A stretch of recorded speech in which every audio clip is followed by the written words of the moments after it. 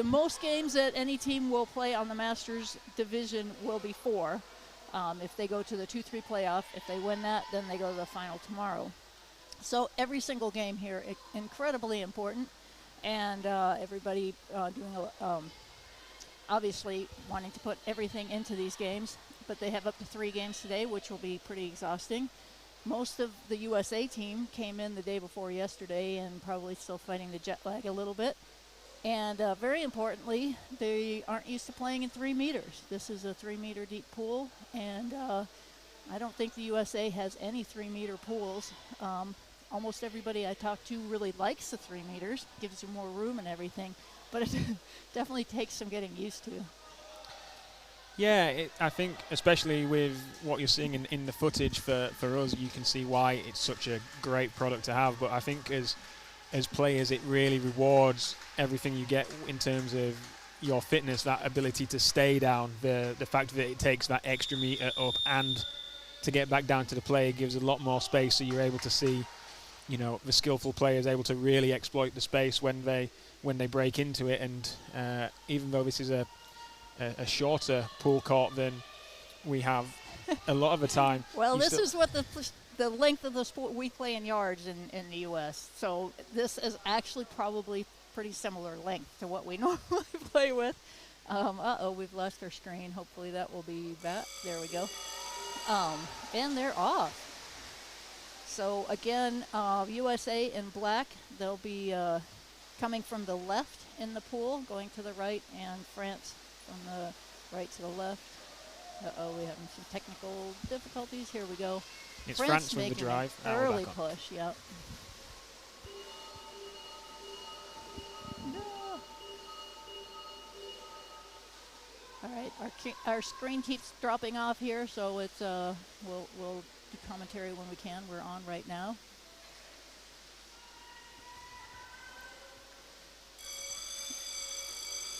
And there's the signal.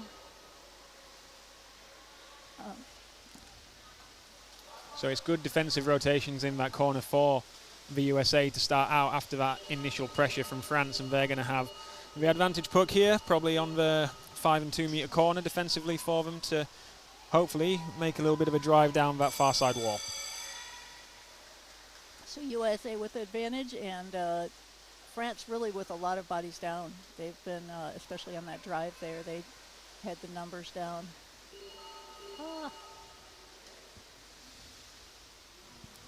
All right. Our screen keeps going out, and unfortunately that has not happened. I've been up here quite a while, so it looks like advantage again, a illegal stoppage of the puck by France, and advantage to USA. Yeah, slowly and methodically making their way down the pool as we see 4 of the French go out to sub, and if the USA take this quick, they'll have a lot of space to work with as we now see all the French emerge from the subs area. That's not really the way you want to advance the puck, you know, with advantage calls, but you absolutely take it if you get that option. Yeah, again, we're at the business end of the tournament where it's going to be an advantage puck when, you know, no advantage can be given, and it is that little bit of reprieve, having that little bit of time to breathe, the 3 meters worth of space that you get, but I think everybody would still rather play through if they have an advantage on the bottom, because as soon as you... and a nice breakout from France. Picked up by USA. Needs to get it out of there, though. And the first goal of the game to France. And I could not tell the number. That should pop up on the screen. And that was May Martel from France scoring that goal. Nice breakaway. USA was caught with just one defender down. And France took good advantage of that. Tough spot to be in. Obviously, those 3 French players that eventually got onto the scene, able to really impact the game with a nice counter drive.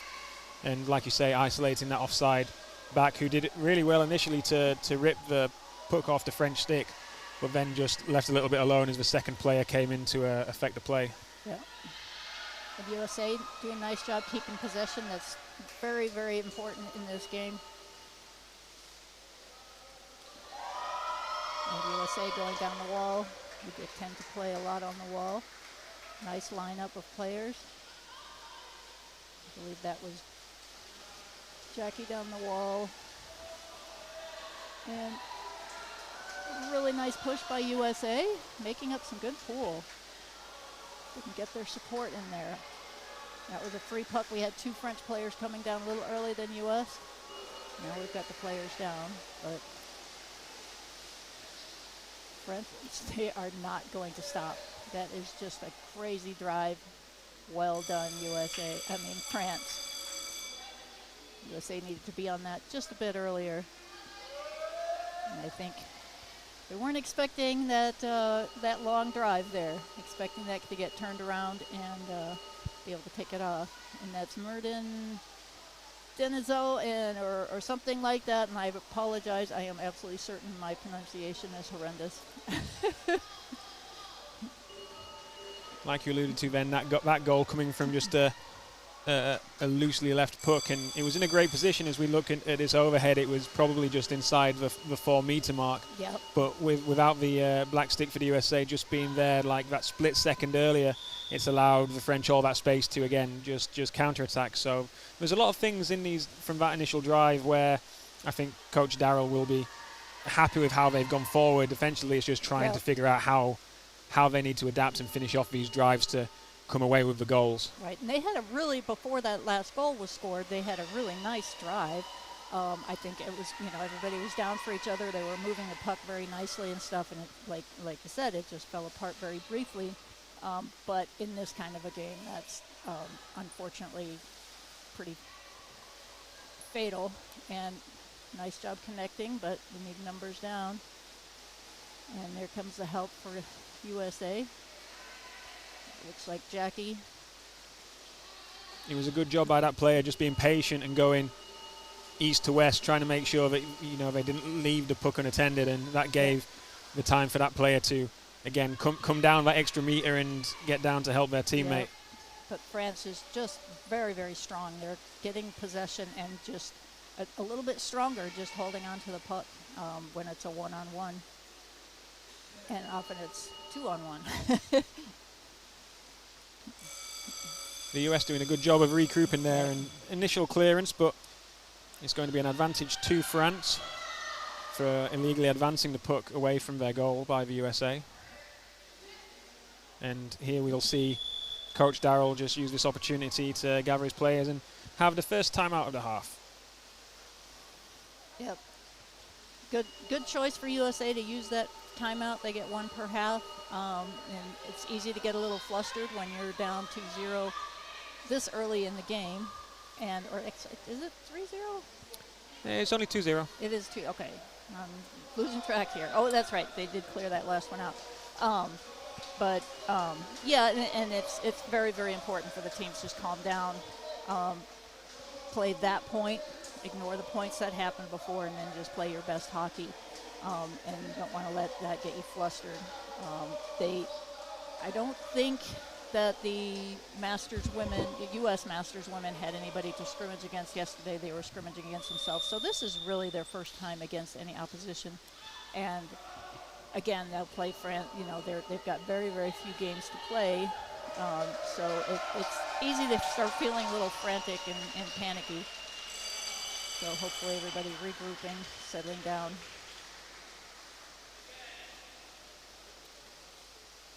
And as you alluded to earlier, with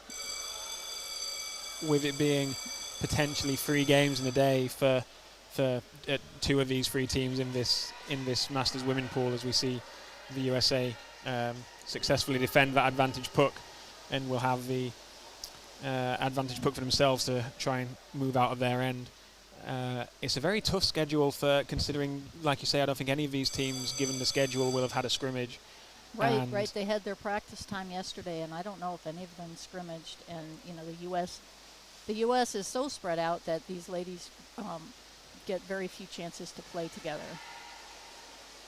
Katie Conrath there coming down with the the little save, but just and unable. just through. Yeah, unable to get out of the French, just putting the pressure on either side as Katie looked left, Katie looked right, and saw nothing but white sticks around her, and then one of them's got it off her, and France take a 3-0 lead here in the first half.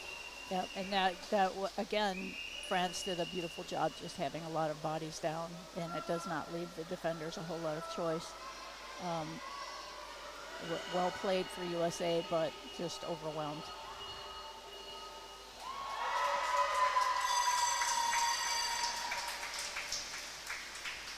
Yes, midway through the first half as we get going again.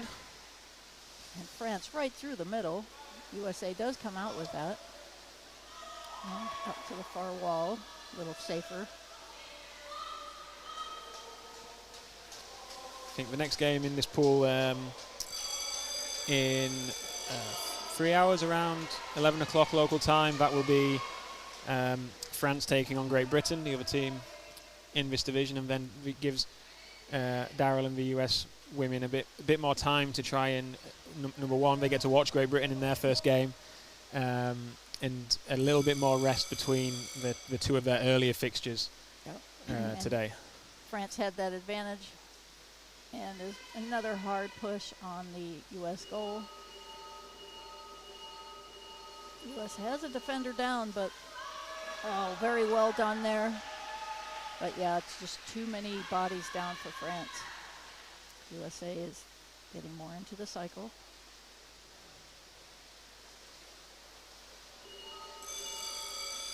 Really nice effort on the defense for USA. France had the numbers down, but USA held strong.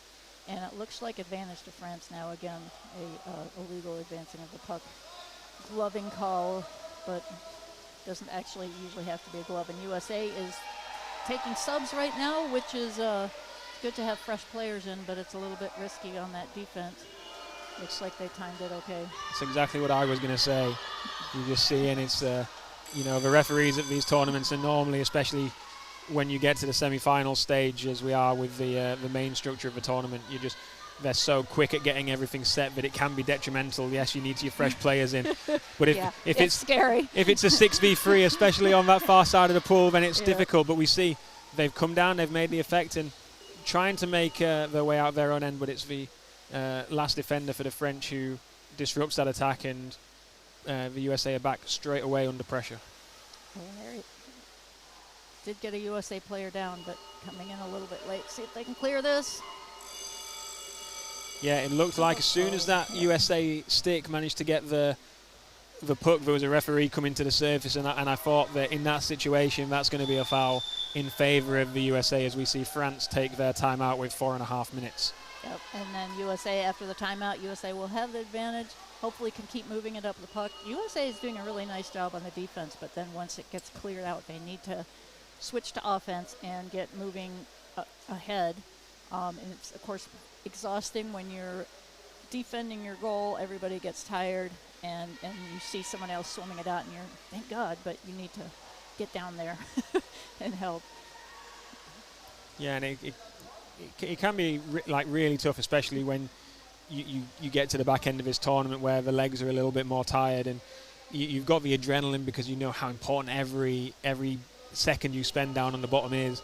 That quick recovery time to try and swim 6 meters to get back into play, it is that choice. Well, do I go and breathe? Because it's a long time to get back down. Yeah. And Sod's law in underwater hockey, as soon as you go, right, I'll be right back, that person looks for you immediately and goes, well, where's my forward? Yep. Or the forward then eventually turns. You thought, they're going the whole way. They turn, and then it's like, where's my back? Where's my support? Yep. USA bringing it under their subs area following the French timeout, as we see the French regain possession and coming off on the 45. And a strong push by France, and you can see USA with their stick on the puck, but France is just overpowering them. That looked like it might have been off a wrist there, but USA, nope. France turns that around. Just good positioning by the France to break up these drives. The fact that when the USA are getting possession, they're going up against sort of a two-person wall, as we see France bring it off and around into the centre of the goal to take a 4-0 lead. Yep. It's just that difference again. If you've only flown in 2 days before and had one warm-up session, you don't know how long the French have been playing, and obviously a very tight-knit group. The French women's masters. They're not jet-lagged at least, but yeah. But yeah, they're playing. I mean, they always do too. The French masters team have always been quite strong, and you can see why. They're really playing a tight game, and they're down for each other and just bouncing the puck back and forth until they find a gap, and they swim through that gap. Yeah, and you could just see there was a passing option available for the USA when they were in possession, just couldn't quite get it through, as you mentioned.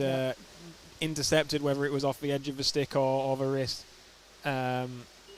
It was just those little bits of care. And again, if you've spent days traveling and you're straight into competition, it's just remembering, right, okay, need a little bit more to the right on that pass, need a little bit more time to think about the decisions, as we see the USA defender pressured immediately as they take possession.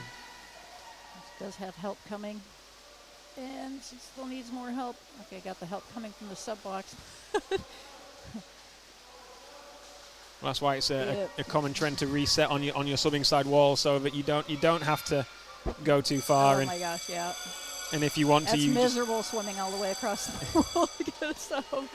And there's a call, and let's see.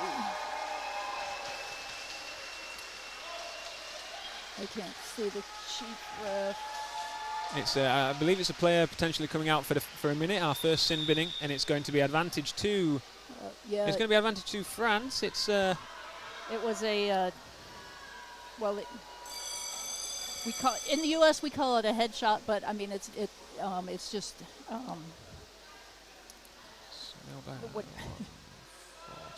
And that one looks like it went in. So, did you see who went out? I didn't.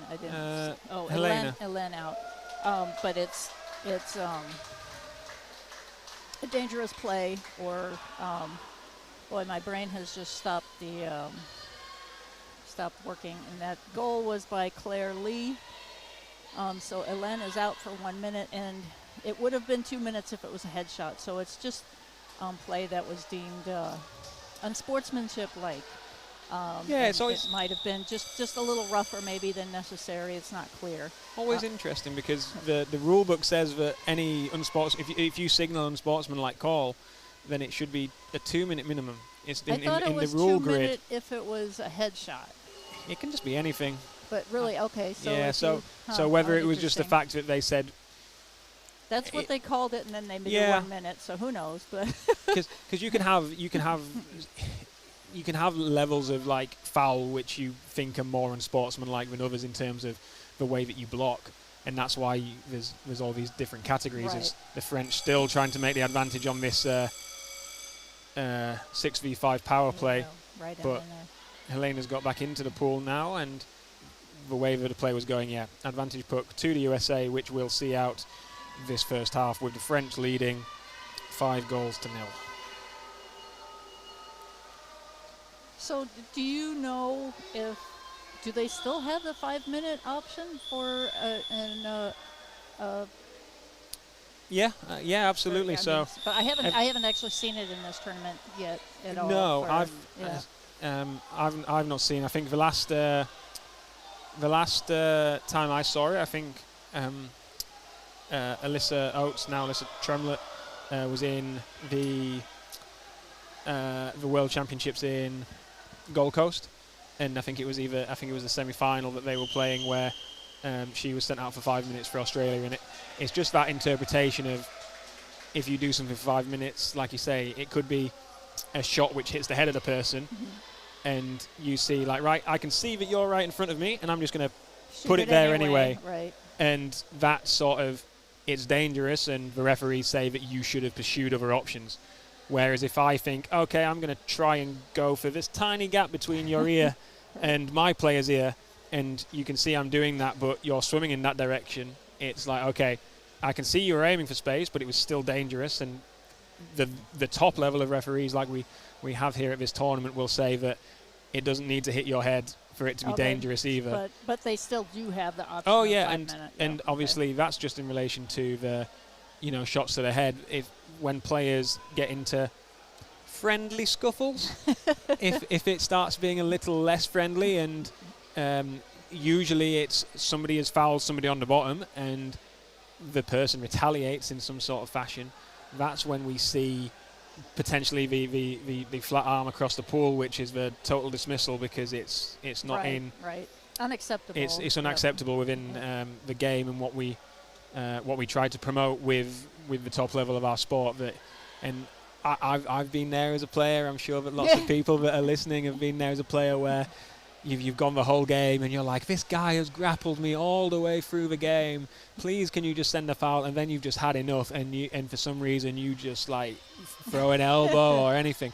And it's all the time the referee will come up and say, I did see the foul that time, but you've got to go out as well for even longer because you made a silly mistake. And the retaliation is almost always more obvious than the original foul. So it is, and you just go grate your teeth.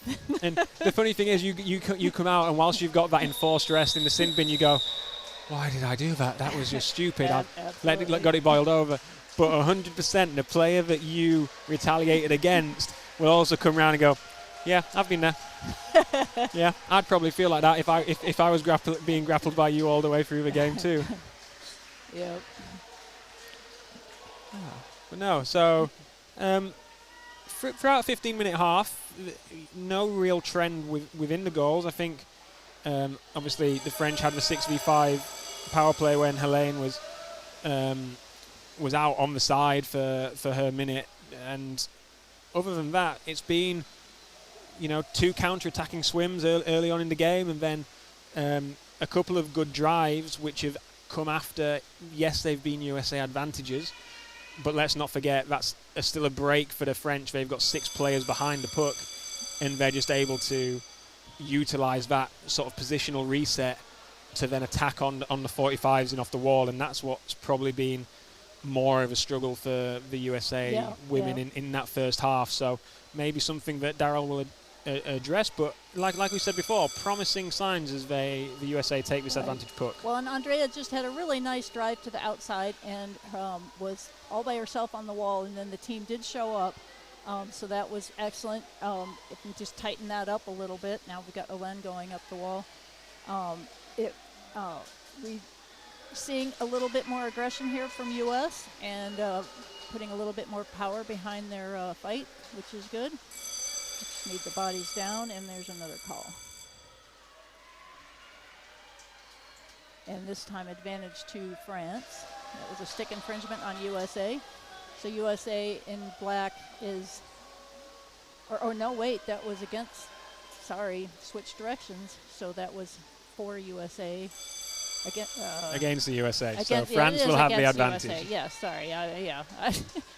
It's still early. It's still early here in Dordrecht. It's one of those when you're playing and you go to the wrong sub box because you just switched sides and you forgot. But at least for me, I'm just saying stupid things, not jumping in the wrong sub box. It's a great initial defense as France tried to take it in down the back wall. We have a stoppage, and it's a disallowed goal, an advantage to the US for a stick foul, and that was really a really great spot for the onside defender, left back as I'd probably call it. Yep. Just being able to see, okay, they're trying to go to the edge of that back wall and force the puck down, and got there, put their stick down early to make sure they didn't foul, and then they were able to clear and hold out and force the French into an error. But this is what we saw in the first half, where the US off their own defensive free puck, just unable to get out of their own end, and the French just putting a press on with 4 players, as we now see the 2 players just defend this second phase. And US, we get very few opportunities to play only women's games. We always play mixed, almost everywhere, and I think some of the problem with this is that the women are expecting these big passes that the guys have, and we don't have those from the women. We definitely have women that can pass pretty, decent pass. But when you're setting up to receive that pass, you can't expect the distance that you would in your practice games that you have at home and stuff. And at least I find that for myself, for sure. Definitely need to tighten up a lot. It's going to be an advantage to France. From my position, I can't actually see the chief referee, but one of the USA players on the outside of the pool is mimicking all the signals of the chief referee, just so that everybody, I'm guessing everybody in the subs bin can clearly see her and can respond off her. It's a good drive by the French, keeping it central. Oh.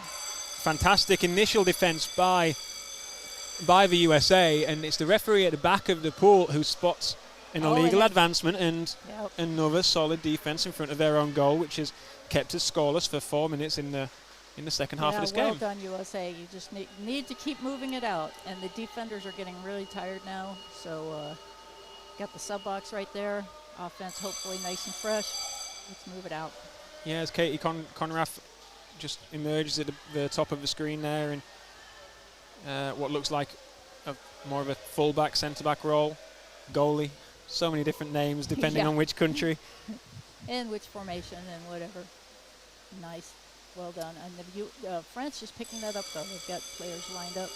Yeah, most likely we're going to see a advantage to the USA here. And sure enough it is. Chief referee Harriet from Great Britain signalling in the USA's favour.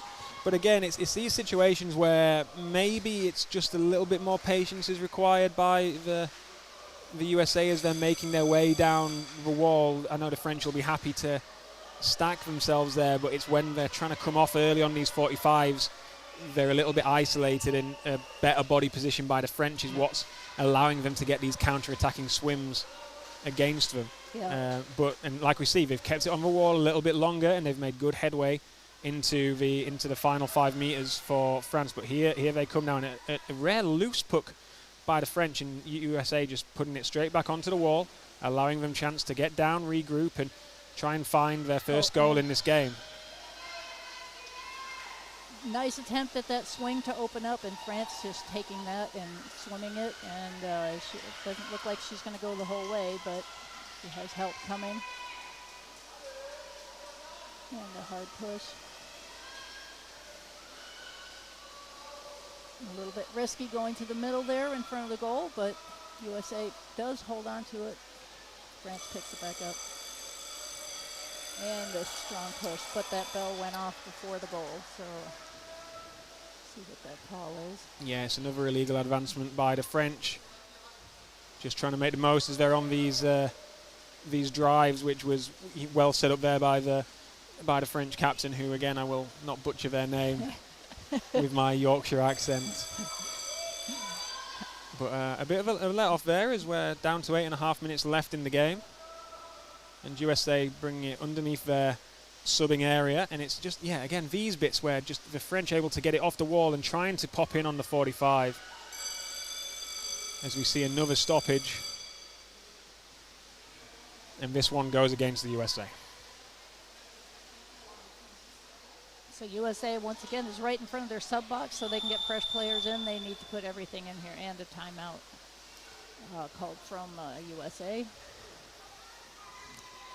But again, 5-0. I don't think there's been a score this half, is there? No, there's not been a score this half. So 7 minutes in, and we're USA playing a lot tighter, and France may be saving their energy for their later game. But either way, USA really needs to, I think, keep doing what they're doing. They're getting many more bodies down and connecting better. I wouldn't say from looking at it, it doesn't look like the French are taking it easy. I think, No. if you're a player, I wouldn't when you're told take it easy, you become complacent. Yeah, and that's then dangerous spot to be in. The difference might be hey, we don't concede, we preserve the score. So I work in professional football back in the UK, and if we come in with a 2 or 3-0 lead, it's hey, we hold on to the clean sheet, because that tells you that it doesn't matter what happens in the game, how many goals we score, the fact that we know we don't concede is like more of a superior metric at that point, that we know that, you know, the goals we had were enough. Nice drive from Bevan there. And she stays down.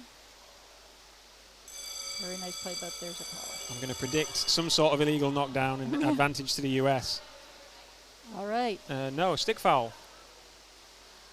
But that was a really nicely timed move off on the 45 following Darrell's timeout to bring the US into the middle of the pool, which we've seen them try to do, but obviously French cutting it out very effectively. And like you say, was it Bevan that was? That was Bevan, had the run and then stayed down after she passed. That was a really nice play. And it's a drive here by the French number 8, but great covering by the offside player in the blue fins. I hadn't quite had enough time to write down all everybody from all the teams. I just keep glancing across at your list to see. Yeah, I have. I can't recognize these players well enough, and that was again a advantage to USA, illegal advancing of the puck, usually off of a glove, but anyway, something other than the stick, and so USA with advantage again, and hopefully they can get that head of steam back. They've really been making nice progress. No, I think from previous tournaments, I recognize Helene from being on the team. Yeah, she's been on several, 2 or 3 at least. And then from being an official at the US Nationals, Katie Conrath, another from Minnesota, one of the loons that I've got to know over the years, and Katie added one of her number 11 caps to my extensive collection. So. All right, and obstruction on France, so USA once again with advantage. I wonder if there's any sort of level of sympathy here for the fact that it is the first game of the tournament. Obviously, we've seen Helene be the only player sent out in the match midway through. Towards the back end of the first half, and a lot of these minor fouls, you know, the illegal advancement, stick infringements, illegal knockdowns, just being judged that no, the French don't have to, you know, have a player on the side, so not real advantage. And again, just coming off the wall there, the French alert to it and move the puck into the middle. And a shout out to Andrea there. That play on the wall was really excellent. Held on to the puck for a long time, but wow, France just coming down with numbers there. It's a great last defensive tackle, but was it done so illegally? No. During that defense by the backline player who clears out to her back corner, it's a foul against her, another stick infringement. So, you know, the French trying to do these drives, but whether it's been a little tweak to how that offside player reacts, or just again having a bit more, you know, 15 minutes worth of game time, alert to it, and really nullifying these French attacks, as now we see the French coach take a timeout. Yep. No, that very well done, USA, getting some very nice plays in there, seeing their bodies down, and that defense, that was a little scary, but well done. Because it's the captain wearing the blue fins is easy to identify on the screen. I can't see her cap number, but as I was watching across, it's captain is would be 13. Kat Kurtz. She has an initial contact in the towards the end of the middle third, where she really slows down that French attack, and then whoever that last defender, the right or offside or far halfback, comes across and is able to defend that goal without that little intervention and dedication to say, I'm just going to slow you down. Yep. Those little things are what helps, save a goal in this situation.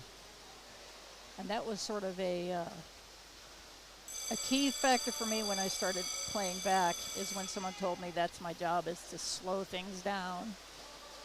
And advantage once again to USA, illegal advancing of the puck by France. Yeah, and a warning given to number 3 on the French team.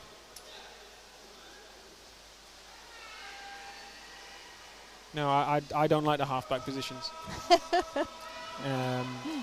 Just generally because I don't like being in that situation where I am the last person, because with like the levels of the anxiety building up within me, it's like, well, I'm the last defender, and if they go past me, they score, and if I foul, it's a penalty goal. So it's like I'm just thinking of the negatives rather than, it doesn't matter because I'm going to stop them.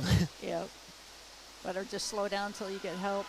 Really nice drive and a very good defense. You need to keep it out, though. Yeah, and again, great dedication by the onside halfback that time to make sure that they didn't allow an angle, allowing that French player to turn the corner. And you see, again, the offside halfback being the one who comes down and saves the goal. But without those little bits, without that extensive pressure on the person carrying the puck, we're not seeing the French convert these chances. And let's see what the call is. It's illegally knocking the puck down, and it's an advantage to France. And I think it's really hard to try and give a comparison to people that maybe don't play underwater hockey to explain how different it is playing between 2 and 3 meters. And when you play your first game, it still feels like, that bottom's a long way away. And it's almost as if you're I'll use American football because it's the one I can do the best. It's like you're trying to, if you were playing American football and you get used to like all your quarterbacks throwing timings to their receivers, or the running backs, how many steps it is till they hit the gap in the offensive line, running on grass. Oh, and very nice play, Bevan. And then all of a sudden you flood the field, and the field is just mud. Cameron, Bevan is off. Go, go, go, go, go, go, go, go, go, go, go. I mean, if this isn't a goal, it's a penalty goal.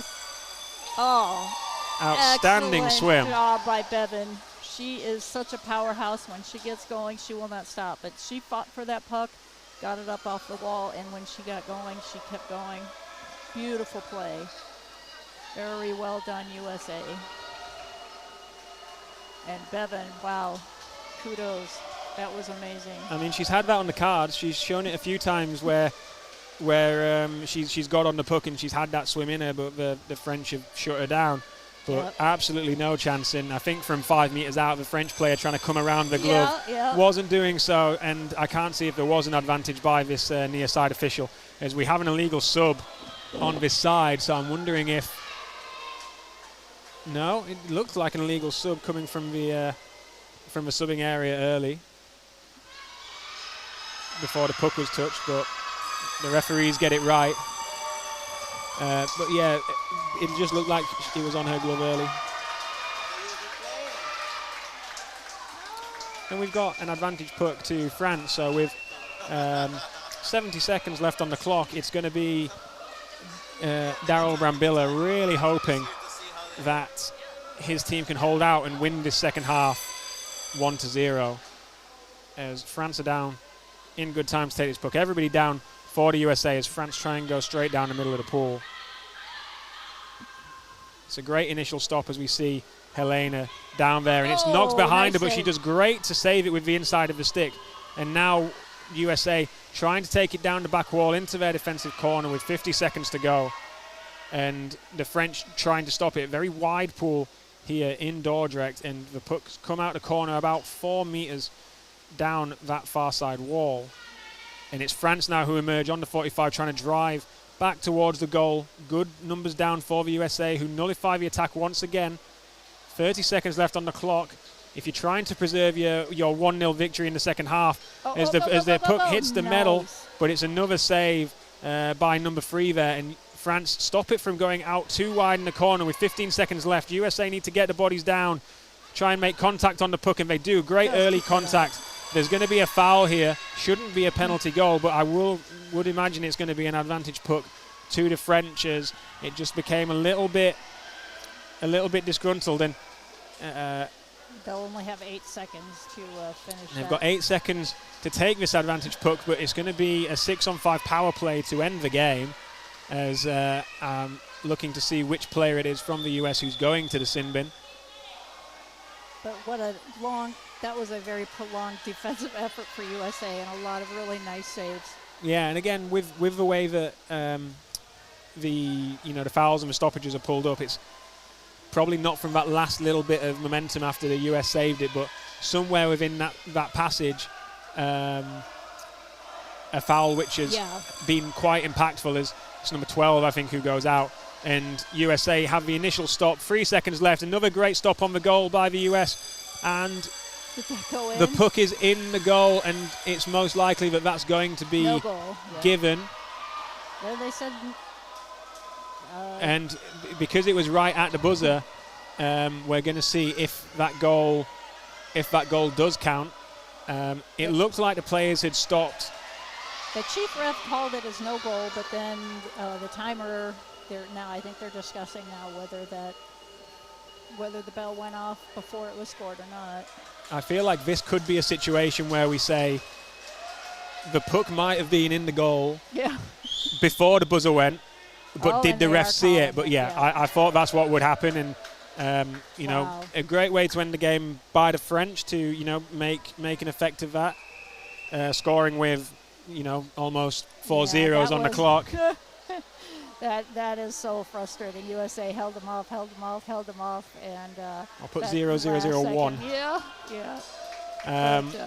But when you look at the two halves of the contrast, significant improvements by Team USA, and with this extended break compared to what Great Britain will have for when they return for their game at 2 p.m. local time. Right. A really great chance to look forward and take this momentum into a game which may have ramifications, or it might just decide whether you're wearing black or white in the game at 6 p.m. today. So they will definitely, USA will be playing a third game today, and USA will be playing Great Britain at 2 o'clock, which is it's now 8:40 here, so 5.5 hours ish.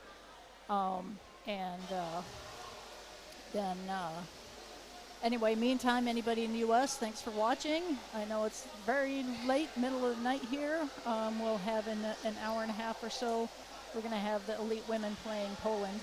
And, of course, the Masters women playing Great Britain later, and the elite men playing Hungary, and then more playoff games. So USA has 7 games today. So should be exciting. Keep tuned in, and thanks for watching.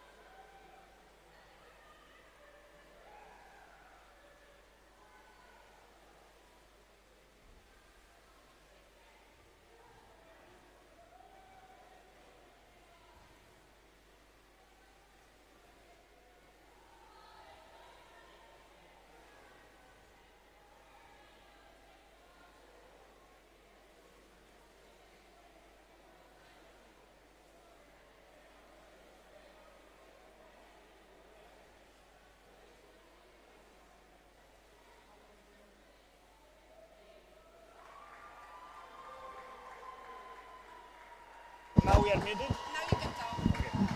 Let's see.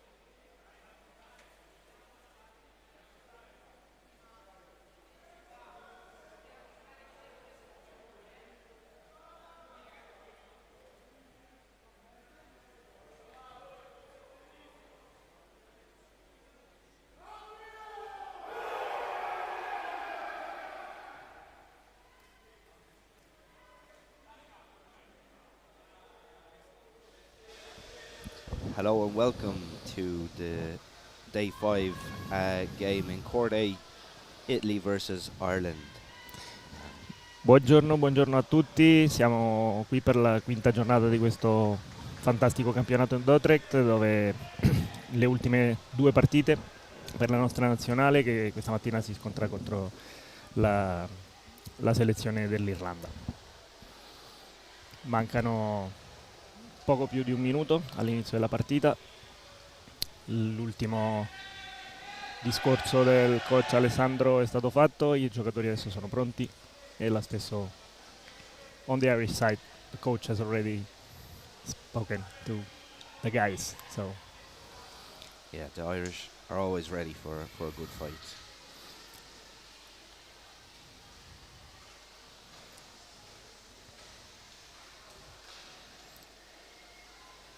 è stato un torneo molto positivo per la nostra nazionale, hanno fatto un round robin perfetto, praticamente perfetto, la squadra è giovane, molti giocatori abbondantemente sotto i 30 anni, un gran futuro davanti a loro. Evidentemente i playoff sono un altro tipo di torneo e li abbiamo un po' pagato l'inesperienza, ma gran lavoro.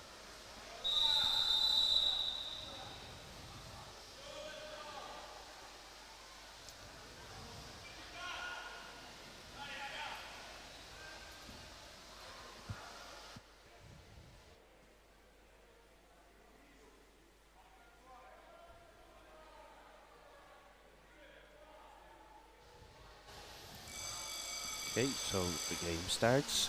Partiti, primo Ireland disco per wins gli the irlandesi. puck. Buoni numeri, 5 giù. And Ireland's driving that puck up the wall. Holding it well. Molto equilibrio, i primi minuti delle partite sono sempre di molta intensità, molti numeri sul fondo della vicina, ancora tutti freschi. E prendiamo una punizione contro gli irlandesi, batteranno.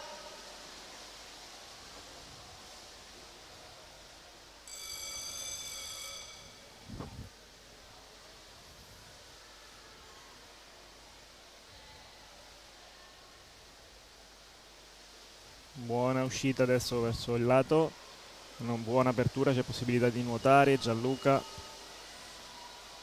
importante dare supporto qui, arriva però un pochino tardi.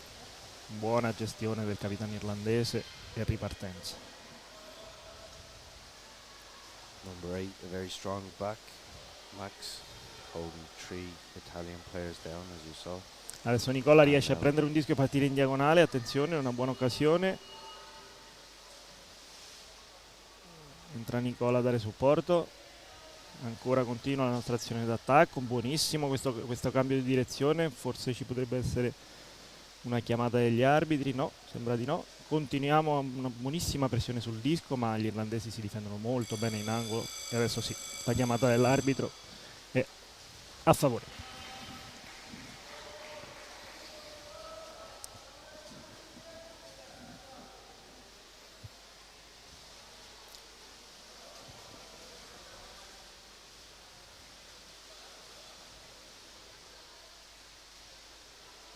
Andiamo a vedere.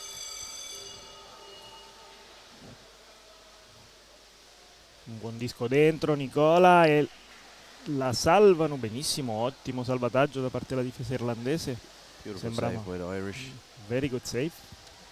It looked like a goal, but attenzione alle The Irish are ripartenze. taking it out of there.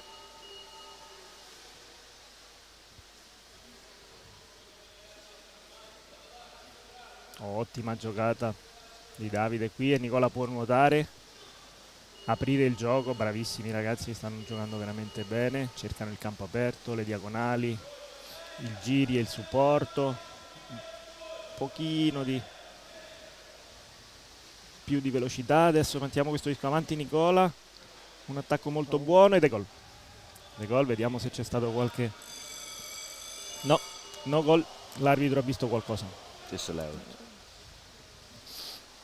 Gli arbitri adesso chiamano il time out, questo segnale che fanno di triangolo è per parlare fra di loro, spiegarsi quello che hanno visto ognuno di loro e prendere una decisione finale su quanto è successo. Però la prima uno degli arbitri ha detto no gol e un altro arbitro probabilmente aveva visto un vantaggio di un qualche fallo anteriore della selezione irlandese e quindi si riprende con un fallo a favore.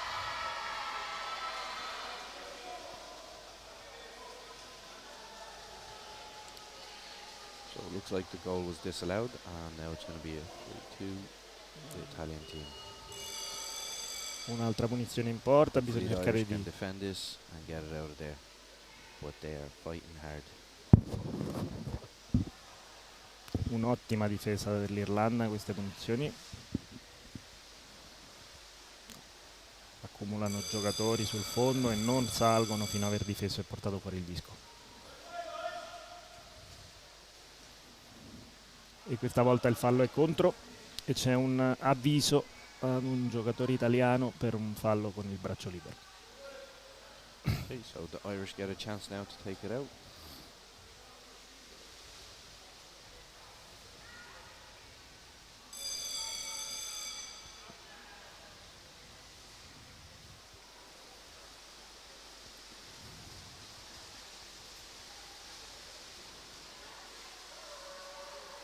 È buona di nuovo questa diagonale, questa apertura, un po' troppo orizzontale, bisogna andare a cercare la porta, grande Good turn giocata. by number 7.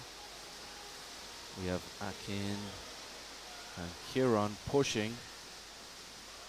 E attenzione, è molto pericoloso and ed it's a è goal gol. for the Irish. Let's go Ireland. Well done. Un'ottima giocata Great goal, great push. dell'Irlanda. We're Prendiamo sucking diesel now. ottima giocata dell'Irlanda. C'è stato un piccolo errore nel meccanismo difensivo di copertura del fullback, del portiere in questa giocata, ma i ragazzi stanno giocando bene, stanno cercando il campo aperto, nuotando, accumulando numeri. Bisogna solo avere un po' di sacrificio di più, un po' più di supporto quando si parte con queste aperture, distanze un po' più corte si può riprendere. Complimenti all'Irlanda, ma la partita è ancora lunga.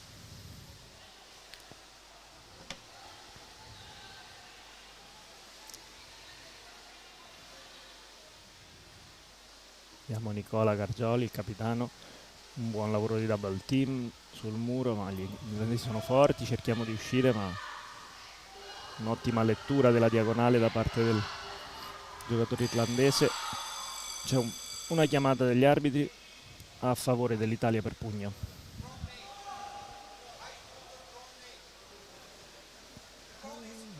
It's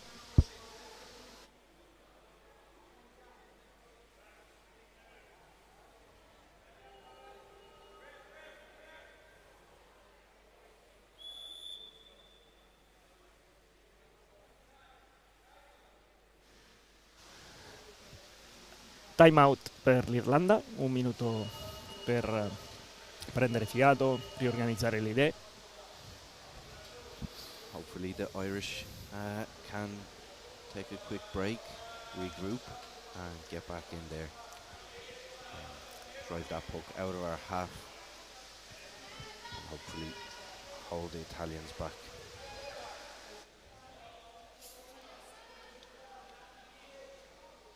So far, this is looking like a very good game for the Irish.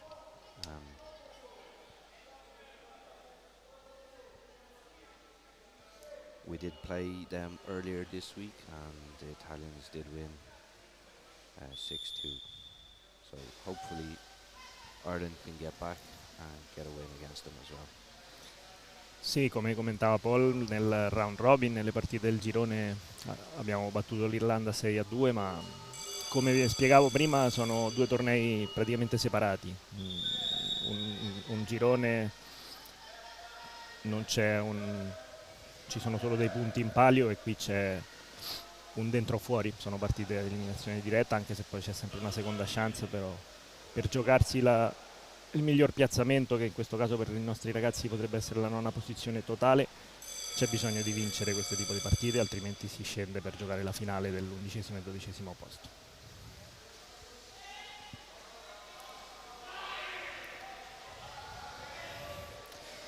Si sta un po' complicando la situazione, prendiamo un'espulsione. No, non ho capito bene che è successo qui. Il fallo è a favore, ma c'è stato un avviso a un nostro giocatore. Have you seen what happened? No. I think that we got a warning for something, but the free pack is for us. But anyway, non abbiamo vista subacquea in questo momento, ma vediamo un arbitro fare una chiamata.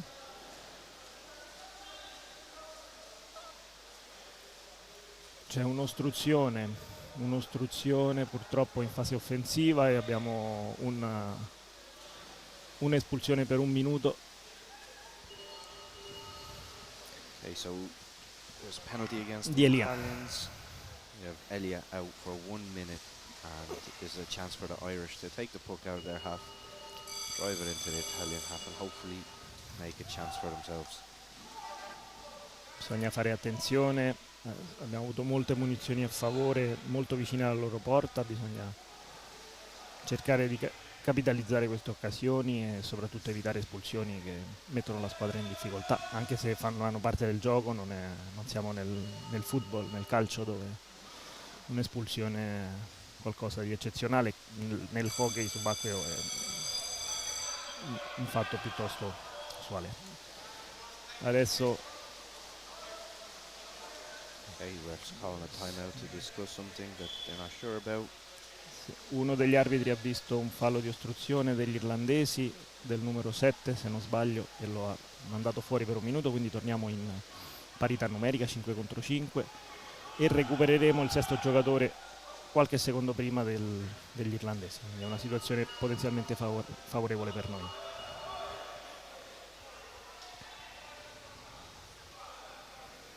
Un po' di confusione tra gli arbitri, ma la decisione è chiara, il numero 7 degli irlandesi deve andare fuori per un minuto.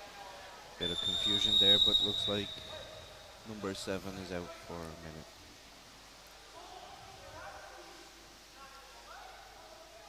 Penalty against Ireland, so now we have 5v5. Hopefully Ireland can defend against this and get the puck out of there. Cerchiamo di sfruttare questa occasione, siamo in 5 contro 5, credo che c'è stata... Abbiamo giocato questa punizione in modo un po' strano, cerchiamo di aprire il disco un'altra volta. Paolo Rocchi che decide, dopo aver provato di aprire il gioco, di tornare sul muro. La squadra lo accompagna e c'è una chiamata dell'arbitro, peccato perché c'era una buona diagonale a disposizione per noi. c'è un pugno, Foul against the Irish again. un referee ha visto un pugno a favore, ma un altro referee probabilmente aveva visto un altro fallo prima, e torniamo ad avere un giocatore fuori, il nostro capitano Nicola Cargioli, uno dei veterani di questa nazionale, è già stato giovanissimo ai mondiali di Stellenbosch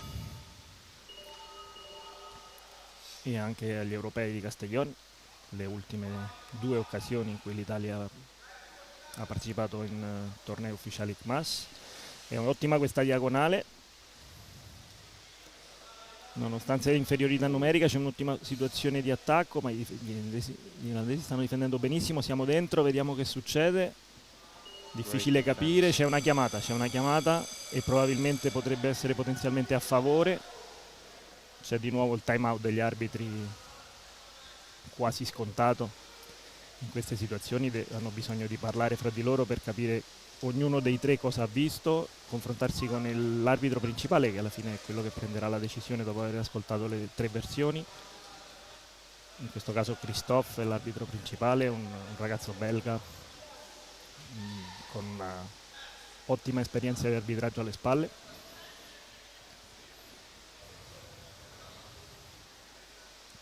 Refs have no timeout, discussing what they saw, trying to make a decision. We can see our captain trying to listen in and see what the decision is. And all the players are... Ed è penalty gol. Pareggiamo la partita. Non ho voluto dire niente, ma c'era una grande possibilità di avere almeno un rigore a favore, ma in questo caso ancora meglio un rigore gol. La difesa molto intensa degli irlandesi sotto porta probabilmente non è stata del tutto regolare, e per questo gli arbitri possono decidere, se considerano che il fallo ha impedito di forma chiara un gol chiaro, di dare un rigore che si trasforma direttamente in gol senza bisogno di batterlo. Been unfortunate, but a penalty goal given to the Italians. And we're drawing, so we have to get the head back down, get back into it, Vediamo se hold it together. i nervi di queste partite cominciano piano piano a ridursi e la squadra comincia a giocare come sa fare. Se cominciano a giocare come sanno fare, possono fare ottime cose, come in questo caso. Molta pressione, molta presenza. A volte non sono le prime giocate quelle che portano al gol, ma bisogna riscendere subito nelle pinne del nostro compagno per poter fare un gol. C'è di nuovo una chiamata dell'arbitro in una situazione piuttosto favorevole a noi, vediamo cosa ha visto. C'è un pugno molto vicino alla porta, quindi un fallo a favore e gli irlandesi hanno un giocatore fuori. È una situazione molto favorevole, cerchiamo di sfruttarla. Fino adesso non abbiamo giocato benissimo le punizioni nella loro porta, vediamo se riusciamo a migliorare.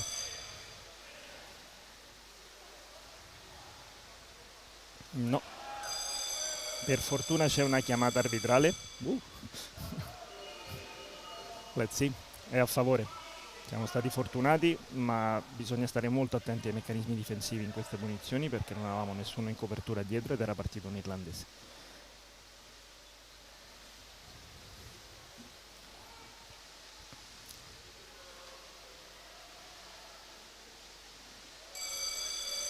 Forza ragazzi, andiamo dentro.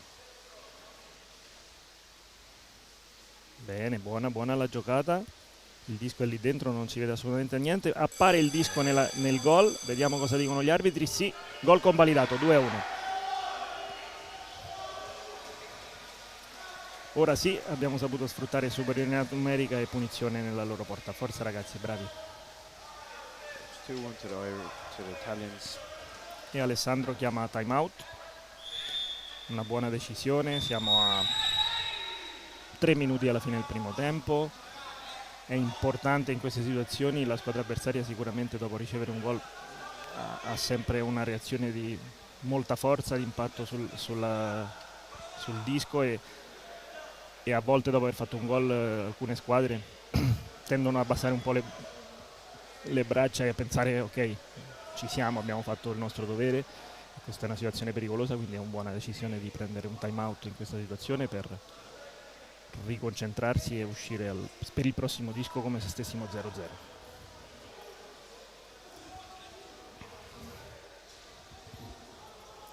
Nell'altro campo si sta giocando un Portogallo-Polonia e il vincitore di questa partita sarà l'avversario di chi vinca la partita fra i nostri ragazzi e gli irlandesi per il 9° posto. Non so come sta andando, da qui non si vede, ma sicuramente sarà anche quella una bella partita. Si riprende.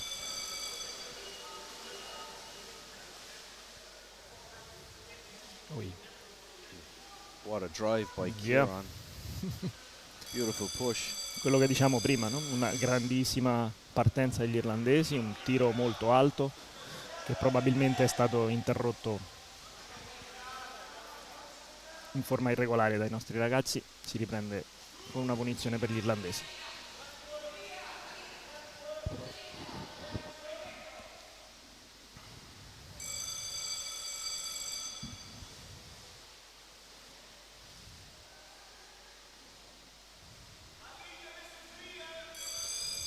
C'è un fallo, vediamo che succede. Against the Italians. Per fortuna è a favore. Un'ostruzione in fase offensiva di un giocatore irlandese, il numero 2.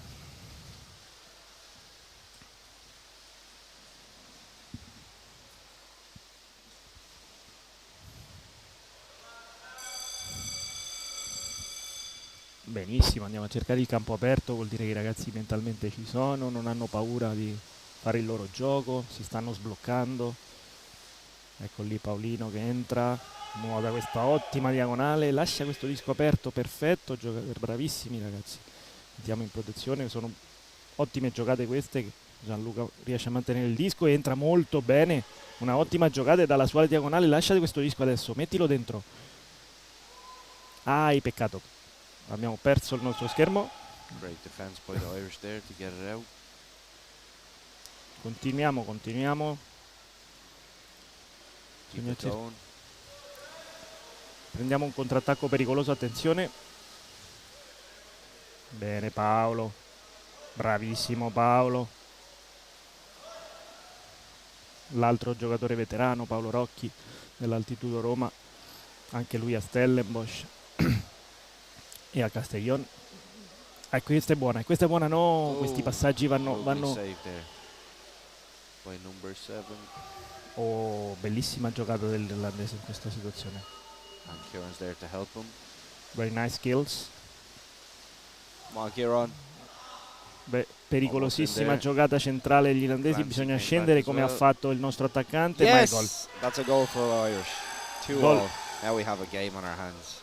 Yeah. Beautiful, beautiful.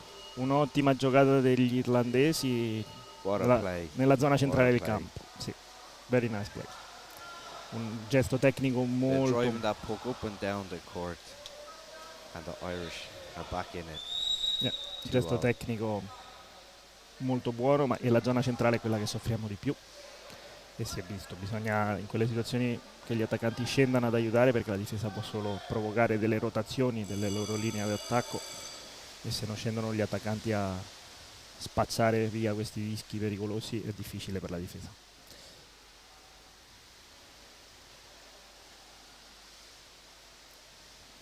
Un peccato, perché avevamo avuto 2 ottime occasioni in attacco per mettere 2 gol di distanza, e finisce il primo tempo. First half is over. So you guys will now get a break to regroup. Take a break, take a drink, and get back at it. Hopefully we can see some more great play as we did so far.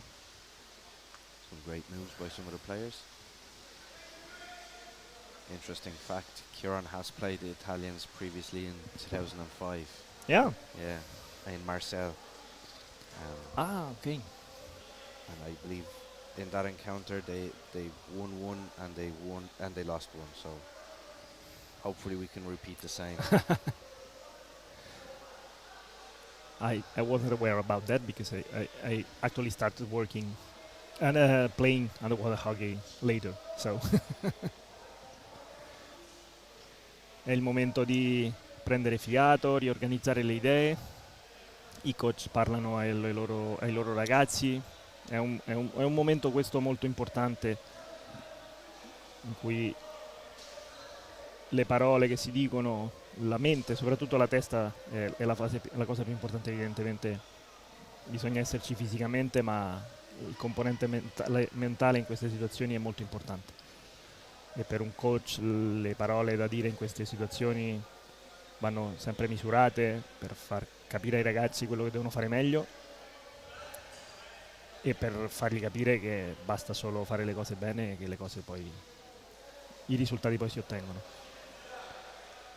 Come diciamo prima è una squadra giovanissima, con solo Paolo Rocchi e Nicola Cargioli come veterani, diciamo, di aver giocato a livello elite in precedenza, e questo in questo tipo di partite si paga molto proprio per questo fattore mentale. Dicevamo, sono partite in cui ti giochi tutto e quando non ne hai mai giocate prima i nervi, le emozioni ti possono far avere il fiato corto, le gambe molli, ma i nostri ragazzi hanno 15 minuti davanti per dimostrare di che pasta sono fatti, per farci vedere quello di cui sono capaci, e sono sicuro che lo faranno.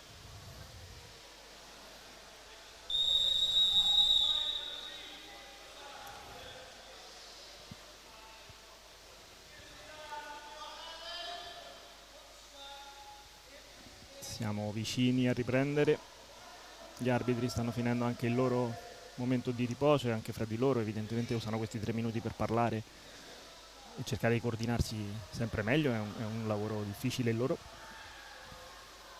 e totalmente volontario, che bisogna sempre ringraziarli indipendentemente da che ci piacciono o no le loro decisioni, ma in questo caso tra l'altro stanno arbitrando in maniera praticamente perfetta. Very nice game. Yep, so far we have a really good game. Hopefully second half can be just as good. Pronti per ripartire? Ci siamo. Okay, so Forza ragazzi, second 15 half minuti. starting. And the Italians win the puck. Abbiamo vinto un disco, un ottimo segnale. They're on the Fino left adesso wall there. non avevamo vinto nessuno, molti giocatori giù, i primi minuti come diciamo prima sono sempre di molta presenza, tutti freschi, si è riposato, bravissimo Nicola, il nostro vice capitano del Just Apnea, un giocatore bravissimo, molto tecnico, molto nuoto, e uno dei grandi vantaggi in questo come in altri sport, l'essere mancino, che aiuta molto. Un ottimo attacco dei ragazzi. C'è una chiamata degli arbitri. Vediamo che succede. È un fallo contro e viene chiamata un'ostruzione giusto a Nicola, e che viene avvisato. Questo segnale del pollice alla Marcone, per chi lo conosce, è un warning, così propriamente detto, un avviso. Quando un giocatore riceve un warning significa che la prossima volta che fa quello stesso tipo di fallo verrà espulso. Quello che non capisco è perché il warning è per il nostro giocatore ma il fallo è a favore. Probabilmente un altro arbitro aveva visto qualche altra cosa. È buona giocata ma pochi numeri, non c'era nessuno ma la chiamata è probabilmente a favore e stavamo molto vicini all'area. Illegal, no, è sul primo tiro il fallo. Uno degli arbitri ha visto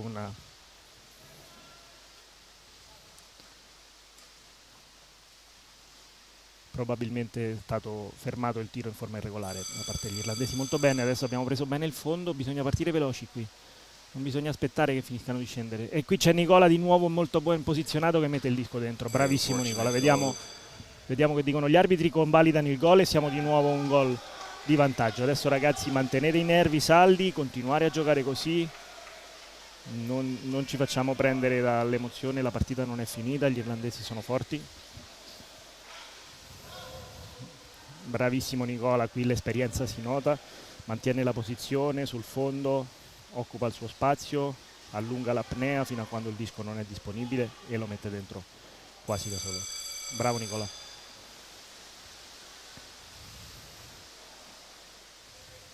Probabilmente il nostro giocatore più esperto, visto che è arrivato in elite quando aveva solo 19 anni, e in quello stesso anno ha giocato 2 tornei elite e 2 giovanili, uno con l'Under 19 a Castellón nel 2015, una grandissima esperienza per moltissimi ragazzi che purtroppo dopo non hanno continuato a giocare. Vai Nicola, attenzione, Nicola Mattia, escono bene gli irlandesi, però siamo ancora lì. Attenzione, bravissimo questo giocatore irlandese, ha allungato tantissimo l'apnea. Good, very nice. Sembrerebbe che c'è un'espulsione per l'irlandese. Sì. Yeah. Sent out for a minute again. Di nuovo una punizione a favore, di nuovo in superiorità numerica vicino alla porta. Situazioni da cercare di sfruttare al massimo. Did you see the call?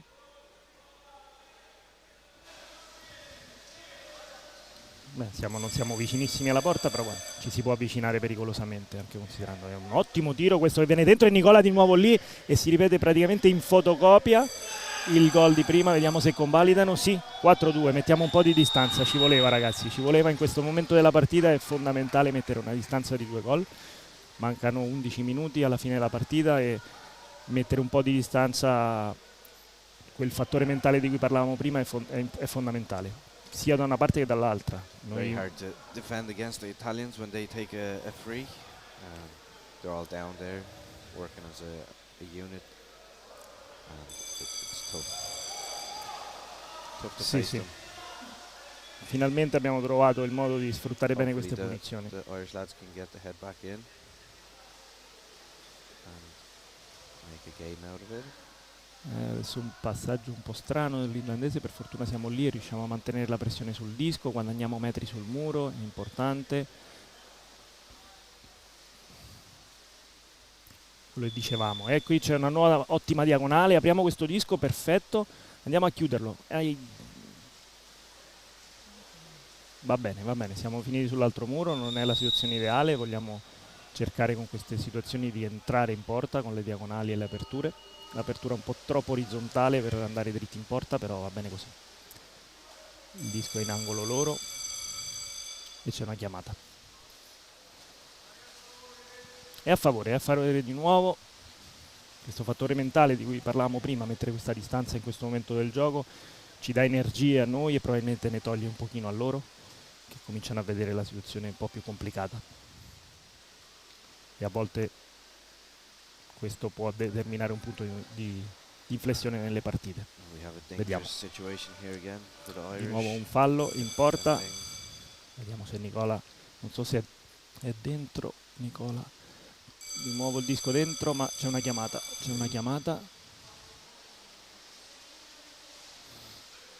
Ostruzione, questa volta credo che il fallo sia contro. Sì. Filippo Ravaglioli, 2 minuti, ha preso 2 minuti di espulsione, un peccato, bisogna evitare queste situazioni, siamo sopra di 2 gol, è importante cercare di farne un altro, sì, però più importante è non perdere giocatori inutilmente. Comunque ottimo anche Filippo, la crescita di questo ragazzo è stata incredibile, giocatore che ha giocato a Rimini, una squadra storica che tra l'altro da qualche anno a questa parte si fa carico di organizzare il campionato italiano. Grandissimo Nicola, un'ottima giocata. Italy that has been sent out. Number 2 buona. is relaxing back in Cambridge currently. Abbiamo preso il lato corto, la qualcosa è molto buona, vediamo che chiamata c'è, forse è favorevole. Abbiamo rotto bene sul lato corto ed è rigore a favore dell'Italia. Forza ragazzi. Diciamo di Filippo, un ragazzo che è in una squadra di Rimini in cui è il giocatore più giovane ed comunque si è messo in testa di crescere, ha continuato ad allenarsi per molto tempo, spesso da solo, poi per fortuna con Elia, che è anche lui qui. E uno degli esempi, no, di questa voglia di arrivare a questi livelli, e lo ha fatto e qui sta facendo benissimo. Nicola, i due Nicola, capitano e vice capitano. Il disco è dentro, è rimbalzato sul muro, è riuscito, quindi il gol non era gol all'inizio, ma dopo l'hanno messo dentro e sì, gli arbitri convalidano. Importantissimo questo gol. Importantissimo questo gol a 8 minuti dalla fine.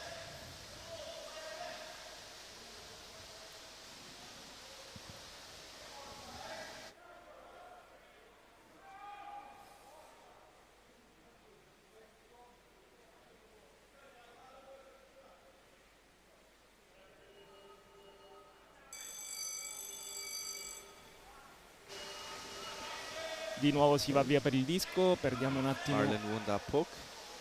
Hopefully they can make a Bene, play. bene ragazzi. Siamo di nuovo in Yeah, possesso. Get something back in there.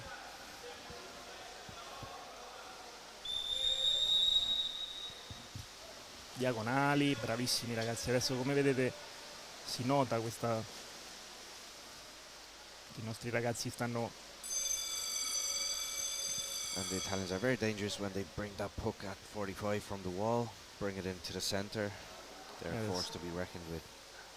C'è un fallo contro per fallo But di Ireland have the puck now. Hopefully pugno. they can push it up, make a play, score some goals. With 7 minutes in the game. Seems not that long, but in reality, in a down under, it's quite long.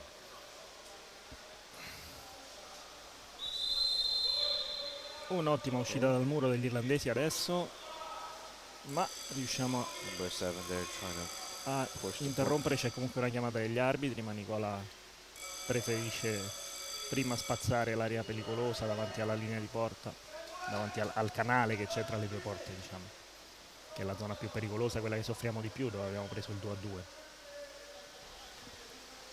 Per cui lì l'obiettivo è sempre portare via il disco da questo canale che esiste immaginario fra le due porte, ma ha commesso un fallo Nicola Mattia, vice capitano,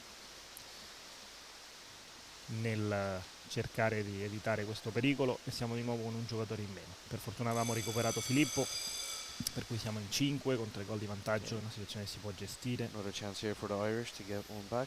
però bisogna moltiplicare gli sforzi. Lo stiamo facendo, Good push, mantenendo good giocatori a defense from base. Italy. Giù, Nicola, Very bravissimo. Perde questo 1 contro 1, ma non si arrende. Nobody there to take that puck. E come vedete, quello che diciamo prima, togliere questi dischi da questo canale immaginario esistenti alla porta. Gli irlandesi giustamente lo cercano di nuovo. Paolo di nuovo spazza questa zona. È meglio And nuotare Dylan via there questi dischi. fighting with it, Nuotiamoli holding it via, down. non tiriamo. Nice play from Dylan. Very strong play. Di nuovo Ah, loro we lo have rimettono Kieran. lì. Okay. In questo momento stiamo soffrendo un po', giustamente gli irlandesi Would stanno have been a chance cercando, there for Irish. ma per fortuna la chiamata del fallo è a favore, possiamo respirare un po', riorganizzarci, siamo ancora a 5, ma Nicola Mattia è pronto già sul bordo vasca per rientrare. Questo vuol dire che probabilmente quando si riprenderà il gioco potrà rientrare e recupereremo i 6 giocatori. C'è un time out per gli Time out irlandesi, for Ireland. è un buon They momento get a anche per noi. breath. They can regroup. Adjust as needed. Comincia a vedersi nei volti dei giocatori la stanchezza. È un buon momento anche per noi per il time out. Perfetto che lo abbia chiamato il coach irlandese, perché così possiamo ancora sfruttare il nostro time out tra qualche minuto se ce ne sarà bisogno, se ci sarà qualche momento di questi di un po' di confusione o di mancanza di ossigeno che ci obbligherà a fermare un attimo il gioco. 15 secondi per riprendere e probabilmente appena gli arbitri abbasseranno il braccio, che vorrà dire che il disco è stato toccato ed è in gioco di nuovo, il nostro Nicola potrà tornare in acqua e recupereremo l'assetto a 6 giocatori. Tutto questo con un fallo a favore, Dangerous play quindi again. The Italians have the puck. Davide batte questa punizione, rimane un po' statico dopo aver toccato il disco, dovrebbe probabilmente nuotare un po' di più prima di aprire questo disco per poter attrarre The pressione. Irish aren't giving up yet. They're pushing very hard. Try to get that goal. Vale, siamo di nuovo a 6 e c'è un fallo a favore di nuovo. Foul called against the Irish. E il tempo va passando, situazione che ogni minuto che passa si fa più favorevole per i nostri ragazzi.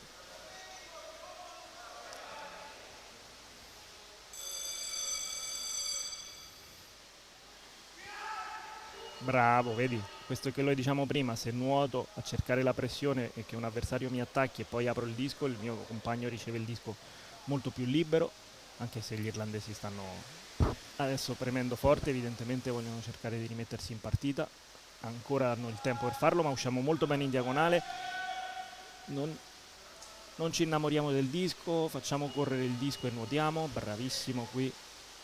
Credo che Elia, se non sbaglio, il numero 14, entra Nicola a dare supporto e c'è anche l'altro giocatore, numero 12, credo che sono... E questa è buona, rimane giù, vedete, allunga questa apnea e questo è molto buono, perché questo ci permette di mantenere la pressione sul disco e non dar respiro agli irlandesi. Adesso bisogna stare attenti che non ripartano, perfetto, e di nuovo in possesso Filippo.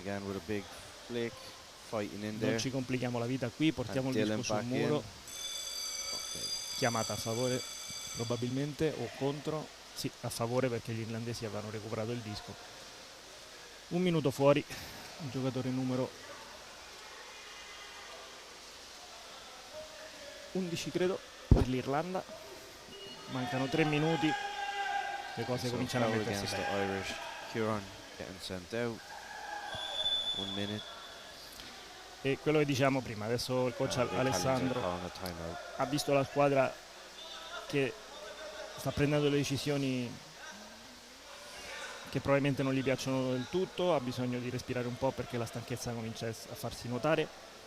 Sono molti giorni di torneo, una profondità di 3 metri, molta esigenza fisica per questi giocatori che stanno facendo un grandissimo torneo.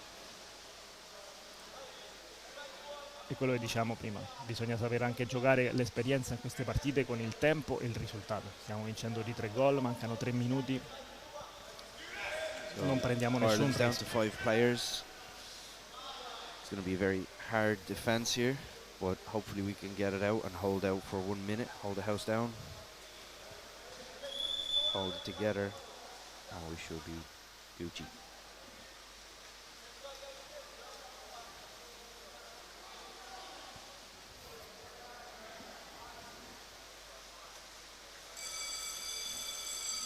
Si parte, bravissimo qui, quello che diciamo prima.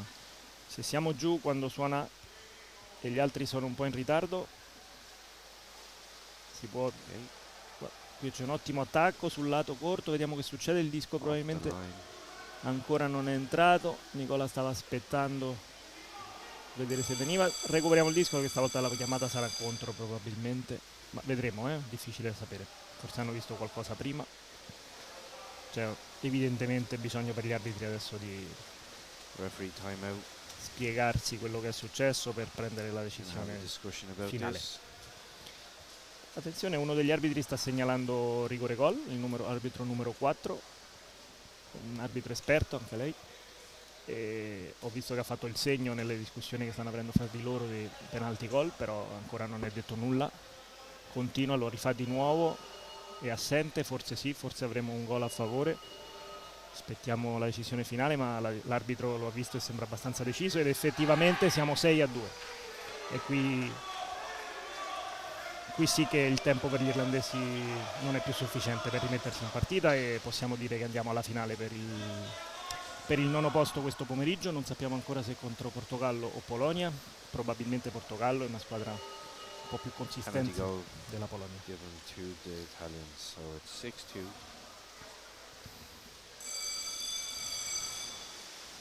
But the Irish aren't giving up, winning that puck, pushing hard. Grandissima attitudine dei help coming on the way. Bravissimi ragazzi, bravissimi, adesso si vede che stanno Levy, number 10, getting in there.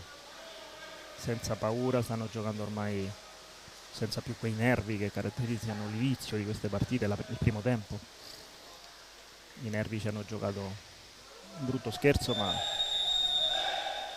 questi ragazzi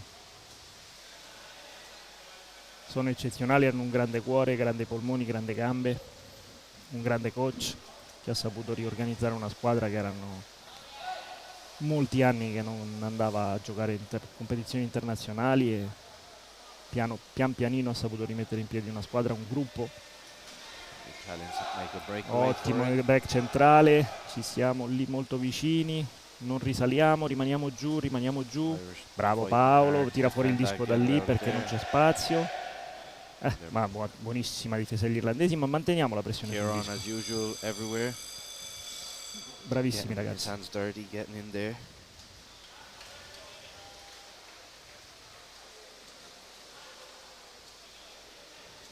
Manca ormai 1 minuto e 18.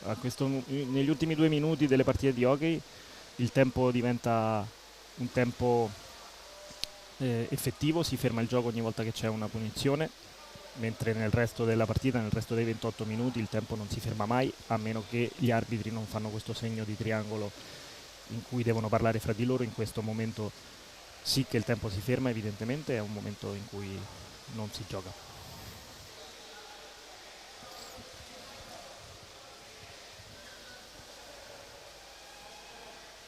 Ed è punizione a favore, vediamo se la possiamo sfruttare e migliorare anche il risultato del round robin. Davide cerca di entrare, non ce la fa per l'ottima difesa, ma rimane giù. Rimaniamo giù, perdiamo metri, ma non risaliamo, questo è importante. E siamo di nuovo 1 lì. minute left in the Chiamata a game. favore o contro, vedremo. No, è contro. Foul against the Italians. Okay, so the Irish get the puck. Hopefully we can make a play. Get a nice goal in there.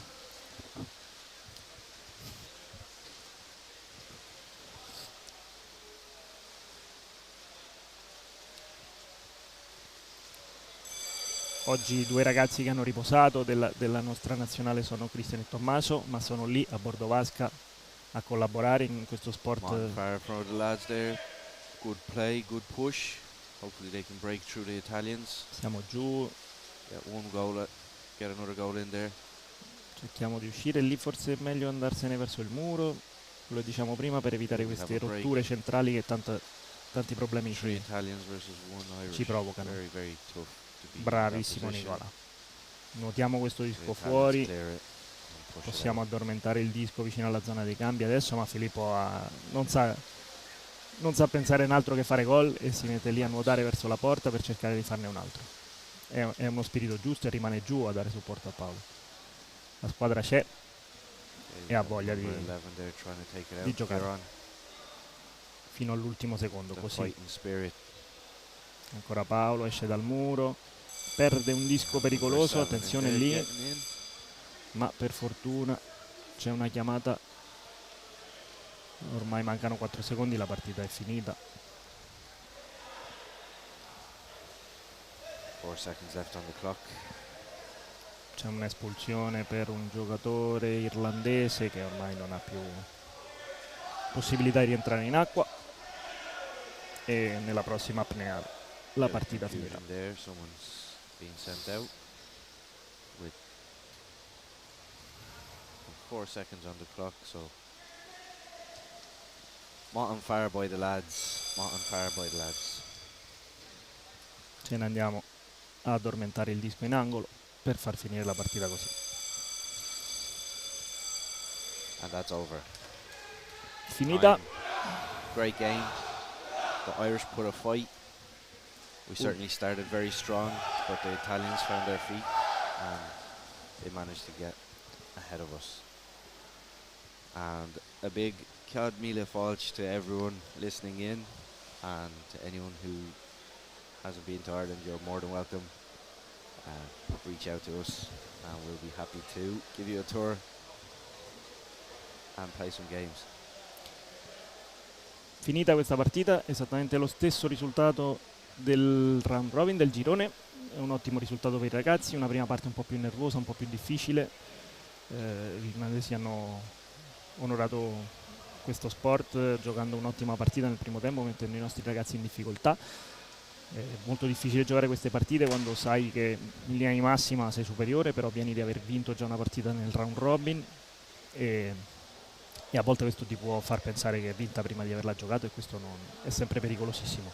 I ragazzi ci sono stati e hanno fatto un'ottima partita in linea con il torneo che stanno facendo, e oggi pomeriggio per tutti i tifosi della nostra nazionale alle 3 nel campo B ci sarà la finale per il 9° e 10° posto. Non so confermarvi in questo momento se sarà contro il Portogallo o la Polonia. In linea di massima credo che dovrebbe essere il Portogallo, una partita che sarà tiratissima. Nel girone è finita 5-4 con un gol negli ultimi istanti della partita, per chi l'ha vista, molto emozionante, quindi preparatevi per grandi emozioni anche oggi pomeriggio. Non so se riuscirò a esserci perché come sono allenatore della nazionale spagnola e i miei ragazzi giocheranno all'1 e poi di nuovo o alle 6 o alle 7, però cercherò di esserci per essere qui vicino a questi ragazzi che se lo meritano, vicino al nostro coach, a questo gruppo fantastico di giocatori che ha saputo... So, our next game for the Irish is at 2 o'clock local time or 1 o'clock Irish time in Pool B versus Probably Poland. Poland. I don't know because it's not possible to see the result here, but I would expect The that losing team Portugal from Poland should have won. versus Portugal. Grazie a tutti coloro che sono stati con noi, bravissimi ragazzi, un applauso. Mancano gli ultimi 30 minuti di questo grande torneo e cerchiamo di finirlo al meglio possibile, ma vada come vada sappiate che avete fatto un grande torneo e tutti coloro che ci hanno seguito e vi hanno seguito sono orgogliosi di voi. Thanks everyone for listening in, and see you later at the next game.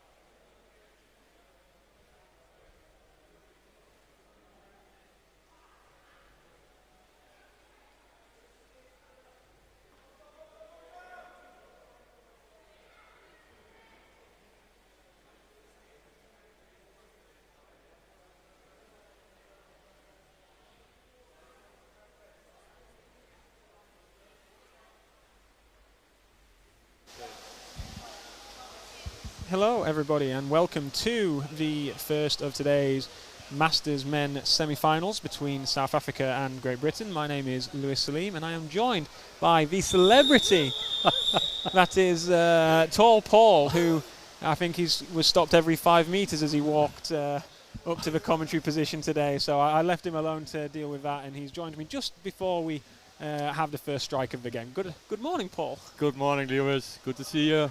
Good to be here in Dordrecht.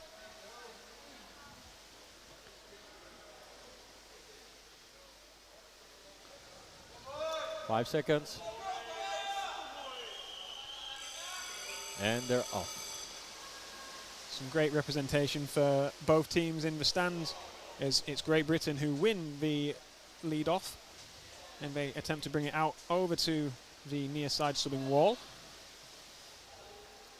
Great Britain playing from right to left with white sticks and hats, and South Africa playing with black sticks and hats, going from left to right as we get our first foul of the game, and it's going to go in favour of Great Britain for a illegal use of the stick there.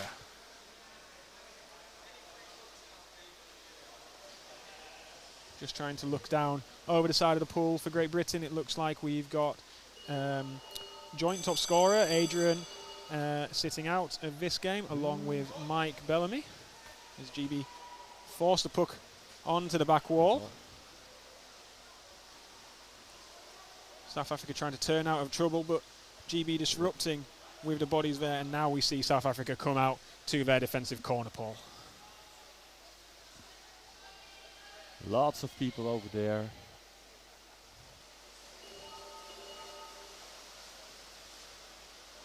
GB take it into the middle. South Africa really well positioned to try and disrupt it, but the initial player for South Africa not doing so. But now there's a lot of space for the South African team to open up, staying down there. Number 8 for South Africa as he pushes forward. Puck really well maintained in the central channel. There's now Great Britain trying to come away with it and get it into space as the puck finds Greg Prue. Puck just staying around the centre of the pool.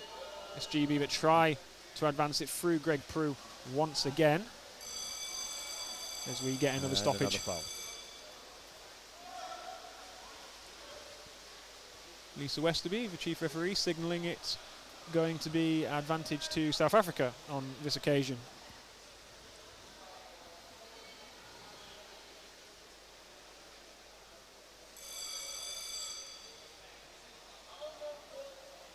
And to the right.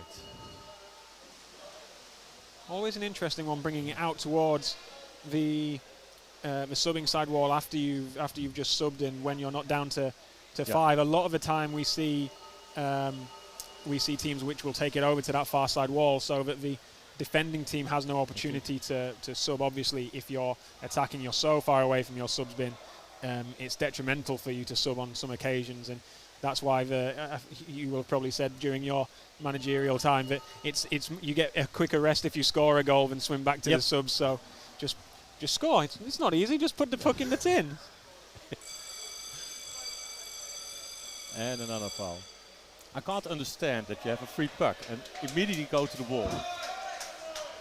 I can only think it's like through second phase, try and get the British team to set up on their wall, and then the next move is that switching swim, so you've already got them set, which gives you more space, and you can try and advance it further, as we Nice see. flick. A great flick there by, is that Scott Allen? Yeah, Scott Allen, very experienced former GB Elite player. Yep. And moving down the pool now, South Africa in a very dangerous position. Bodies starting to arrive for South Africa as the flick comes out wide. We do have a stoppage, and it's going to go against South Africa, just as their move was starting to really look effective there. Finally, South Africa was opening up the game. And coming off an advantage puck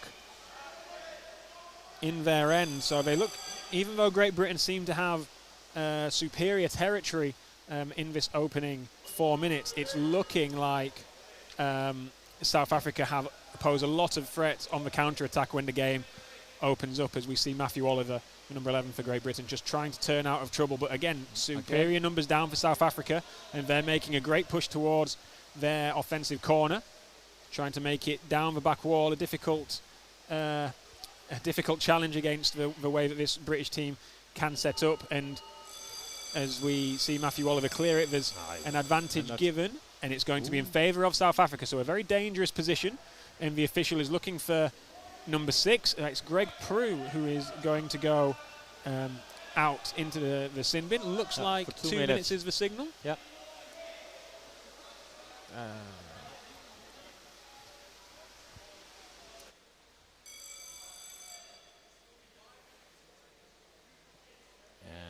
In through the middle, pushed hard and it's out into the corner again. Well done, GB.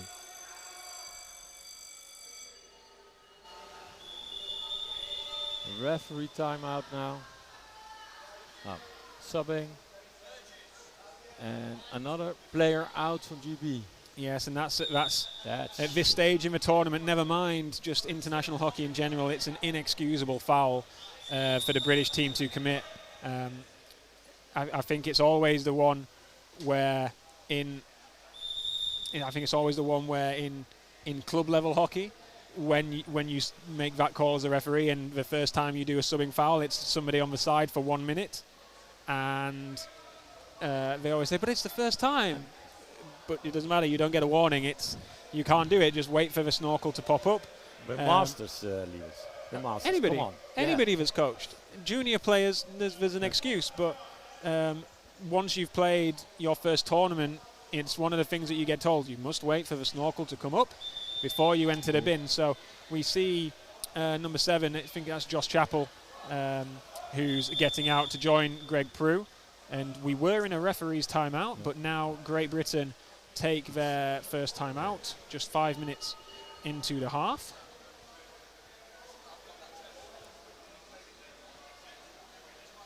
And now it's 6-4. Yeah, so it went from a bad situation to worse to a worse situation, and obviously because there was such a short amount of time since Greg Prue got out. So I've got it down here that Greg Prue is out on the side as Great Britain elite men put on the tunes. He got out with 10:11 on the clock, and that was for 2 minutes. So not a lot of time has gone off the clock. He's 20 seconds into his penalty. So we often see the opposing coach who will play a timeout in this situation to stop the clock running. But in this occasion, GB saying we really need to figure out how we're going to defend this with just the 4. Players. 3, 2, 1. Ooh, what a flick. High, in the middle. But the British worked it out. Yeah, good the flick. Right It's corner, only, well done. It's only dangerous if it goes near a body, and it's always doesn't matter how good your flick is if it hits somebody. It's great for those players that are able to really exploit it. We saw Scott Allen earlier, and no sign of the cap number there that did it. But as we get another stoppage, and it's against Great Britain for an illegal use of the free arm, another chance for the South African team to set up and try and get the benefit from this early 6 versus 4. I know that in the Masters division yesterday, sorry, not the Masters division, the Elite division, where the Netherlands were taking on. It's a great drive towards the goal, and it looks convincingly like it's gone in this time. Yep. Number 2 signalling that it was for him, and the referees give it to the number 2 from South Africa. Which I'm hoping is it's Dirk Tromp, the top scorer from the group stage with 5 goals during that portion of the tournament, as we, as I said, entering the semi-final. So to try and go into a gold medal game, and it's not going to be long left for Josh Chappell.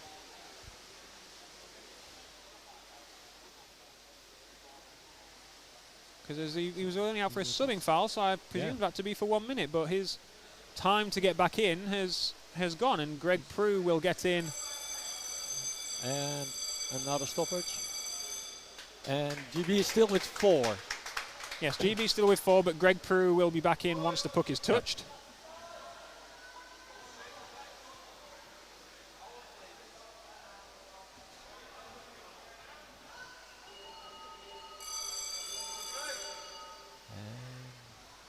are they gonna do? There's one guy coming in. Yeah, so there's Greg Prue, and Josh Chappell shuffles on to the end, and then in he goes.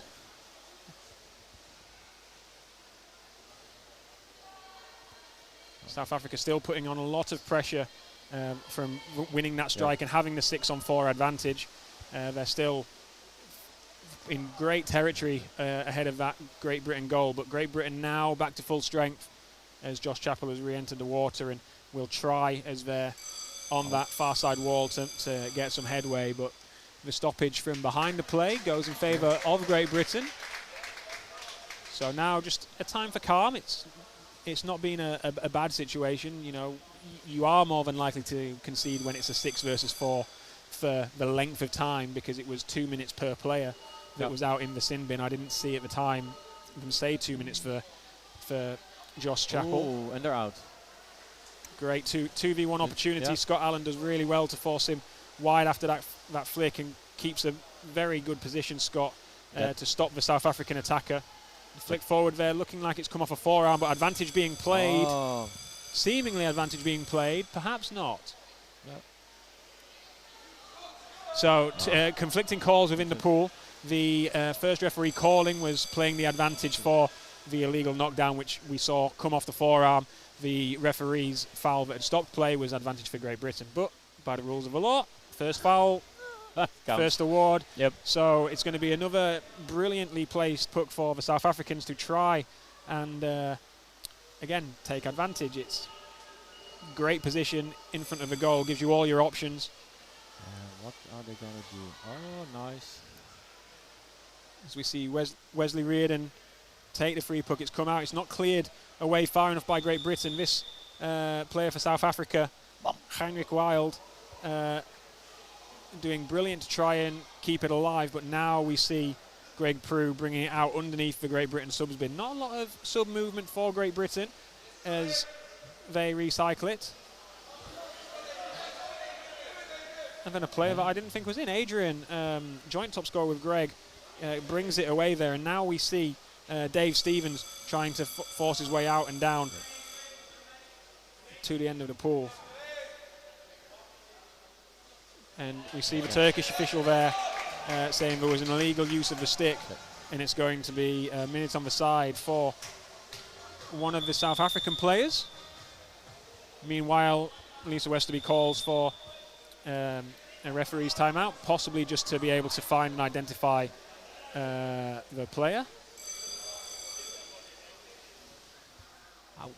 That's him. Yeah.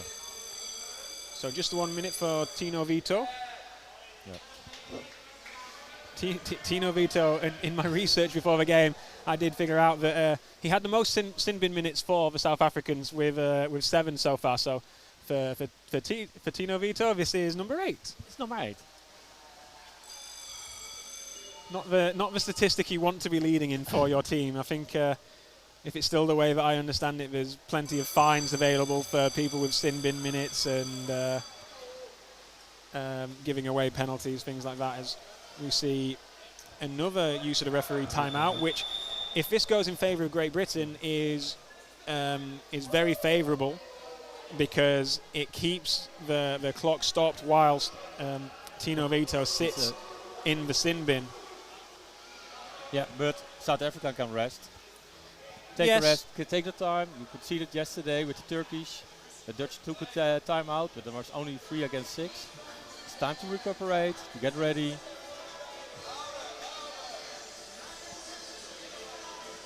So it looks like they're lining up to take an equal puck here, everyone on the surface, but the referee's still in communication.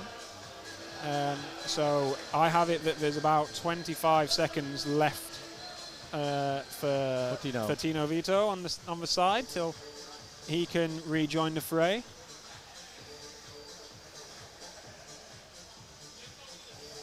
And what I was trying to allude to earlier, Paul, was that in yesterday's closing game between the Netherlands and Turkey, a game when multiple times there was a player advantage for the Netherlands in favour of 6 versus 4 or maybe a 5 versus 3, and the Netherlands just at those times weren't able to capitalise on the advantage. That Turkish unit incredibly strong and just able to use their experience to manage those penalty minutes, and still a very young Dutch team that was in that game, and you saw them come from behind numerous times, and when they've only conceded 2 penalty goals on those occasions, you know, a lot of promise. But when you look and start getting towards very close quarterfinals, finals of hockey, and you know, semi-finals like this game, we've seen South Africa deliver when they had to. You've got a 6 versus 4. You have to be able to score.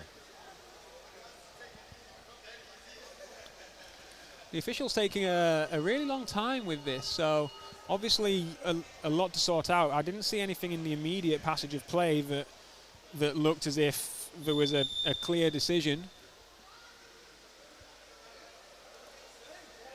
But it's going to be number 1, Herman Lahe, who is going to make his way to the sin bin.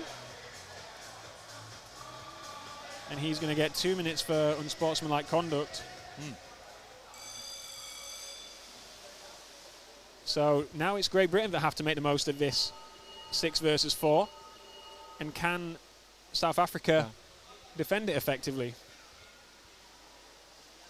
Slow down the game that much, that you have time until you're with 6. So we're playing 6 versus 5 now as Tino Vito re-enters the water. Okay.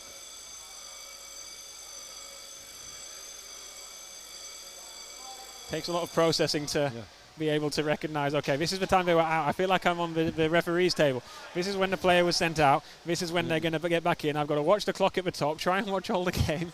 I'm getting there, but after having a few years out, it's just taking a little bit of time. There's Great Britain, 6-on-5 attacks.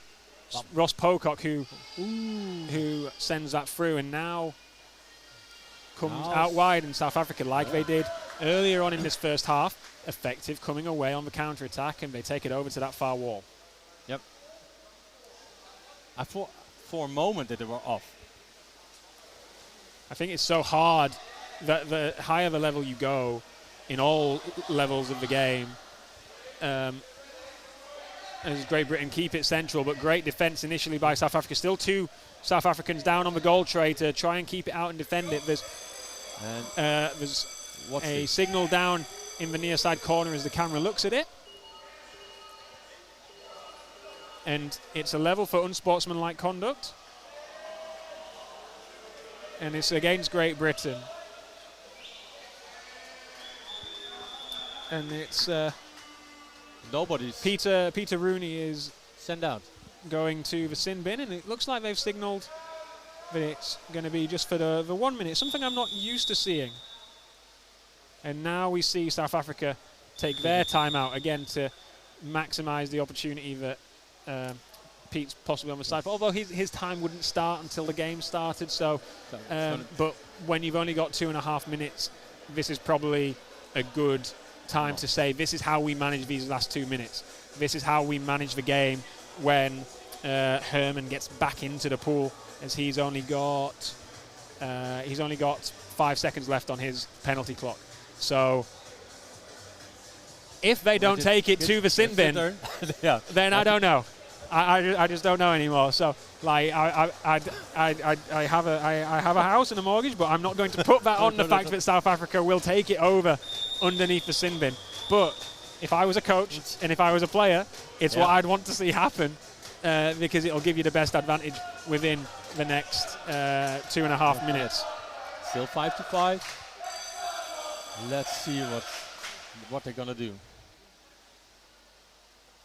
And they're going to the... So there goes your mortgage. See, I told you, I'm not a gambling man. So they come over to the subs bin, and unless they're going to spin it straight out, like we see Josh Chappell there rip it off the wall, and Herman has now just re-entered the play as South Africa get another advantage puck. I'm sure that the coach will not let me. Maybe he's saying that, well, you thought we were going to do that, so we did the opposite. And to try and catch you off guard. I don't think it caught Great Britain off guard. But again, just the the coaching subside. 101, you'd think that you Open go up to the that game. side. Now they're starting to take Finally. it away from the GB But subs pen. only halfway, Lewis. Not completely to the other side. I think Jimmy would say wasted. Nice score. Catch.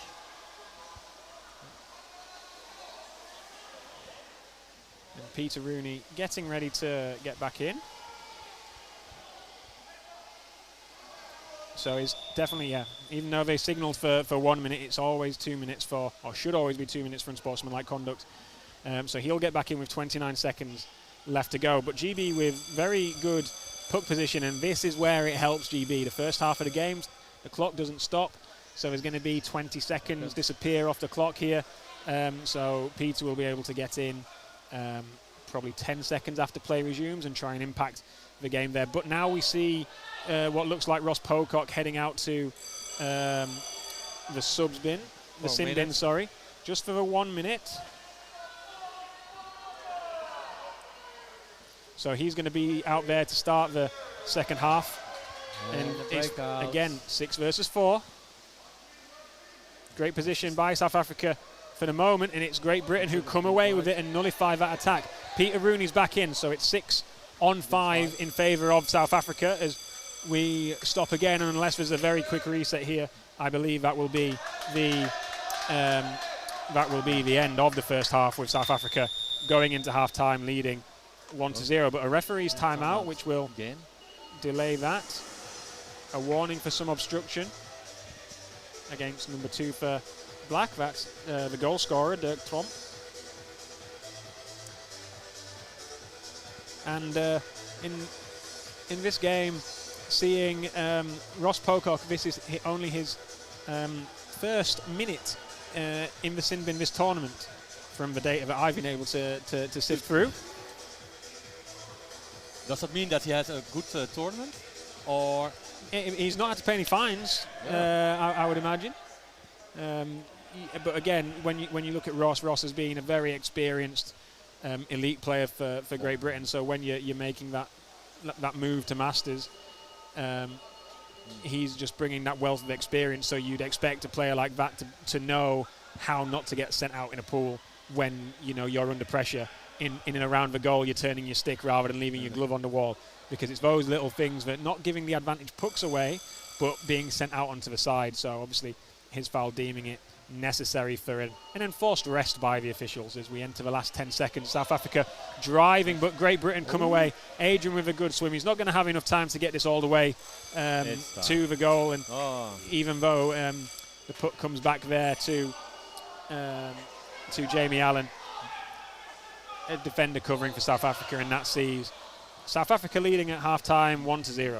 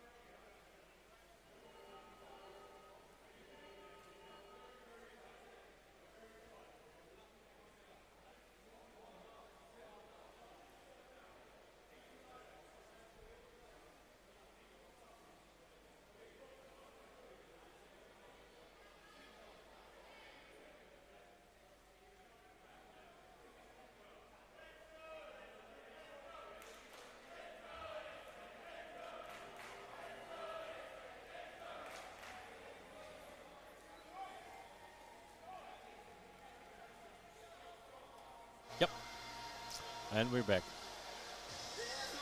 Yeah, I've been provided with some official score sheets, so my scribbles become a lot easier for being able to note down all these times when the players are out, so I can try and provide details for when players are going to get back in the water using the clock. So just trying to get back into the swing of things, as we were provided with a very entertaining first half.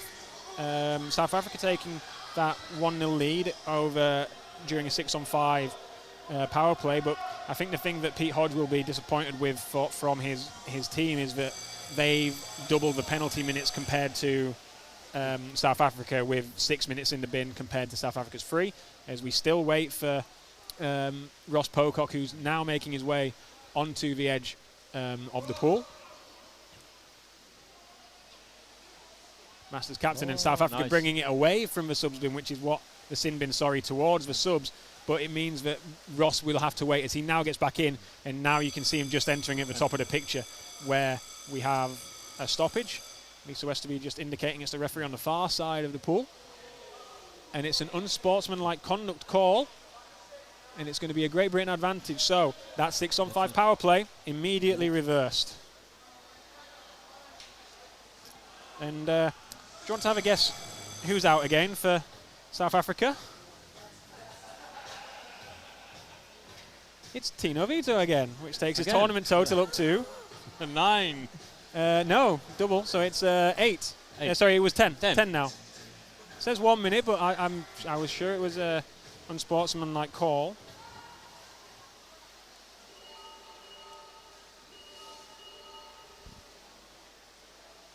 So I'm expecting him to get back in at 12:10. But I will keep an eye on the sin bin till that time, as we see Peter Rooney bringing it into the central channel. But South Africa seem to, when they've been set up and well in structure, they've nullified the Great Britain attack extremely well, as Matthew Oliver has a chance making them face their own goal. There's an opportunity out to this right side, but Greg Prew's just let go of the puck. He missed the puck. Yeah. But there's a goal, and it's a goal. It's Adrian who proves that when he's in the pool, he's extremely effective and moves into that standalone position to be top scorer on this Great Britain team. And we have a scored game, 1-1. 1-1.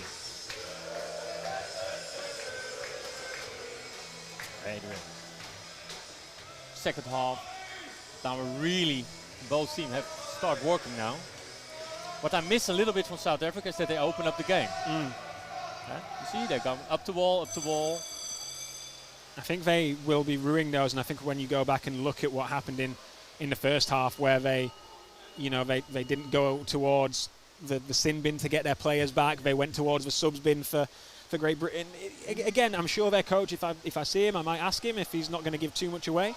But it's a great drive by the South Africans here that is fantastic to see. But it's Great Britain who come away with it, and some space to swim for the GB player going out to the far side wall, surrounded at the moment by Black Sticks, who get to the contact first, but Great Britain recover really well and keep possession on the far side wall. Still trying to bring it forward here, Great Britain, and it's just been dispossessed by the South African player.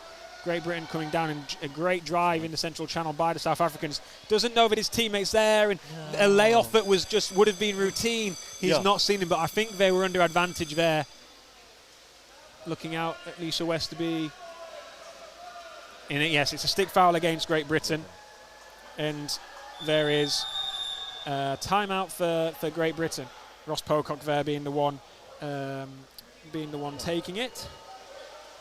With 11:38 on the clock. So in the first half we saw Pete Hodge, the coach, take it after 5 minutes, but at that time it was 6 versus 4, a great time to make sure your players have got plenty of air in their lungs. And now we see another player for Great Britain going out to the sin bin, and it looks like the goal scorer,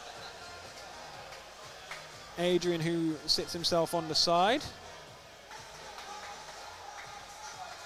And we are back to 6-on-6, so it was just the 1 minute for Tino for his foul, so just the 9 minutes tournament total for Tino Vito. And 15 seconds before we get back underway with the game.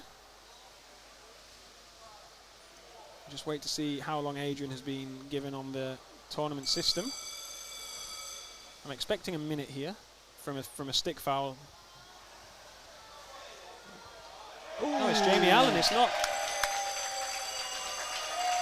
Sorry for everyone who thought I was saying Adrian, but South Africa convert this goal, make an immediate effect, converting for the power play. So, but nice through the middle, skillful, keep pushing, swimming, and I thought Great Britain had it quite open. Yeah. Well, they normally have it really tight together. Now, yeah. And it's quite simple. In the end, just go down the middle and score a goal. Easy. So we could do that too. Not today. Not today. But that's the important thing for them, taking advantage of that, as we see Kevin Holland, St Albans player, making his way down the right-hand side. But again, South Africa have just looked really comfortable dealing with this. The only time they've looked uncomfortable is when they conceded that goal, and we see Jamie Allen has been allowed back into the play with 10 minutes and 30 to go, and that's in time to have a 6 versus 6, as David Stevens is a little bit annoyed at the play stopping. And I think from what I just saw, the referee's indication there was an advantage for your team, but it's your player that gloved, which ended the advantage. And as much as players always want to continue, they often don't realise that the advantage stops sometimes for a foul that their team has committed. And South Africa, another stellar job of defending. The little cut to try and come back inside on the 45, not quite working out, but a great pickup and beautifully timed defence there by Kevin Holland to stop Stephen Wild from coming down, because he had a pass over the top. So really good play by Kevin Holland, and South Africa in a dangerous position again on the edge of the 3-metre penalty D.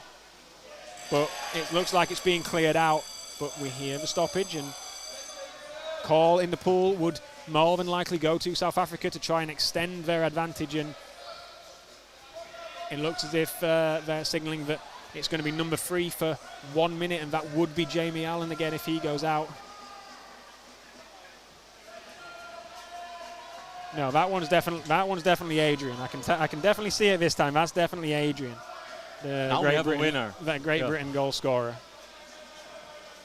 How is South Africa going to do it now? Well, you'd think they did it really well last time when it was 6 versus 5. And it's something we'd like to see again for 6 versus 5 for South Africa, as they make the charge. A great set-up UB defensive line, but just a nice little knockout. And without looking, do you know who scored? Nope. Can you guess? Same guy who got the first 2 goals. It's Dirk Tromp again. And that was a really nice little play. The taker throwing it into the middle, and then all that player facing the wrong way in the pool just goes, okay, if you're going that way, I'll just slide it out to you. And that little adjustment, GB couldn't adapt to it quite as quickly as the South Africans were, and then that's why you saw him with so much space to be able to tap it in at the far post. Not that we have posts, but at the far end of the goal tray, because that second layer of Great Britain defenders just couldn't get their body around to be able to affect it. So Great Britain with everything to do now as Adrian sits down and will get in the next 5 seconds. But South Africa put loose puck in the centre of the pool, and that looks like it would be a foul against Kev as he came down. That player took the man out first, so it should be an obstruction call. And I would argue that it would be 1 minute, because they made no attempt to go to the puck before taking the player. Referees are judging it to be just out of reach, perhaps, as the. You are too strict. Too strict. You say that I'm too strict, but the referee down at this far side agrees with me, and the South African player is out. Sometimes the camera gives you an angle which is completely different to that of a referee. It was a really complete stoppage. Nothing with playing the puck. And it's just a 1 minute for Benny Pottinger. No, Benny that's wrong. Potgieter. Benny, thank you. Benny used to play for the Dutch too, for a while. And we've got another stoppage, and this is where GB might have still wanted to have their timeout in hand, because it's an illegal stoppage, and it will be an advantage puck, but we're going to see that Benny's time clock will continue to dwindle down. He's getting back in with 6:20 left on the clock, so a quick reset might give GB 20 seconds. And with 6 minutes and a half left on the clock, they need to convert now to try and be back into this game as Ross Pocock takes it. Wow. Tremendous flick through.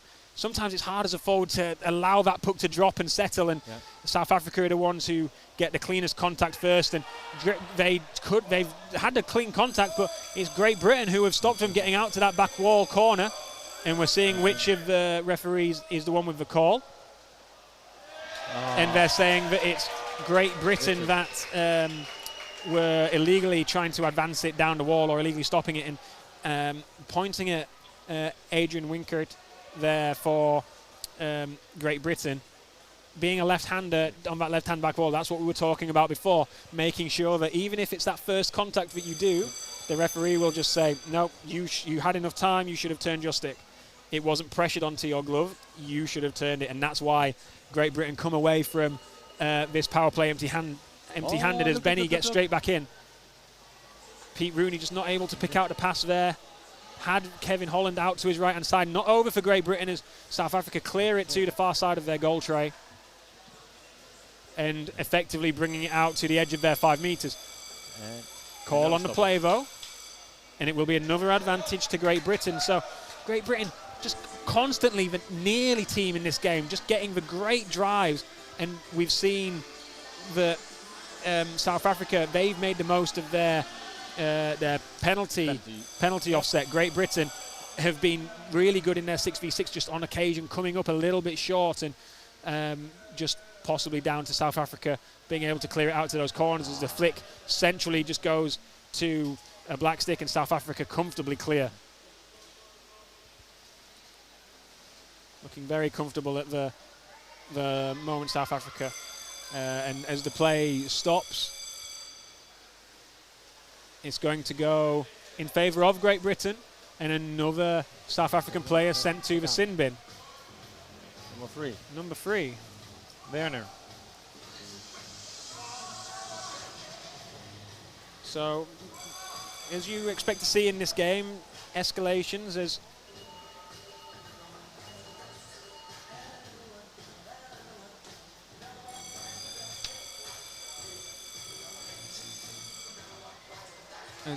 Great Britain's advantage puck comes to nothing, and it's South Africa again. And judging that Ross Pocock's flick, I'm guessing from that we saw just how good it can be down in the attacking third. Ross Pocock is going to find himself back into the sin bin, and I would imagine with an unsportsmanlike conduct call like that, but just for 1 minute again.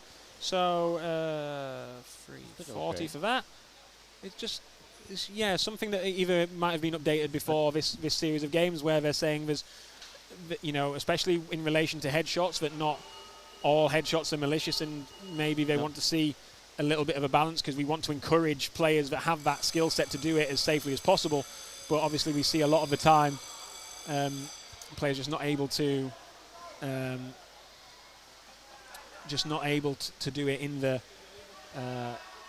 safest way. But there's lots of moving parts, especially on the advantage pucks, where you see a lane that's open and just a slight movement from a player. You're doing everything to avoid them, but then they've moved to try and get it, and it's just a very grey area sometimes as Matthew Oliver gets us back underway. And it's South Africa who, although in possession, are heading back towards their back corner under pressure by the Great Britain left forward, left wing there. And they're doing a great job of recycling out of the corner, but now we see the Great Britain bodies get down. It's a 3 versus 2 advantage.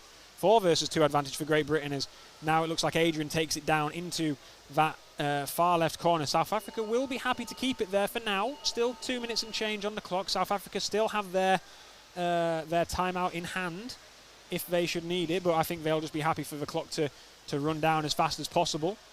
No chance for Great. It would be nice if GB scores a goal now. Yeah, it would be nice for the game, for everything, for everybody at home. But of course, in the last 2 minutes, although the clock will stop for fouls, always a reminder that it's going to continue to run even if there is a goal. So, Great Britain need to convert now to have maybe a minute to try and get something off the strike. And you know what? They're listening to me, Paul. They're listening to me. We asked for a goal. They've given us And a they give goal. us a So goal. it's great drama going into the end, and it looks like number 7, and that's Josh Chappell, national champion with TSW. Josh Chappell, who scores that goal. And by the time they get back to the wall, it's going to still, and obviously I think that Ross is Pete Rooney. Pete Rooney. Oh, I saw 7. So okay, sorry, Josh. I saw 7 from the referee. But if they're saying Pete Rooney, it's Yorkshire's Peter Rooney, formerly Southport Pete Rooney. But now, and now, see, that is coaching straight out of the Tall Paul coaching handbook. If I'm a South African coach, I'm waiting until Great Britain have got all the way back to the wall, and I'm going to wait, and I'm going to look, and as the referee, the chief referee's looking, it's like, now I want my timeout. Now I don't want them to have extra time in the game. I'm going to milk the clock for as much as possible. Now I want my timeout to give my players that little bit of instruction, and the only instruction is, don't concede, stick it on the wall, and keep don't it there. get sent out. Again, should be simple. Lewis, you know me too well. That's because when I saw you do that, I was observing an official in Quebec, and they saw you that you were there with your hands horizontal, and that official sees you and is like, oh, he wants a timeout. He's like, no, not yet. Okay, now I want my timeout.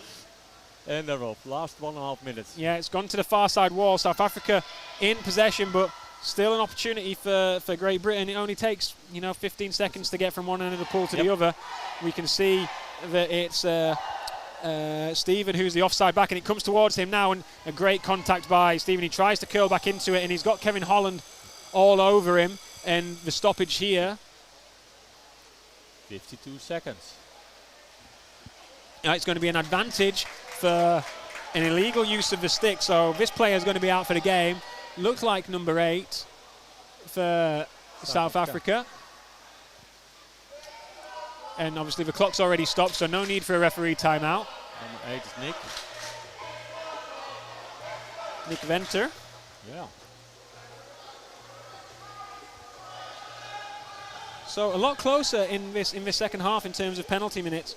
1, 2, 3, 4 for South Africa, and just the 3 for Great Britain. Obviously, the first half for Great Britain was what saw them with such high contrasting penalty minutes. So again, with 50 seconds on the clock to force overtime, Great Britain need to deliver here as the puck's played forward safely by Ross Pocock, and it's brought out to the left-hand side by Brent Borstal, the captain for South Africa. And South Africa looking like they're going to bring it off the wall before putting it back in on the end of Brent's stick as he comes underneath the subs bin. And 30 seconds for Great Britain to try and force the overtime as the flicks into Pete Rooney. He's got space to swim towards the far side of the pool, but the move's cut out by South Africa, just trying not to be dispossessed. And as it comes forward again, number 9 for Great Britain, it comes back inside 16 to seconds. number 2.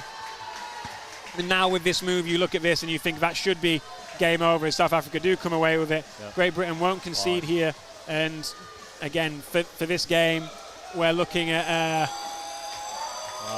for this game, we're looking at those disadvantages in 6 versus 5. And a very good game that was fought all the way to the end. And just momentum, that early momentum with South Africa taking advantage of 6 versus 4 is what sees the South Africans triumph in this game. But a good game. And the second half, they really opened up the game much more than the first half.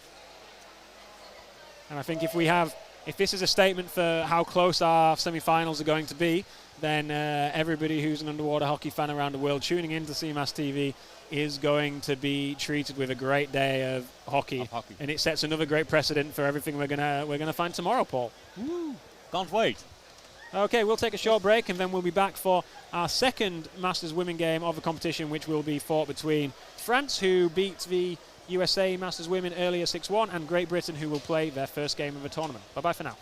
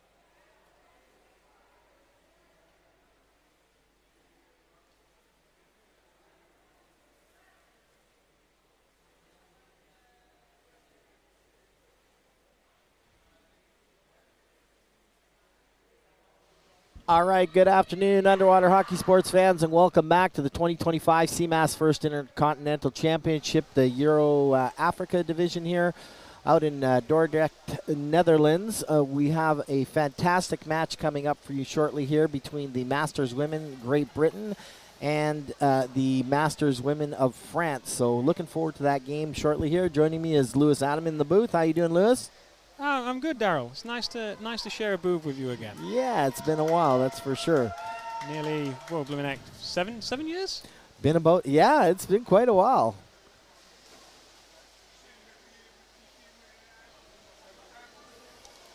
All right, so we're just getting ready here. The teams are setting up here, and the referees have already placed the puck in the middle. Just a couple last-minute checks here. The teams are chatting with their coaches. And we're getting set to get this game underway. So quickly, we will try and get the teams listed out for you here. For the Masters women, Great Britain, that'll be Vicky Lucas, number 1. Number 2, Margaret Gow. Number 3, Katie Firth. Number 4, Janine Tully. Number 5, Joanne Pitchforth. Number 7, Rachel Hickey. Number 8, Helen Saunders. Number 9, Michelle McWhinney. Number 10, Florence Ingaro. Number 11, Claire Randall. And number 12, Rebecca Kiff. And for Team France, and I apologize if I mess some of these names up, it's number 2, Karen Hanar. Number 3, Tanya Janot. Number 4, Gabrielle Rolando. Number 5, Mirdin Denizo. Number 6, Cecile Vergiti. Number 7, Gwenelle Choisnard. Number 8, France May Martel. Number 9, Aurel Yver. Number 10, Sophie Harris. Number 11, Morgan Rocha. Number 12, Claire Lee. And number 13, Fabienne Corchel. Sorry. Great job stepping up there, Daryl. Rather you than me. Oh, that's brutal. I apologize. All right, so we're just getting set to get underway here. And there is the opening buzzer, and both teams are off for the strike.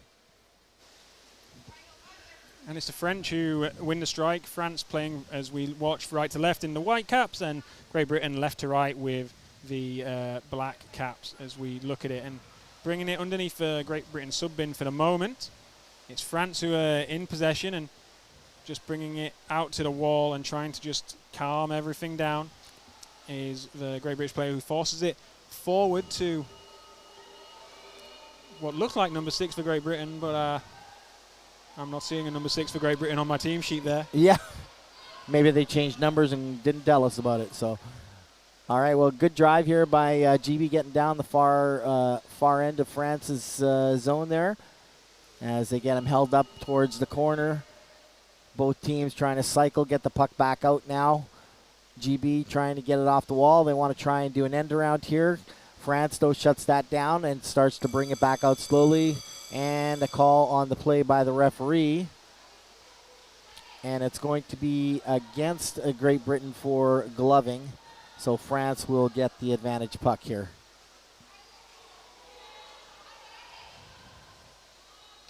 Nice little start to this match.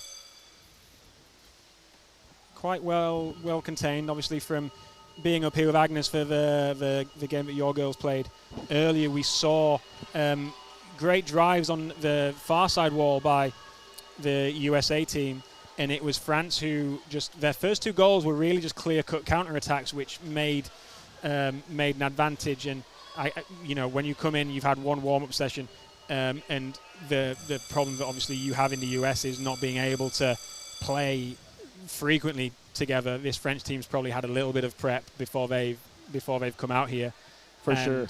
And some of the problems too, with regards to the U.S. is a lot of their pools, they're not tile bottoms, first of all, and secondly, a lot of the pools are only about 2 meters deep or just over 2 meters. So adjusting to that depth and the timing, and as well the bottom, makes a huge difference for that first game, and that was definitely a telltale sign for the first game too. It was a great drive off that advantage puck by GB. They moved it into the central channel and inside the 3-meter penalty D, but just unable to convert. A great, very stout defense from France, as we see Rachel Hickey, who just turns around, obviously former GB Elite Rachel Hickey, and that one move just to stay down by her teammates' time to get down has resulted in the opening goal. That was a beautiful play by Rachel there. As you saw, she was on the goal. She was trying to peel it back, looking for a back pass, and maybe tried to do a swing play and open things up. Realized it wasn't quite available there, so she decided to come back, and she just did an end around on the back wall and managed to pop that right through. So that was a great play. Yeah, and it's Mags Gow, one of the Scottish players on the team, and playing a hockey at the moment with Glasgow. And it's great to see that. It's great to see her along with a number of these Great Britain Masters women that were formerly of the elite team and now have really got back together as a group and said, "Hey, let's run it back and get the Masters women team on good footing." And we've seen them do that there as we get a nice little break down the right hand side. And again, it's the infamous number 6, yes. Beautiful drive by whoever number 6 is. We're going to have to try and get that player's name for you. Again, not on the sheet here. Maybe they just mislabeled one of the players. Here we go with GB pushing in on the goal again, and a flick through, and it looks like that may be a goal. Just waiting for confirmation from the referees. And it's no goal. It's appeared to be either a glove or a stick infringement there by GB, so France will be happy with that. That goal was called back, and GB still remains then at 1-0 with about 5 minutes already played in this first half.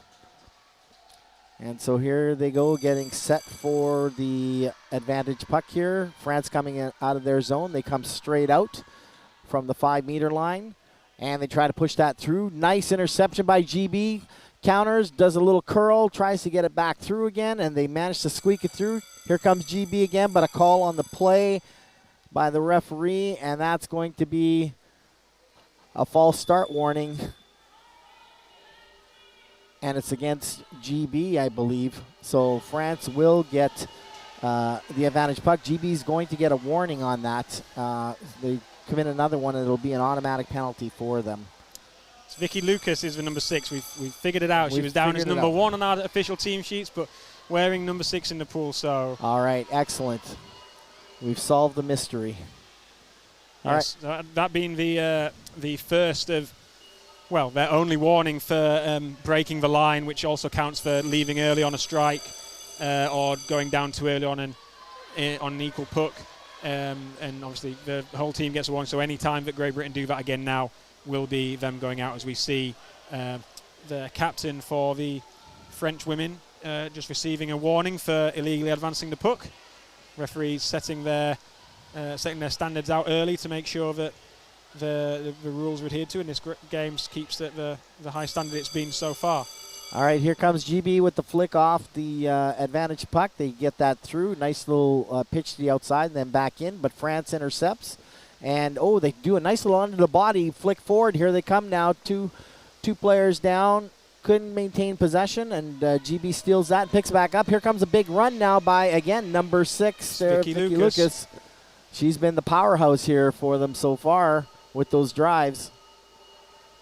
And Florence trying to cut in on the 45 and put it into that central channel, just being shut down by the French for the first time, as we see Janine Tully curling out to the right and trying to bring it back in.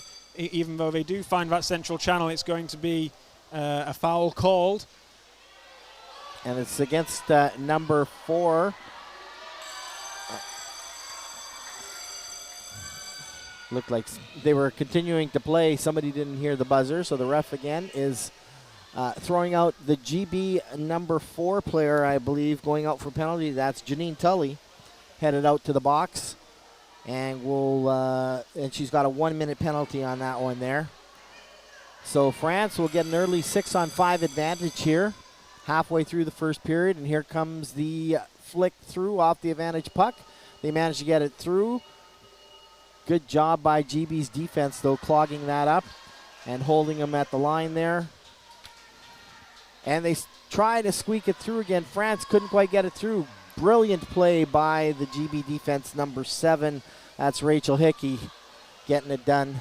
And just a fantastic move to just drop the puck down to her hip, feed the puck forward to the team captain, Helen Sawyers, and then not quite seeing who Helen passes it to finish it off for the second goal of this game. But GB taking a great start, signaling number 3 there. So Katie Firth, another one of the Glasgow ladies, getting that goal.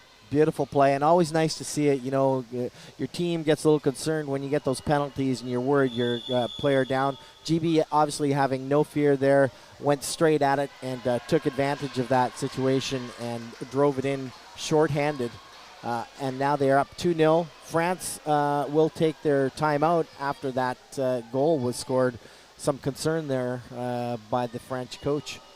Yeah, I think naturally when you're having a 5 versus 6, you're going to expect your team to be one of the more dominant teams in those areas, and to see you come quite quickly and concede like they did. Obviously, they came out first, and it's great. A great counterplay by Great Britain to be able to, double their score.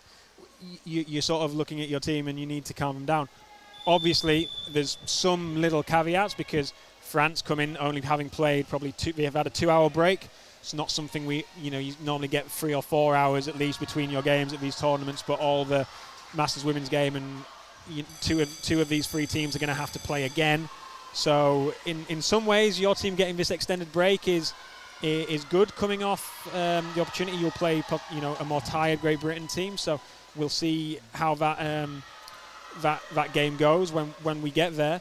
But also a nice opportunity to see, as we see Michelle McWhinney taking it down to the right, and another Glasgow player linking back to Vicky Lucas. Nice little drop pass. They try to flick it through there. France trying to hold them up. Puck shoots out to the side. GB regains possession. They make the big flick over the leg and pop it right in. What a beautiful flick and pass play in. And that looked like Janine Tully getting the pass back from Florence there. So just getting the confirmation yet. Chief Referee Vero from Canada is just signaling number 4. So we've gone 2, 3, 4. Joanne Pitchforth probably not going to score the next goal if we're going in number order, as she's, I believe she's out on the side. So next logically or numerically it should be Vicky Lucas that gets the next goal for Great Britain. Well, we'll see if that pattern holds up or not. At least they're spreading the goals around the team, it appears. Yeah, so we've got 3 joint top goal scorers for the tournament for Great Britain just in this game alone.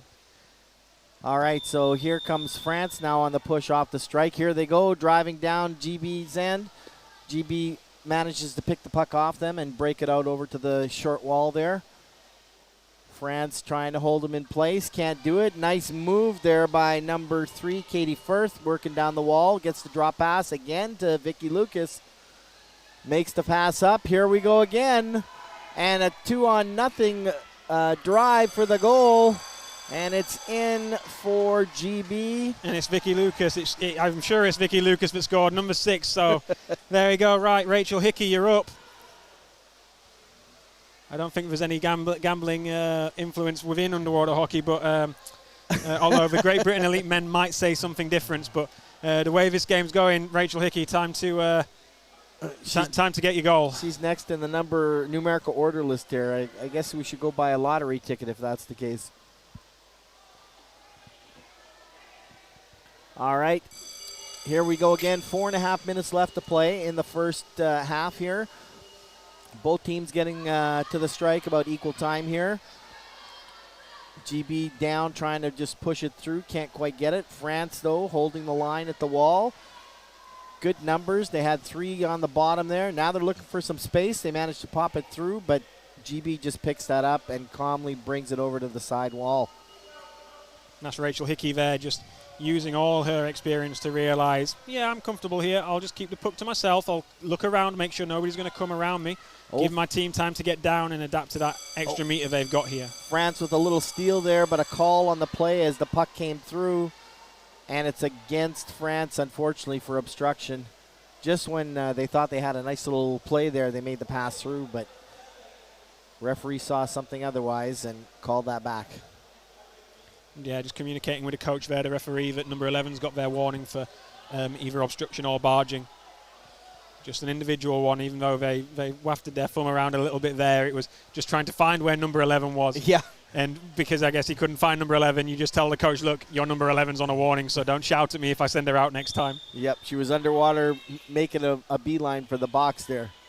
And here we see the chief referee that may have played some advantage through that last spell, and it's an illegal substitution by Great Britain. By the black team, Great Britain. So we see Helen Sawyers just swimming out there, and Great Britain are allowed to start with that player in the water.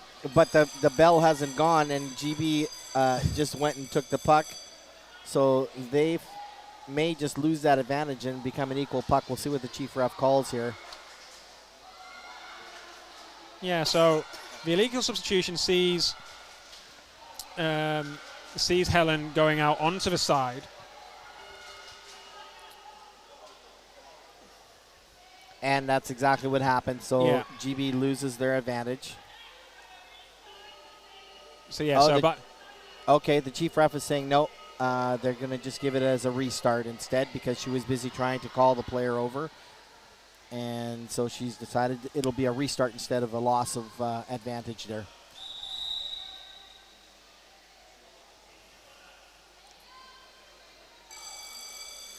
And there we go. We're away this time. Looks like Mags, who played the puck out to Michelle, and Michelle starts bringing it back towards this wall. Has some resistance. Oh, a nice push through there by number 11, Claire Randall. And another call on the play. Possibly a little bit more arm usage there by the France player, and they're calling her for a free arm, so GB will maintain the advantage puck. 3 minutes left to play in the first half. Helen Sawyers still in the box, and we'll be back in shortly. And here we go, GB throwing it out to the wall. Good job maintaining possession there. Nice little pick there from the forward on GB. France, though, boxed it right in with numbers on the bottom here. Yeah, they're making some good headway. France trying to make that bit of advantage as Helen gets back into the water now, and you see her at the top of the screen coming down in a great defensive position, but she'll just make her way through the formation now that she's back in as Great Britain played a forward short. And now we see Flo coming down the right-hand side, trying to get that pick pass to Vicky. So good support here coming in from the GB backfield. France has the numbers down. If they can get flat and get their legs behind them, they can get that through, but they're having some troubles there getting the puck stabilized. But it was a free arm, though, by GB, and so France will get the advantage, and GB is going to call their timeout, I believe, now. Yeah, and I was just looking there because that was Rachel Hickey signaling for the timeout. But yeah, she's not the captain, so she's just basically told Glenn Schofield, who is the GB captain, just Glenn, call your timeout now, please. And I could use a break here. So both coaches, we've got Glenn Schofield and Glenn Marshall, both Yorkshire players, both play with their registered club is Dewsbury, still going. One of the clubs in the north of England, and I think they'll be very pleased with how they've started this half. And I think just the way that they had such a good amount of control through the opening, first 7.5 minutes. I think it's trying to ascertain, right, let's get back to that. Let's find the spaces that we can swim in and do what we know that we're capable of, and try and just stop going into the French game and trying to go into the numbers. Because we've seen that when they open the game up, they are incredibly deadly and moving through. Yeah, France has both a really solid defense, and they also have some really speedy forwards. And they've got some great flicks, so if they can get those pucks through, and you see them on the bottom, like in numbers all the time. There's very few times there's less than 3 players of them on the bottom, so that's where their strength is many times, 3 and 4 players on the bottom. And they manage to just keep that wave going, wave after wave, it seems, every time. Here's a pickoff by number 8 for France. Beautiful play, and intercepted by GB as she strips the puck off her. But France picks up the possession again. Here they go, trying to get it through. It's a They're great down the setback. numbers. Oh, beautiful play by the GB defense. Yeah, that's the best chance that France have had in this first half, just keeping the puck in that central channel. But they weren't able to get into that 5 metre D and just, the 3 metre D, and just, as you can see, all the GB forwards anticipating when the puck's going to come through and clearing out to the side as the puck finds its way forward to Helen. But France have managed to take it back inside. Oh, a Looks like bad Mag's drop pass there. GB thought it was dropping to her own player and accidentally dropped it to the French attacker who was coming in there. But they managed to regain possession. No harm, no foul. And here's a smart reset, just driving it to the wall, letting the team get reset here. Yeah, noticeable move from all those players experienced within the GB elite system when all these women were coming through. And you just saw there, that's a great bit of offensive pressing by the French, because Helen moved into the centre, had 2 people on her, tried to turn out of it, couldn't, lays it off to Mags. Mags tries to turn out of that move, also 2 people either side as we end the half. And then even Rachel Hickey couldn't get out of the 2-man press that she was under, and it was only because she had support and released the puck into a very safe area that, Helen was able to then go out and get that reset. And in that situation, that saved them a goal. And Great Britain 4-0 up going into halftime. Yeah, and what you saw in the first half, too, was GB taking advantage of a few situations there where the French players were split apart just a little bit too wide. And so they launched the puck right through them over top of their arms and charged right through the hole that was created by doing that. So when that happens, it gives them a great opportunity. And that was a big difference in the first half there as they continued to drive. So excellent job by both teams here in the first half. We're at the halftime. So they'll get a 3-minute break and get a chance to hydrate and talk some team strategy here with each of the coaches and regroup, and we'll see how the second half goes. But clearly GB in good control here in the first half, 4-0 so far. So I'm going to ask you about your opening game whilst I've got the chance to give you like a sort of an interview. Sure. Obviously, the first half, you end the first half 5-0. Obviously, that's the first 15 minutes of competitive hockey you've had since getting off the plane. And then you go out into the second half, and other than the last few seconds where you had to defend an advantage puck with, I think, 15 seconds to go down a player, you looked incredibly comfortable in that second half. So was there anything in particular that changed, or was it just down to players' acclimatization and just being ready for the second half? Because when you look at that dramatic change, it didn't look like the French took their foot off the gas at all, because they still came at you, but there was just a lot more anticipation and being able to clear out into the safe areas. And especially when you were going down the pool, the retention of the puck was so much more clear that France wasn't just swimming in an arch around your last back in this wide pool. Yeah, we definitely talked some strategy at the halftime there, and we basically put the first half behind us. And a lot of this is, we look at our team, we have a mixture of about half of the team is experienced players. They've been at Worlds before, and the other half, 5 or 6 players, have never been to Worlds. This is their first Worlds competition.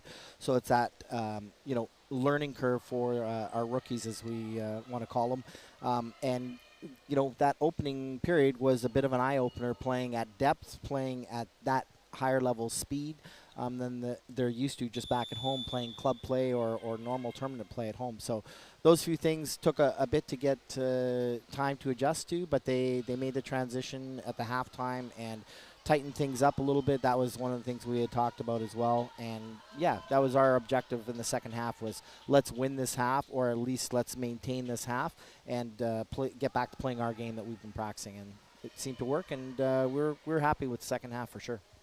And with you saying there that obviously you've got a fair few rookies coming into this tournament, that, that first game and that first half particularly being great exposure for them.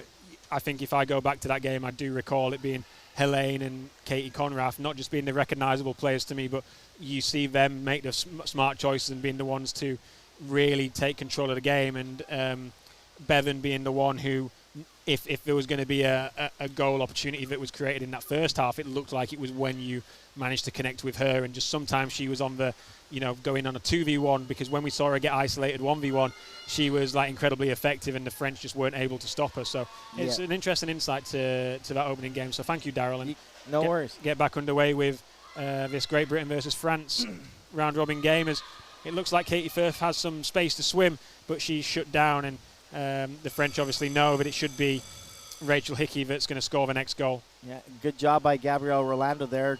Water referee is calling for a ref's timeout. It looked like there may have been a bit of a foul there on the play. I thought from both players, quite honestly, when I saw that, and I think that's what they're just going to confirm on here. Probably what they're looking for is the ref who made the call here is wondering, because it was just a one-on-one at the backside there, if he's going to say if that would have been a possible penalty goal as a result of that, because there's nobody else behind that last player, and the player was fouled there. So we'll see what they come up with here. I think it's going to be either offsetting penalties or an advantage puck for GB. Yeah, I think from looking at it, I wasn't looking there thinking like, oh my God, that's a penalty goal. I think her angle is like I wouldn't say she's directly swimming at goal, because that player has good position in the water to be able to defend her, and I don't think there's an incredible like egregiousness to the stick foul, which I would imagine this is going to be for. I would expect it to be an advantage puck on the 5 meter line, and potentially a minute for the French player that committed the foul. But with officials, you know that there's bits that have happened earlier in play where they've played through advantage. We can't see everything on the far wall.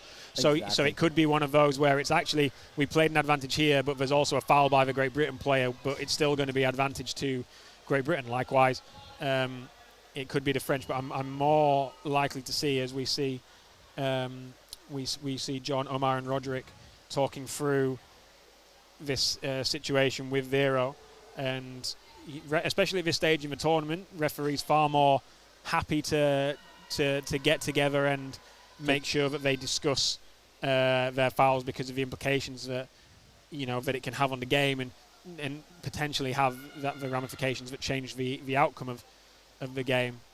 And the one thing we do know is that puck was outside of the 3 meter circle, so for sure it should not be a penalty shot. The only thing it could be is either a penalty goal, if by some chance that they're going to call that. But more than likely, as we said, it's supposed to be more than likely okay, so they're looking for it's going to be a penalty, and it's going to be the advantage puck as well. So that's what we felt it was, as we had talked about there. And so yes, France goes out 1 minute for gloving. They're going to be out on, let's call it 14:07. And GB will get the advantage puck here deep in France's zone on the 5 meter line. So here they go.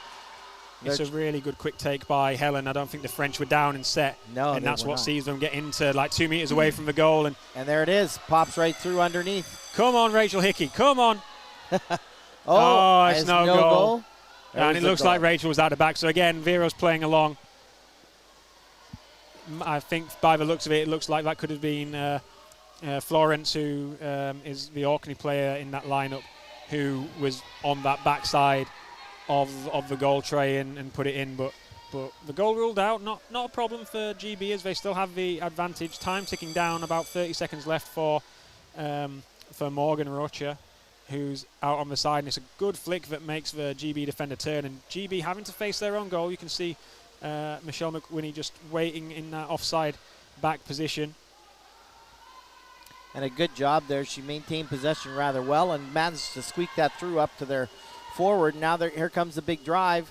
France manages to sweep the puck off the GB player's stick briefly and regain possession, but they shut it down on the wall there. Oh, nice little under the body push through there by GB defender. And here they come now. They pick up the puck. Nice little flick through. And France manages to peel the puck off the stick there and push it over the side, but we have a foul on the play.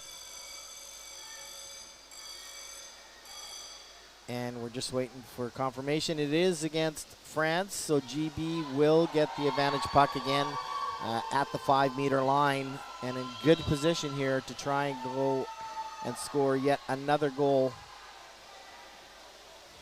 We'll see if France is better set this time, and they're back now at full strength.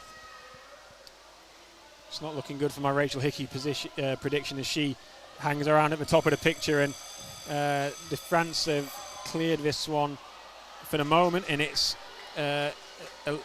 alleged to be Great Britain who have illegally tried to advance the puck there, and it's going to be advantage to France, which gives them a little bit of reprieve. They've been under this constant pressure there.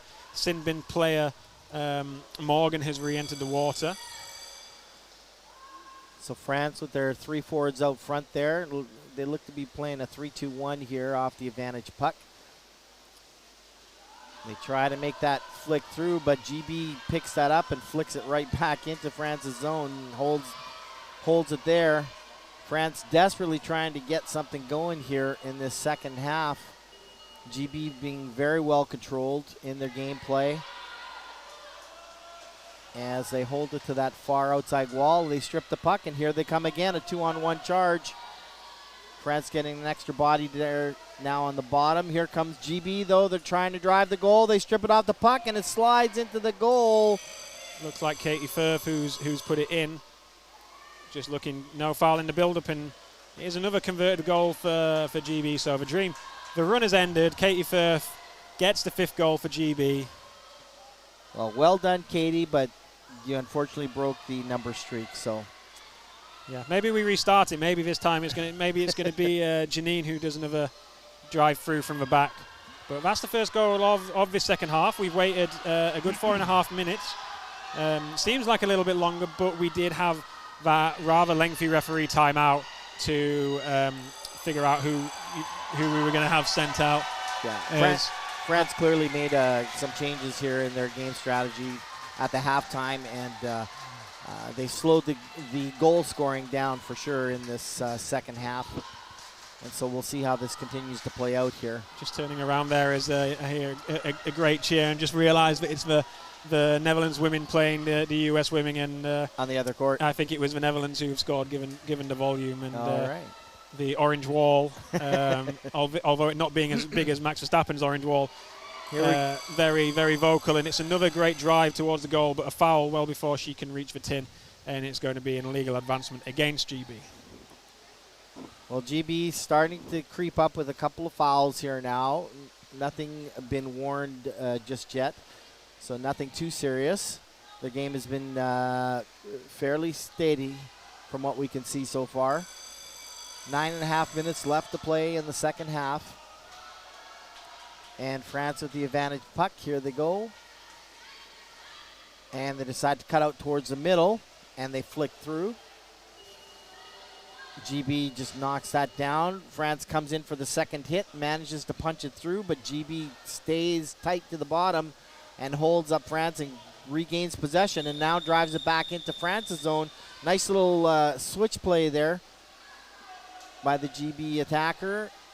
Oh, and a good interception by France. Now, look at this. They had numbers down on the bottom. Now one's going to make a run for it. The lefty trying to get through there. And GB steals the puck and regains possession once more. Well done by France, now holding the far wall as they cycle their backs in there. They have really good bottom presence, France here. They come in numbers. They just haven't had the fortunes of the puck bouncing the right way off the sticks for them. Now they get a punch through, finally. And, oh, that was a nice flick out towards the middle, but a great job by the GB defender shutting that down. It was a 2-on-1 there. France now trying to come around, can't do it. Has to turn around, and now they come back to charge the goal again. They make the flick through, 2-on-1 on the GB defender, one more on the tin. GB somehow manages to keep that out. And a call on the play right at the 3-meter D circle. We'll see what the foul is. They're looking for... okay, so it was against France. Yeah, so the advantage puck will be against France, but as we can see at the bottom right of the screen, French coach up in arms to signal that he wants his timeout with 7.5 minutes to go in the second half of the game. And I think that little passage of play there, Darryl, just summarises what we've sort of seen throughout this game for the French. They've got into those areas, but because they've never really had Great Britain stretched over a great area, we just saw the offside left back there, Michelle McWhinney, it looked like, just comfortably able to sit with great body position on the bottom. So when they're then able to work it into the central channel at the front of that 3-meter D, they're just ready to be like, that's fine. If you're facing east to west, I'm going to hit you going north-south, and gives that strength to be able to, come away with the puck. And it's forcing the French into fouls. And the French aren't then able to keep that spell of pressure and press the Great Britain team when they are becoming a bit more tired or a bit more isolated because they're just fouling too quickly. Yeah, and the one thing you've seen is Great Britain, they don't have a lot of holes in their formation there. They play very well on the bottom together, tight formation, and so there's not a lot of space to get through. And so France is having to try to make some plays that maybe they're not so used to here, trying to create some space and opportunities for themselves. Haven't been able to do that just yet. GB with some great puck handling and stick control there as well, I've noticed throughout the match. So we'll see if France can make something happen here in this last 7 minutes of the game along the short wall here. Here they come with a charge, and then again a referee making the call there, and it's going to be against France once more, and it's for gloving this time.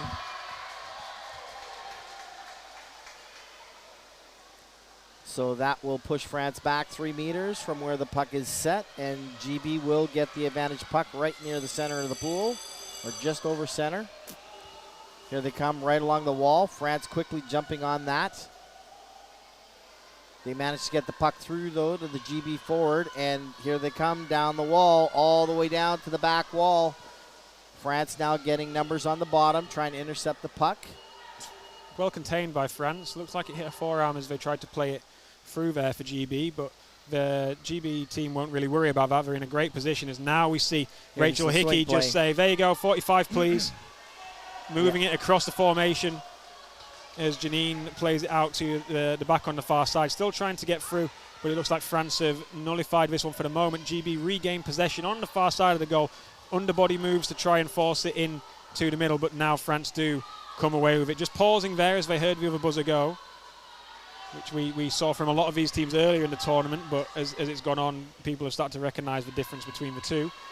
And now Great Britain trying to bring it back off on a different 45. There's a space to swim, a decent sized flick, and it's going to be on the edge of the goal, should be put in, and it's just great numbers. That French player had nowhere to go. Right-handed player on that back wall, no opportunity to try and turn out, knowing that Great Britain player was on the back wall, and it's number 12, so Rebecca Kiff gets her first goal of the tournament. And Great Britain leads 6-0. Yeah, that was a beautiful play. GB had France pinned over there in the left corner of our screen here, and as they had to, they pulled it back, dropped it to their back, and they executed a beautiful switch play there. Came all the way across to the far side, and then down to the back wall, and then drove up the back wall again. So, beautiful play. Now, I'll just say, because we did joke about it earlier, if the French were to score now, that would match the same result as the US's first game, 6-1. And then with your extended rest, if you were somehow able to come and beat the Great Britain team 6-1 in the final game, then that would be a three-way tie with identical scores for... it would make it a very interesting calculation for the folks at CMAS. Yeah.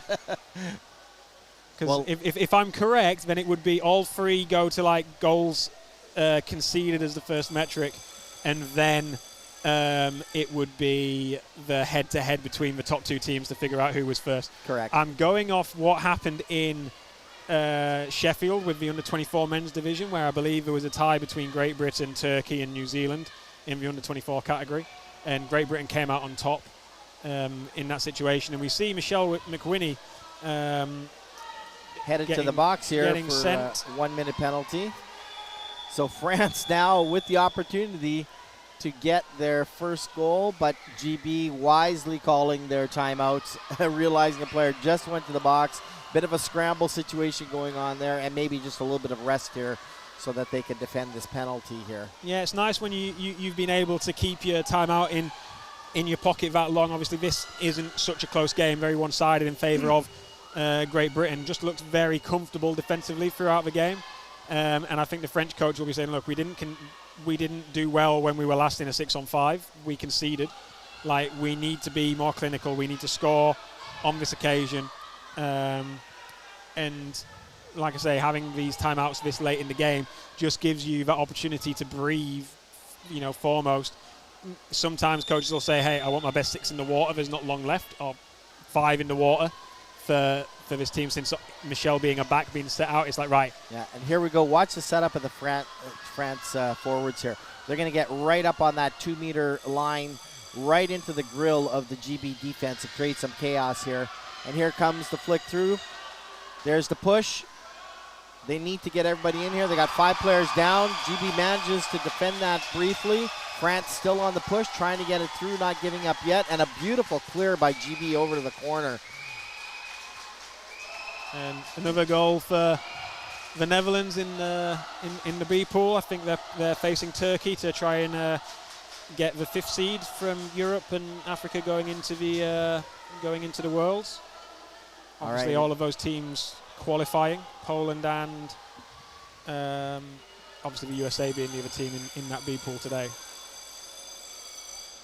And another call by the referee. It's a free arm, and it's against France, unfortunately, for them. And looks like GB's player will be getting back in the water here momentarily, so we'll be back to full-strength hockey.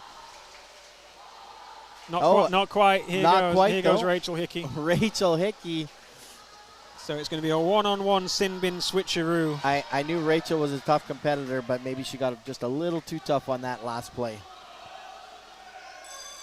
All right, 2.5 minutes left. 2 players in the box. One of them will be coming back in momentarily. France, golden opportunity, 6-on-4. They make the flick right through the trough. Here we go. They're pushing hard. Look at them all down there. It's like piranhas on a piece of meat underwater, I tell you. Yeah, they've done really well there to just buy enough time for Michelle to get back in over the top to where she can maybe affect the play in the second phase. But it's going to be a stoppage, and it's Great Britain that have forced France into a foul, and it's the number 2 for France coming out who is for coming out. 1 minute penalty, I believe. So that'll even things up in terms of the numbers. A little more space for both teams now. 5-on-5 hockey. GB will get their player back in first, though.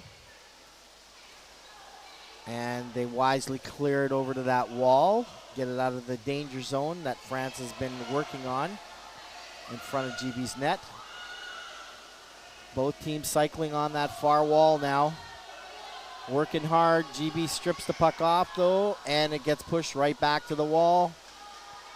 It's in a great area, though, for GB, as we're going to see Rachel Hickey get back in any second now as the play moves away from her, but she'll be straight in to affect that play rather than being over near this subbing side wall as the cameras look. And there she is. She's just back in at centre back. Right, okay, let's calm down, everybody. Let's just move forward. There we go. Impacts the game. Little bit of skill to try and move around a player. Offsets the puck to her team back, and then still hasn't had a breath. Saying, yeah, I've been out for a minute, but I'm going to make up for it. And now she goes for her first breath since getting back in. So that was like a 20-second stint just being on the bottom. But it just gives so much time for your teammate as the pass just doesn't quite fall where it wants to for the GB forward. But again, no panic here. Just hang on to this clean sheet. All right, the last 45 seconds here. France deep in their zone now around the 5-meter line. Oh, a beautiful flick through, and the speedy GB forward trying to get it through. Can't quite push it through all the way. France desperately digging and trying to get it out. They're going to run out of gas there, and the puck gets turned and flicked through. Beautiful play by GB. Now, it looks like a Rachel Hickey goal, so it might only be one goal too late, but unless her forward really poached it and just tapped it in. But I thought it was number 7, and it was. And it was number 7. So if we're saying that because it's a new goal scorer, then the number trend has continued. Although I don't think I can with my levels of OCD to say that it was Katie that got the 6th goal. But Great Britain win this game over the French in the Masters Women Division, 7-0, and plenty of notes for you to take away, Daryl, ahead of your game in about 2 hours' time. Yeah, beautiful game by both teams. A little different strategy. Both teams playing a 3-3 style of formation, which is been around for many years. U.S. plays a different style of formation, but again, beautiful games by both teams. But well done to GB. They really were in constant control throughout the entire game itself. France had a few opportunities, but nothing really serious that threatened GB entirely through that game. So next up in Court A, we've got the Masters Men division in the second semi-finals, trying to go through and play South Africa in this Intercontinental final. We've got France taking on the Netherlands, and I think I'm going to be making way for Tall Paul and maybe Jarno as well, because although my Dutch is coming on, it's not quite at Not quite there fluid yet. commentary level, so I'm just going to sit back, and I think I'll probably join the orange wall if anything, and try not to Cheer on to the wear my locals. voice out. As I'd like to see the it's nice to see the Netherlands Masters Men. I think a lot of these players will have played when maybe a little bit after the Dutch won the World Championships, and it's just nice to see them back competing in 3 of the 4 levels we've got here at this tournament, and yeah. Yeah. And that game will be coming up here in about 17 minutes. So if you're just tuning in, looking for the next match, stay tuned, because it will be up shortly. Again, that's going to be Masters Men France versus Masters Men Netherlands here on Court A. And just a quick shout out as well to all of our sponsors. Of course, CMAS, the tournament organizers and hosts. We appreciate them.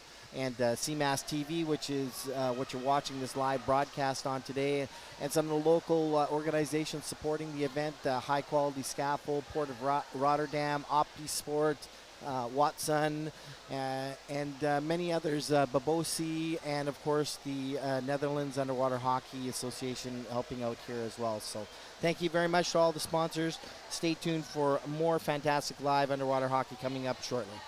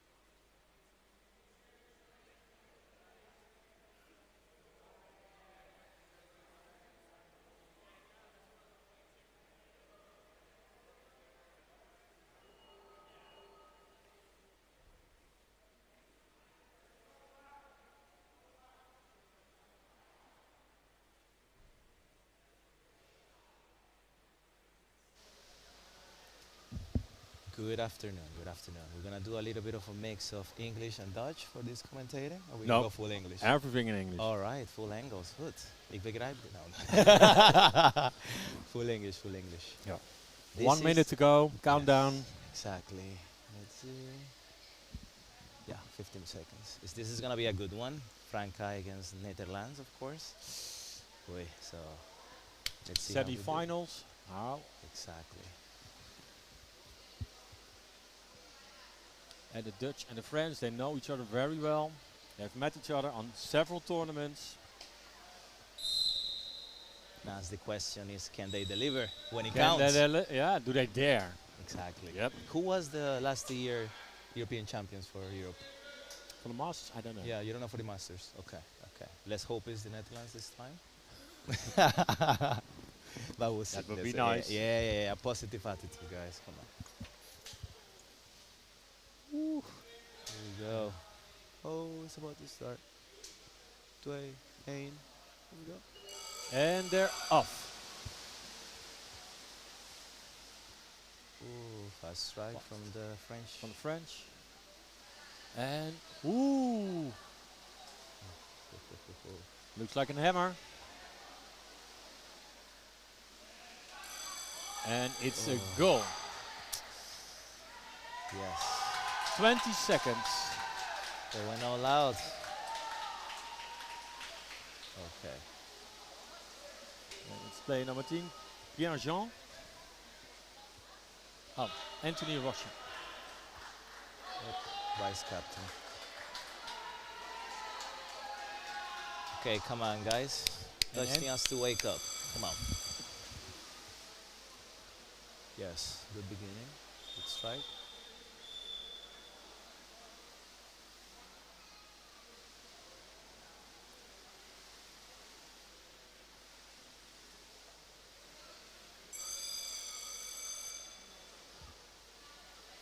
It's a foul. Yeah, it's a foul against the French, so advantage Holland.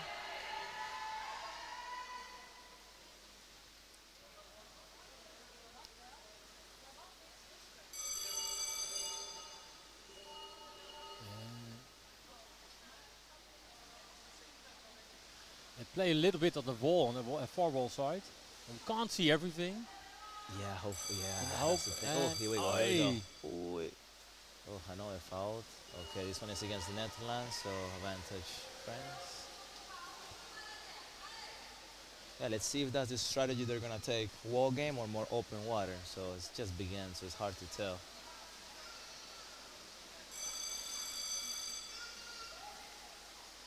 Okay, yeah, it looks like the French are prioritizing the wall indeed. Yeah, I think as everybody's still fit, it's easier to play up the wall. And the French are through. And stop. Oh, okay. No. In the corner. Oh, see? So advantage the Netherlands again. Okay, stick foul.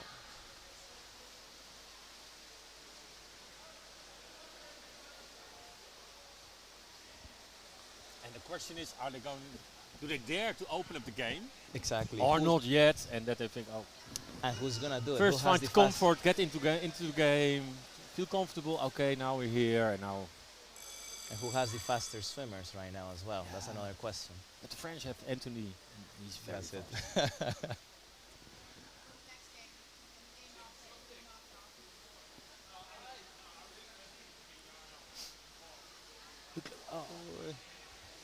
And Come on, Michael. and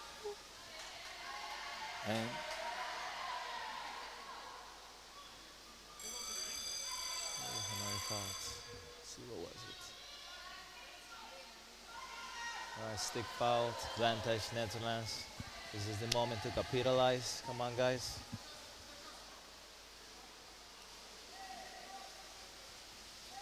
it was a close call, almost a goal. Yep.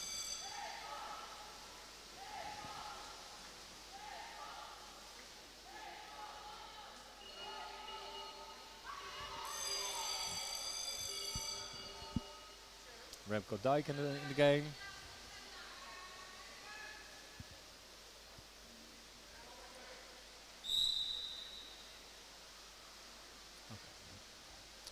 General warning for stick fouling.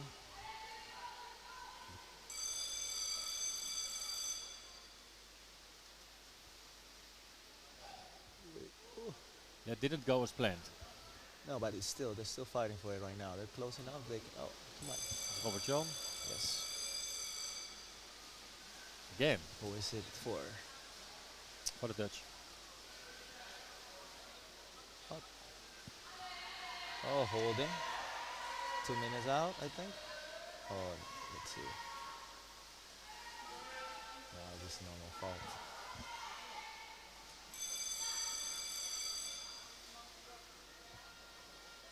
Okay, Robert Chan starts with the puck. Passes it. Okay. Strong fight by the wall. They're Skillful pushing it hockey out. is this. Nope. Yeah. Skillful bashing.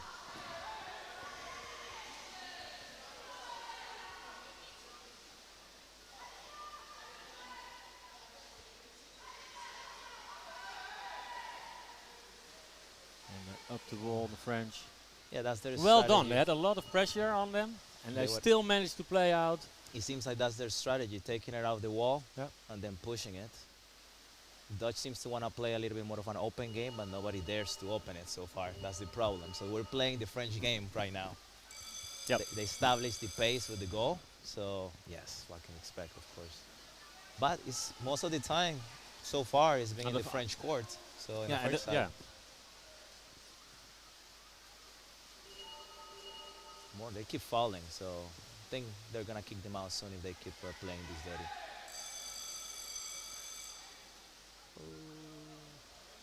Good Good pass. flick. Slightly behind the player.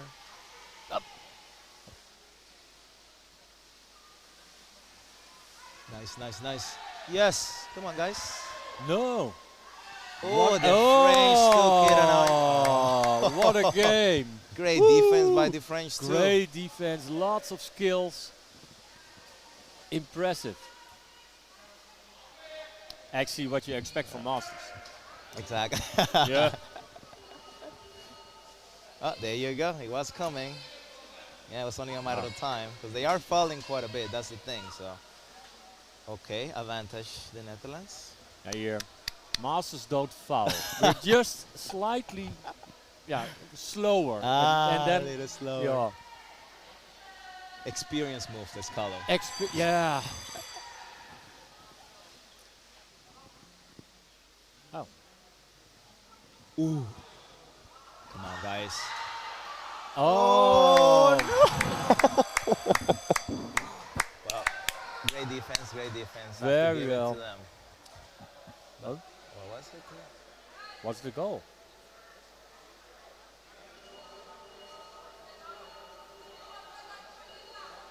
I couldn't see it enter the goal. Same here.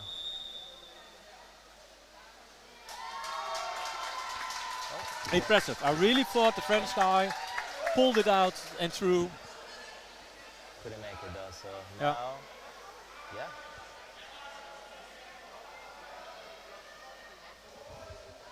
One. Nice. Ooh, great beginning. All right, let's see. Oh. Ow. Almost, Michael, almost. Come. It's a big fight in the middle. Lots of skills. A lot of stick fouling. Lots of. No. Oh. Both teams though, so look. Man, I told you. Oh, here. Let's see who it was though. Okay, so it's advantage Netherlands, that's good. Oh, he's taking it down. Another Frenchman got sent out. It's good for us. Let them keep playing like that. Ah. Now I have to be impartial. Yes. Okay, Robert Chan, start with the puck. Who has it? Come on, Peter. Swim. It's an activity. Come on. Aye. That came out the wrong side. Defended by Mario Federigo from the French team.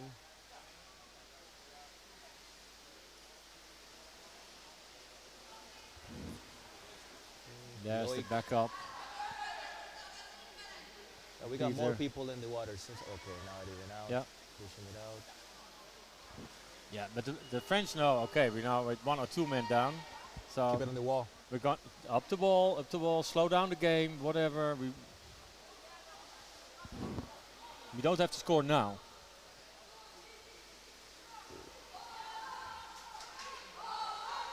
Skillful bashing on the side. That's what masters also master.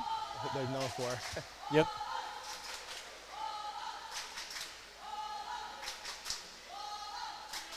Equal puck. Equal puck.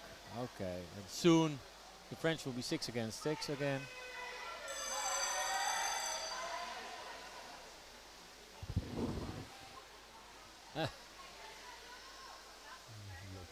Up the wall.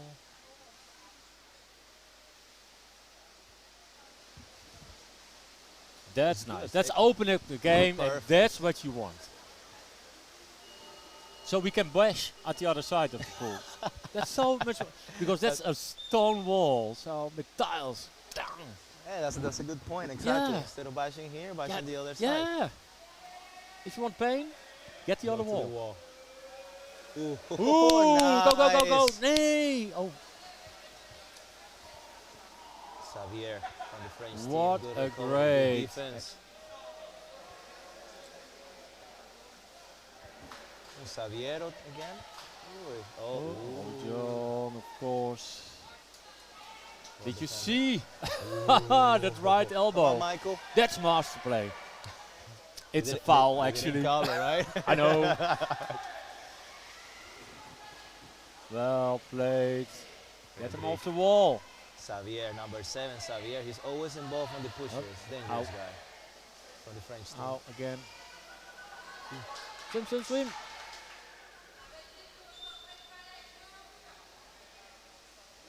Get it. Nice push. Come on, guys. Woo! They took it to the wall. You have to swim it in. Yeah, that. Oh, it could be that kick out. Let's see. I think it's somebody from the French team. Oh. Let's see. Oh, no. Oh. Wijnald. Yeah, but Yep. that looks like from the Dutch team. He's such a dirty player. Oh, you play with him a lot, so. No. Yeah. No, I love Wijnald. Sorry, Wijnald. You don't call him like that. Yeah. And the French are taking a timeout. Okay, at least that gives the Dutch players a little bit of a breather, considering they only have 5 people in. Yeah. So it might be a little bit of an advantage. Let's see. I'm gonna ask the French coach why he's taking a timeout now. Because you want to wear out the Dutch. Yeah, that's a good point. Why the choice of time in this specific moment? Yeah. Seems like a terrible choice.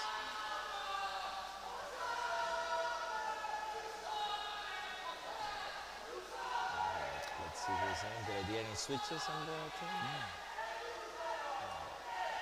It's not only skill, it's also fitness. So if you can wear out your opponent on the way, or in this case 5 of your opponents, sooner or later you're gonna score. Especially on the Masters, you know.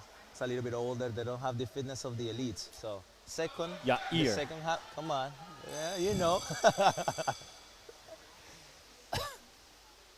Second half is gonna be another game, but let's continue half. with this one. This one's still not over.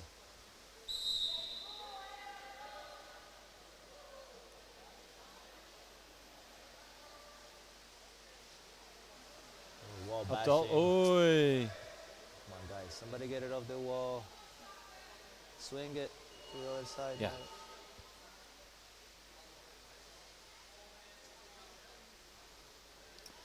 In the corner, up, and then off the wall. Well, the problem right now is that the French team also has the advantage due to most of them being righties. So in the Yeah. push on the wall, right now they have the advantage. See? Oh, Oi. It's a goal.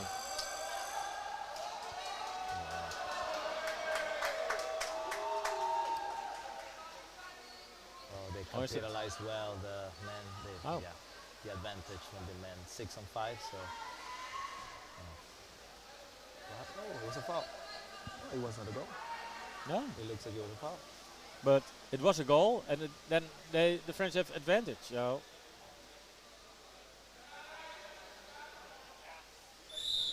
I would be pretty pissed on the referee. Bad call. Well, now they call a timeout. But by who? By the refs or by The Dutch. Okay. But yes, why did they call it? Considering the French had the Yeah. advantage and they scored. And they scored, yeah. So you give an advantage puck, not a penalty or penalty, well, not a penalty goal. Maybe a penalty, Yeah. I think, would have been the obvious choice here. But Anyway. okay. Well, yeah, it benefits the Dutch team. So, okay, let's see how this play goes.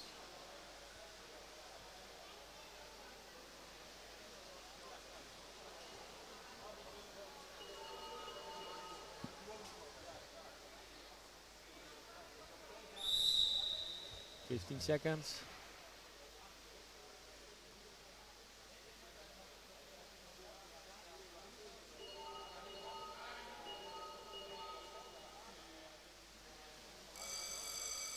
Expect a lot of pressure from the French. 7, Xavier. Straight to the captain. middle. Of course, bam! Oy. And it's a goal now. 2-1.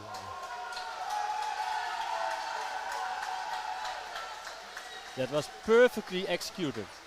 Very well. I They think the really timeout, maybe they the took a timeout helped. timeout and there was a little bit of space. I think the Dutch were not tight enough. And then a flick and bam!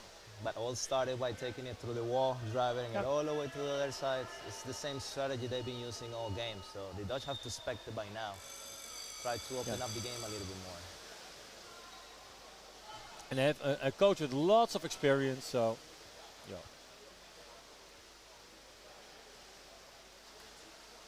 Just gonna make sure they take it to the other side. Plan. Hito.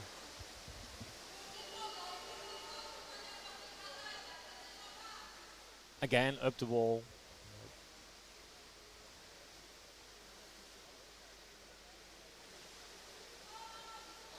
Oh, nice.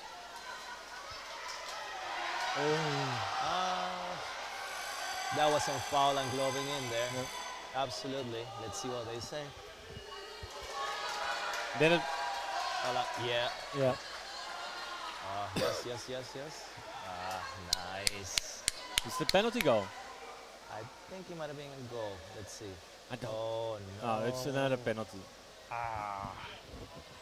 Okay, it's fine, it's fine.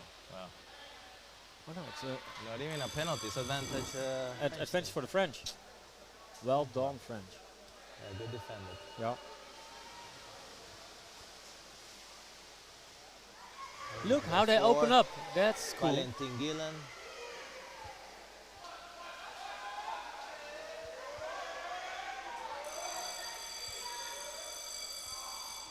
Only 1 minute to go.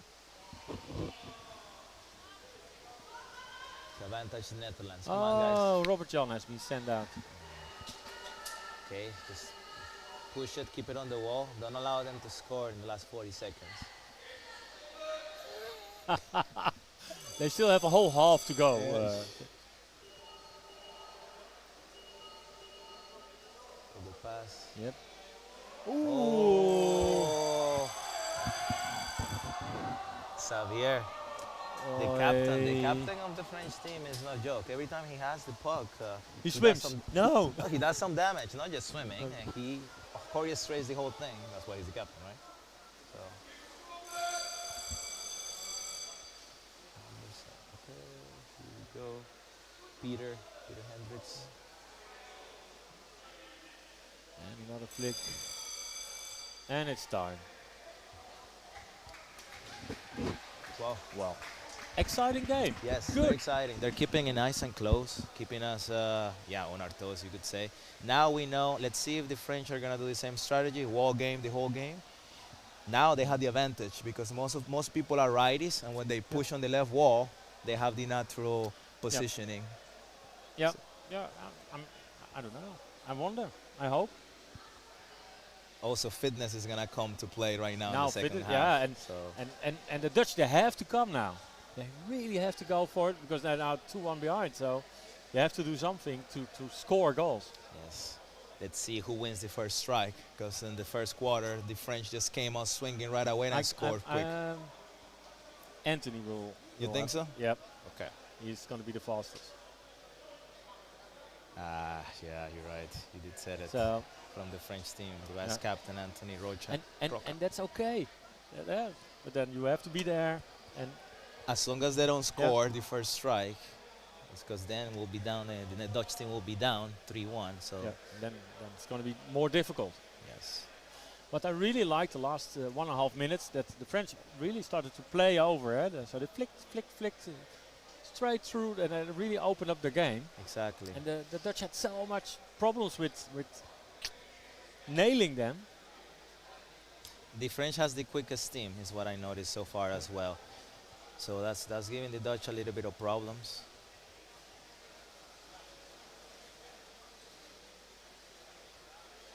Well, let's see. The Dutch also had some really good opportunities. They had. Here, really close by.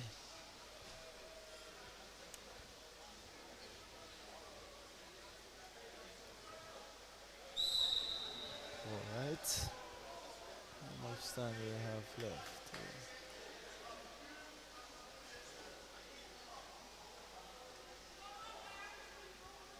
Cannot see yet there.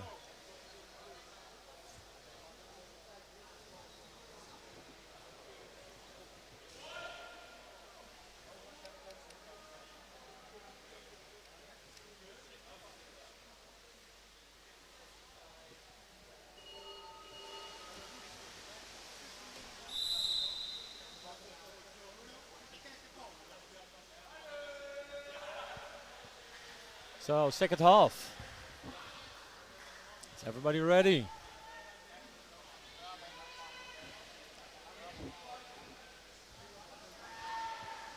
Okay, so let's see. You say that Anthony, right, is gonna win this strike from the French team. You say he's the fastest man in the pool right now? Yep, I Okay. think so. All right, let's see if let's your see. knowledge comes in through. Oh, what's that? Well done. That was the Dutch guy. That was Eric. Eric won the Oh, yeah. strike. Nice. Well done, Erik.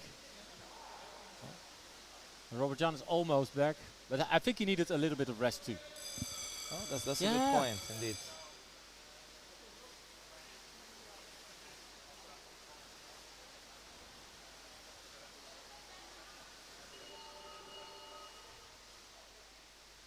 Yeah.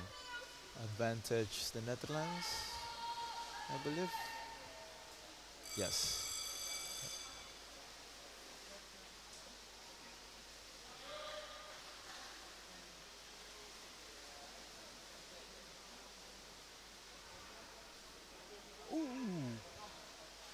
Yes. Here we go. Yes. Oh, so close. How? Come on, guys. You have. Oh, it's hard to see. Looks like a goal. Looks like a clean goal. goal too. Didn't saw no sticks or Wow. gloves. Yes. What a played. game. Well played, guys. Good beginning. It all started with the kick-off. If you win the kick-off, you have the pressure on the other side. Exactly right Well away. done. Didn't took it to the wall. They did it. No, Also very no, important. no. The Yeah, wall but game is the French game. We want to avoid the wall game at all costs currently. So that's they're killing us there. 2-2. 2-2. Remco Dijk, Nice, Remco. player of GOV, and he's a left-hander too, huh? Nice. Here again. Ooh. It's like Eric is bringing the fire in the strikes. It's good. Eric is also a very fast swimmer.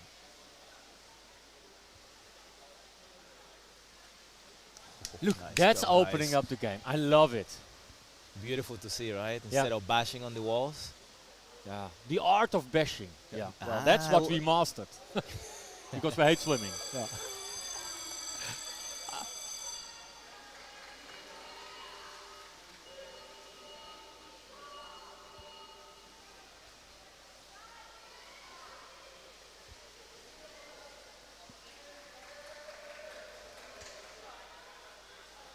Oh, equal puck. Equal puck. But at least it's in the side of the And the French the side. French. Yes, indeed. Let's see. Bomb. Okay.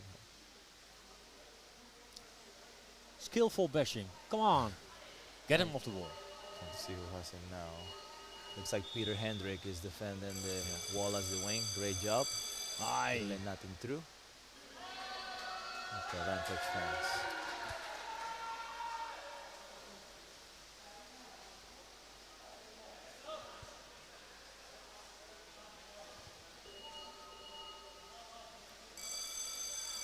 I see nobody. Oh. Here we are. Hop, hop. 7 again. Xavier. Up the wall, because that's what we like. Open up. Yes, nice. Open up the game a bit. What happened there? I don't know. Advantage the French again? Yeah. I think the problem is often as with left-handed players, and they turn differently, and that the referee thinks, oh, that's a foul. And yeah, as a right-handed player, I know left-handed players are annoying. Open up. Ooh, Swim, swim, nice. swim, swim, swim. Good job, Michael. That was excellent. Michiel. Excellent steal. Back pick. Okay. And up the Niels, wall. Niels. Good push, Niels. Okay, now it's hard to see what's going on. Lots of pressure.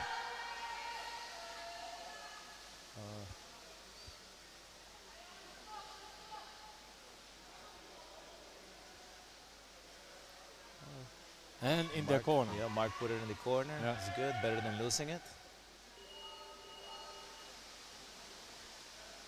But it's almost impossible to get the puck from the corner into the goal. Unless you just use the wall, but it's of course it's a battle. Remco going in. You just can't really see what's happening. Xavier from the French team coming in as well.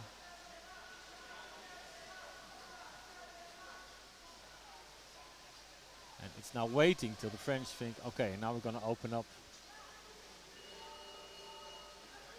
See, there they come. No. It's just a small mistake and Captain and you're again. fucked. Then you have number 9, Anthony Rocha, vice captain for the French team, pushing it. Same thing with Xavier, number 7, the captain and vice captain. Ooh, number 8 from the French, Sebastian. Have to. What's happening? Oh, Okay. Yep. Lanchas the French. Well defended, well defended. You know, it True. was a close Very one, well. but they Close were able one. to push it out of the wall. Again, the wall. they love the ball. Yeah, but the They're Dutch all team- wall huggers. the Dutch team has to realize to open up the game. That's Yeah. where they get him. And they have the most players to do so, huh? With Robert Jan, with Peter, with Mark, and the swimmers. Look, don't take it to the. Okay, good. Advantage France again. I think it was caught with the hand.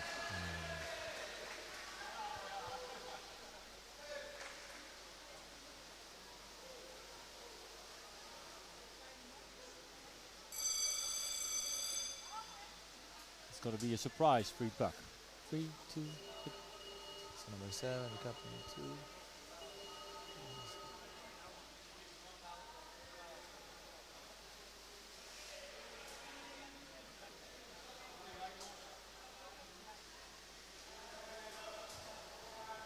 Well defended, Peter. He's holding up the walls, wing really well. Vinan is coming in to help. Oh, looks like a foul. Let's see what happens. 8 minutes to go. I think Still it's an exciting game. Yes, it is. great Still fun. plenty of game left. Yeah. They seem to be pretty equal too. Yeah. I don't think either team has the better team than the other. It's just who has the grit to push and Yeah, take the advantage. all about the grid. See, up. Nice flick, but up the wall.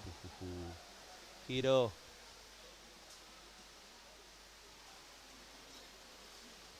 Yeah, Peter is holding that wall really well. Yeah. Michael, he Ow. couldn't get it. Swim.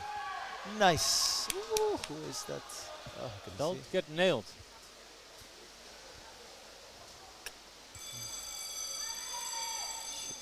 Oh, good push, Remco. Yeah. Oh, looks like somebody might be out. Yep. This is 7.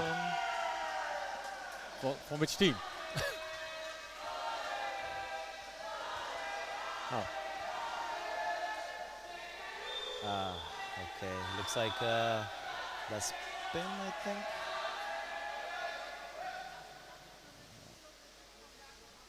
Pin? I think so. Alright. Oh. Time Okay, out. this is a good one. This is a good one. Exactly. This is a smart one. Okay, we missed Pim. So now we have to find a solution to keep the puck somewhere because it's 2 minutes out. And give them And some that's it. rest. Give them Yeah. a little bit of rest. They're gonna be Yeah. 5 against 6. This is the chance to, get some stamina back in. And the game is only 7 minutes. Yes. Nice timeout, coach. Well done, Hans.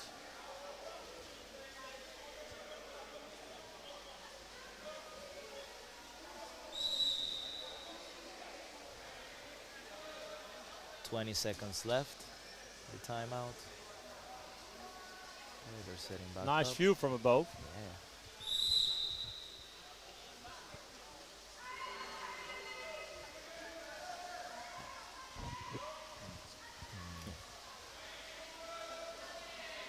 That's better.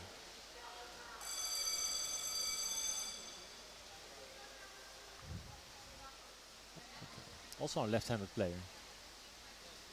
Oh, he almost Up the hand. Yeah. Open up the game. Yeah, of course. Yeah, you called it Yeah. too. You called it. He was telling me exactly what they were gonna do before it began. Nice call. Look at that experience showing up. Were you looking at the formation from above the water? Yeah.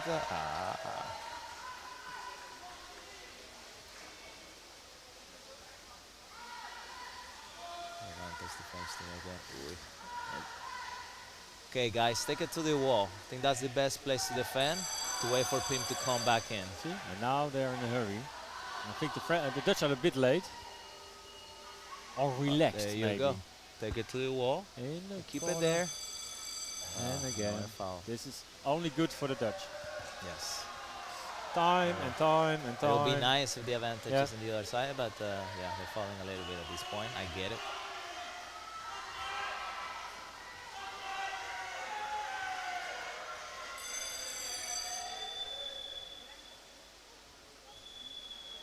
Good, Xavier. Open it up.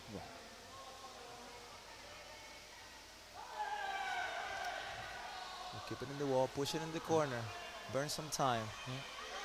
Good, good. But yeah, here I don't understand why the French didn't open up with the free puck to the left, because the whole Dutch were on the left side of the goal.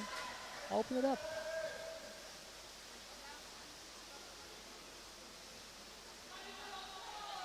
For Pim, still another minute.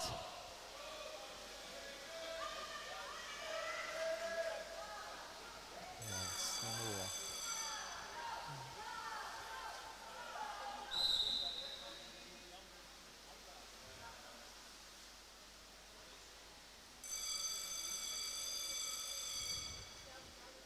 A lot of falling. Yeah, Alright. here in this way we could have played too. Yeah, It's but play and stop, stop and play. It's like my fucking car.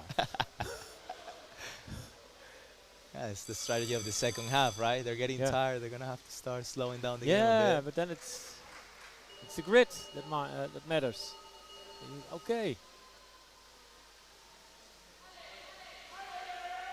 Open it up. Open it up. Back to Not the wall. That's not opening up. That is back to where you Back came where from. everybody is. And where the French were too. Back to the corner.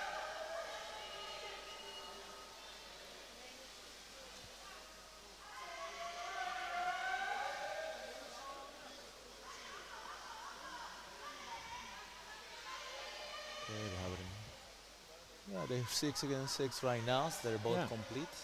No need to keep it in the corner. Try to open it up, guys, if Yeah. you can. Good. Aye. Messed it up. Open it up to the other side. Come on.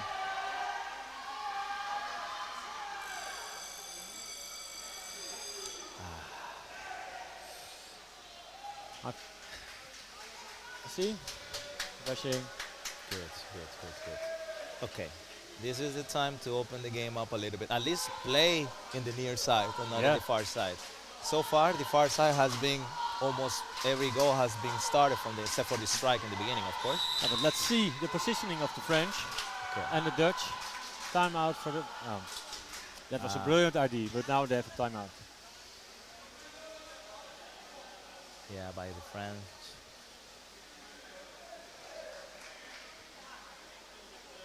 Yeah, let's see how they position to see if we can predict if they're gonna keep it in the wall or they're gonna open up the game a little bit more.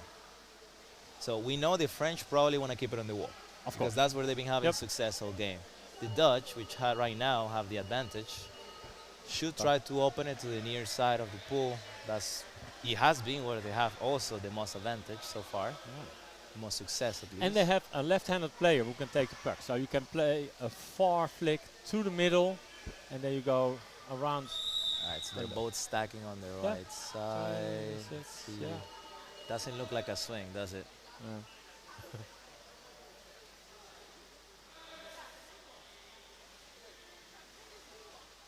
The left-handed player? No, it's the right-handed. Yeah. Nice to the middle.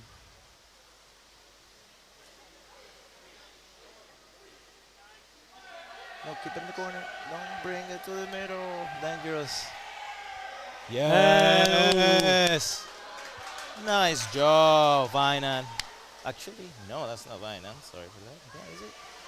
No. Oh, he's It still. was number 10. Okay. Oh, he stays down Six, forever. 6. That was Niels, actually. Oh, good. Sorry. Good. Well done, Niels. Amazing breakout, Niels. Yes, that was really good. That's what they should See. keep doing. There Yeah. you go. Keep Nice. it near. Keep it in the other side. Yeah, but not up the wall. Nope. Because Mark. that's going to slow down the game. Come on, Mark. Push it up. Aye.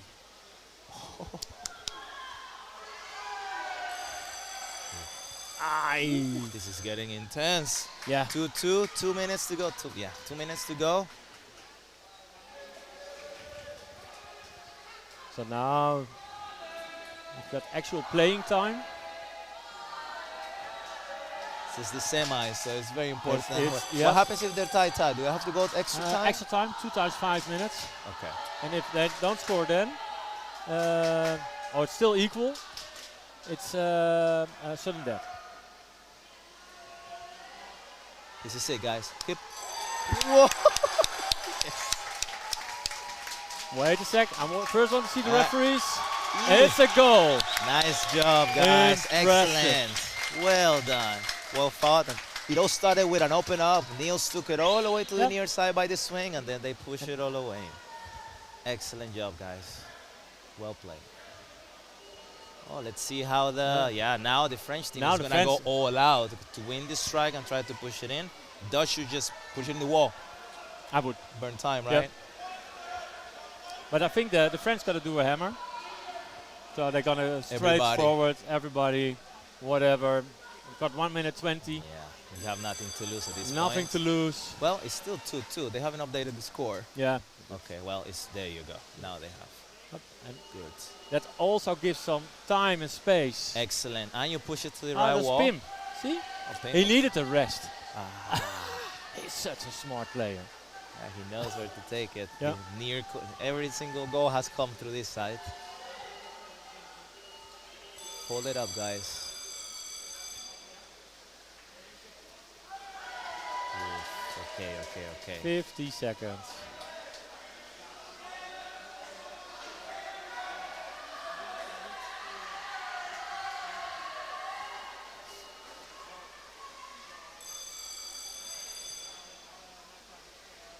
Also a left-handed player. And It's a great swing. you see, he did what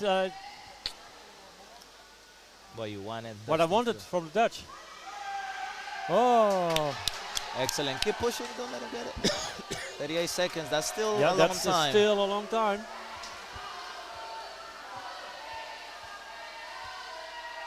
Swim and flick. And it's a goal. Come on, guys. Oh, wow. Wow, wow, wow. That, Well done, French. yes, but that was Great. a missed opportunity.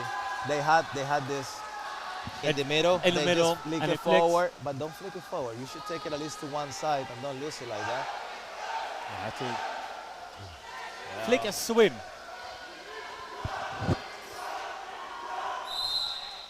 Well, I guess we Oh, have, we have extra time. yes, 5-5, two halves of half-5. I think also this match needs to be prolonged longer than it is now. Well, now it's even more to fitness. Who has Yep. it? Who has that grit, that fitness? They have to be tired. They've been playing a very intense game so far. So, ooh, whoa. I cannot believe they were able to come up and a little bit over 30 seconds left. That, Wasted. yes. Wasted. Yeah, I think so too. It's a shame, but well, the French team also are pushing it really hard. They knew what they wanted to do. And they're both dead tired now, so it has to do something. But who dares? Natasha is here. Ik wil gewoon naar het lijstje van je.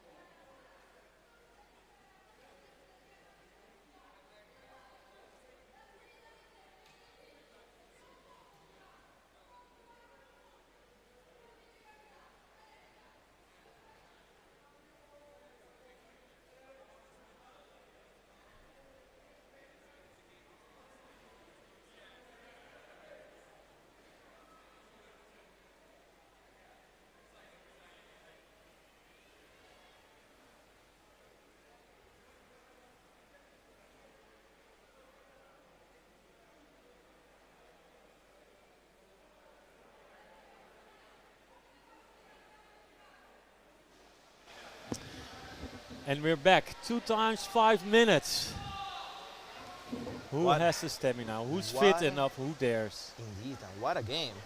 This Yeah. game has been intense from both sides, very strategic as well. Very strategic. We know now, well, the Dutch team of course know as well. French team wants to go to the wall. That's most of their success. Netherlands wants to keep a little bit of an open game, playing in the near side. Let's see if it continues, and yeah. Who do you think is going to win this strike now? Last 2 times have was, been the Dutch team. Yeah, was it Erik? Yes. Yeah.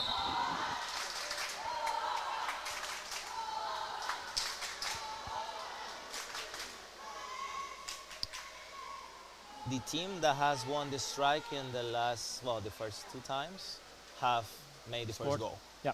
So let's see if that continues. 10 seconds.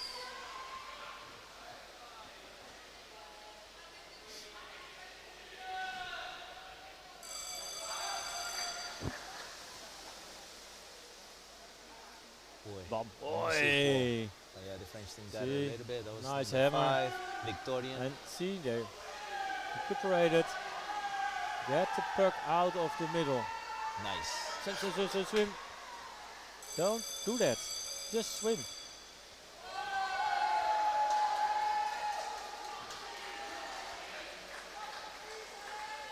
There was a lot of pressure. And so well deflected. Woo!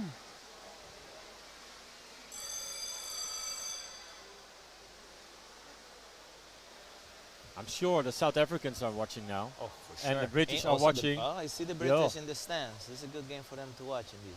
Yes, of course. And they know someone is going to be tired. Start to see.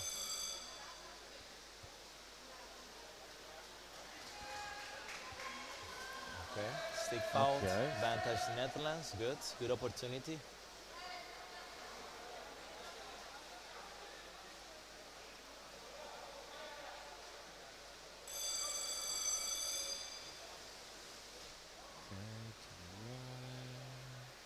See? Yeah, Robert John. John.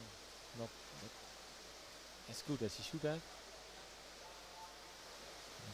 So taking it to the wall. Swim. Don't wait.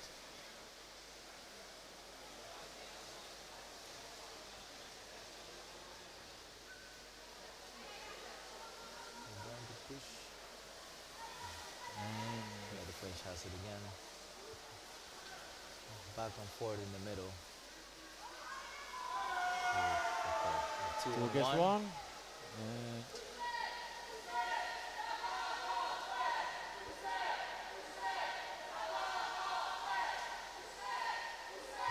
Swing it to the other Open, side. open. Good. Yeah. Excellent swing. Ah, what a flip.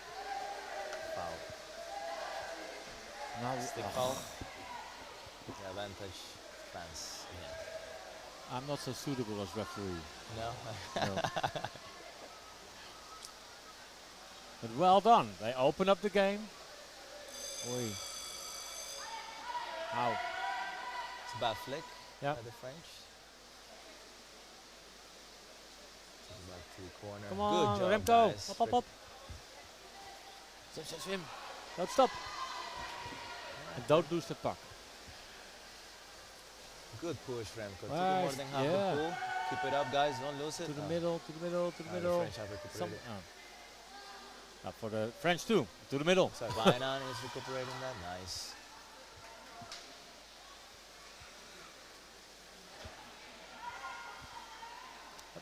Faster. Faster, master. Okay, good. There was some fouling in there for sure. Yep, advantage Netherlands. I have the idea here. They can play like this for 2 days. With this amount of fouls. And I really wonder who's going to score. The endless game. We're probably gonna go. Okay, let's see. Hold on.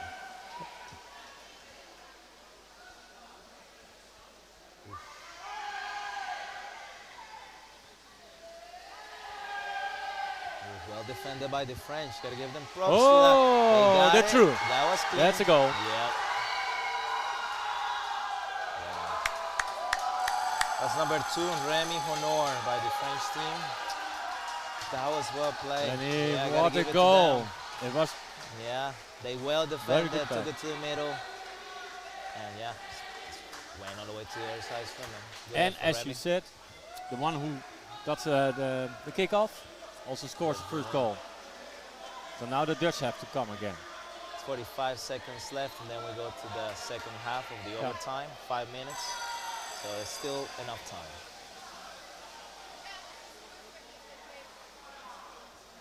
Bam. Ow.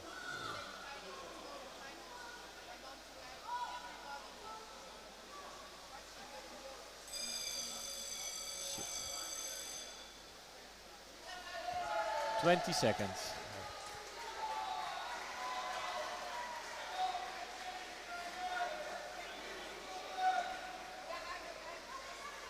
10, 9, 8, 7. Wow, it's pretty much over now. No way nothing's Yeah. gonna happen now. Yeah. So Wow. they've got 1 4-3. minute to swap sides. So last time, this is the side where the Dutch did most of their damage as well, because they have, for some reason, in the near side wall, Yeah. they have the best people to push it. So let's see if this happens again.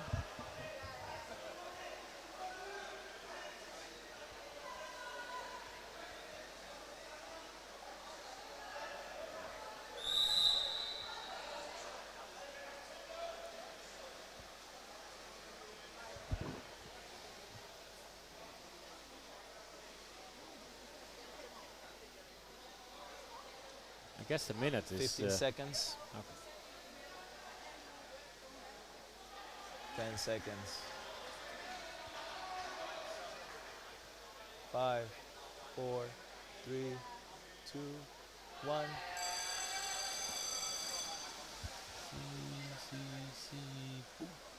So close. Yeah. The French has it. So hard too.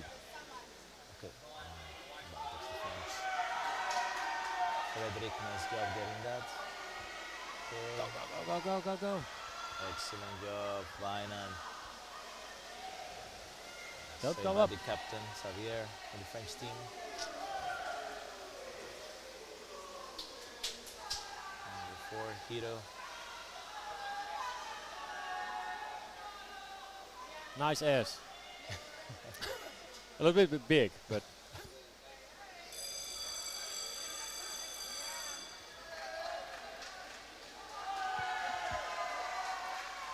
Stick foul. Advantage, France. 4 minutes to go.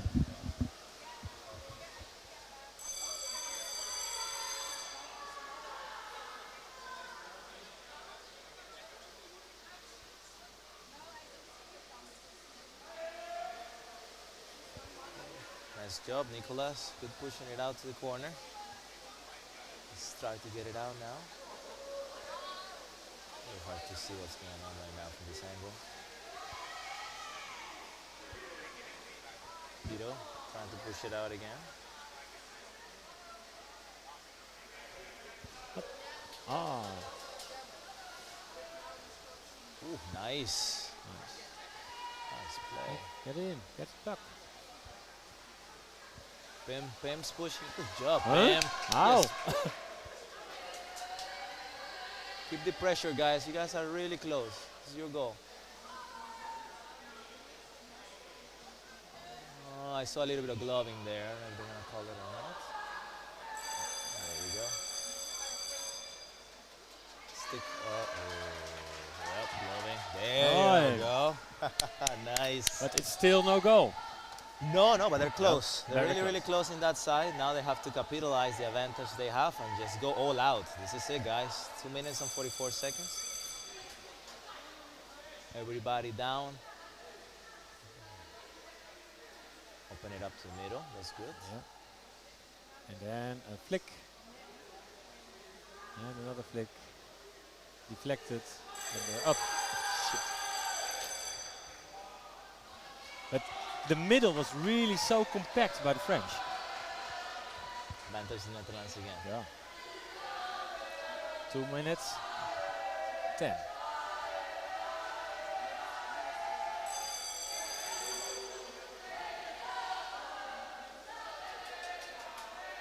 Nice flick. Nice Deflected by catch one too. stick.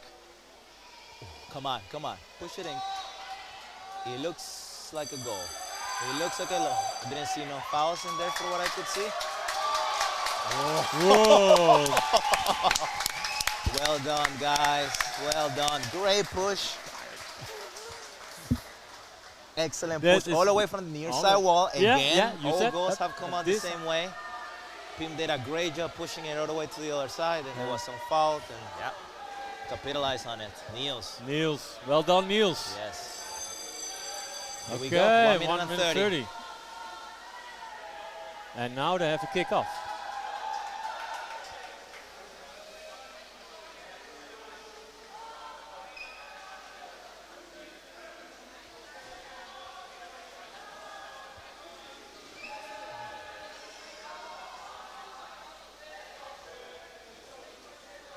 And opening up. Yeah. Excellent. Woo! That's I miss a forward now. something happened, seems Yeah. like. But that was a great one. Open up the game. Open up the game. somewhere that nobody was. Burn some time as well. But I think that Foul. Oh, wait. It looks like 2 minutes. Who got out? Ooh, somebody from the French. This is an opportunity. it is. The Dutch can capitalize this and win the match. They don't have to go to sudden death. If they score now within a minute, It's possible. yeah. 6 against 5. Advantage Netherlands.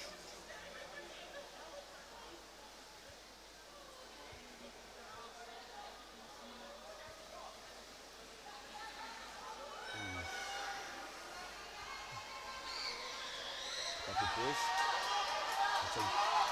This is Yes, really, really this tough. Is it. I think it was a goal. I didn't see. Well, it's hard to see from here. I don't think so. A little bashing, gloving, It was stick fouling. everything happened on that 30 square centimeters. Did they? Is it? He let's was see. already out. Okay. Now they're gonna Got it. discuss. Yeah. Did you see anything? No, I couldn't because they were all bashing into each other. But Come that's on. good. That shows they really want this. They have to. This Yeah. is what you have to do the last 30, 40 seconds of the match when you have the advantage. Everybody in, doing everything But they if can. we get a penalty with us now, yeah, what the fuck? I hope not, of course. But the French are probably going to be a little bit dirty now, of course. I get it. You know, you have 30 seconds. So they prefer a foul over a goal. Yep. So course. let's see how it Because goes. then you go into your extra time. Hold on. And What then did you I- go to oh, 30 seconds. Advantage. Efficiency. France. Yeah. Well, We all been there in that corner, and it hurts. 30 seconds. And they're not in a hurry. nice flick. Very nice flick. 5 Anthony seconds. Rocha from the French team pushing it. Captain flicked it, I think, number 7. Skillful bashing on the wall. Yes, always. 15 seconds. Good puck. Yep. Yeah. Good job, Mark, holding out that wall. Well done.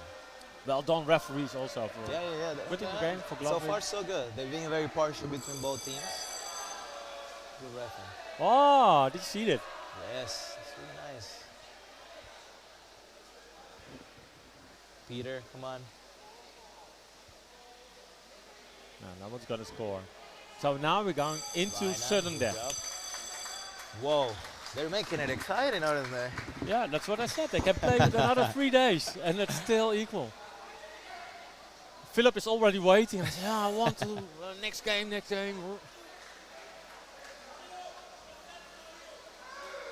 Viner has 1 minute, I think.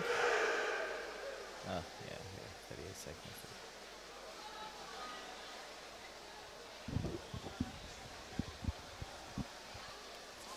I see the Spanish girls are making themselves ready, but I think they have to wait for hours Getting cold. before they can play. Who are they playing They're down against? here. Here, they're down there. Yeah, I see him. I don't know. Well, it doesn't matter. Right now, the focus is in this game anyways. Against the GB. GB, okay. 5, 4, 3, 2, 1. Get that kick off, because the one who gets it scores. Number 5, Frank Victorien by the French team. Well done, good strike. Well defender, Peter. Excellent.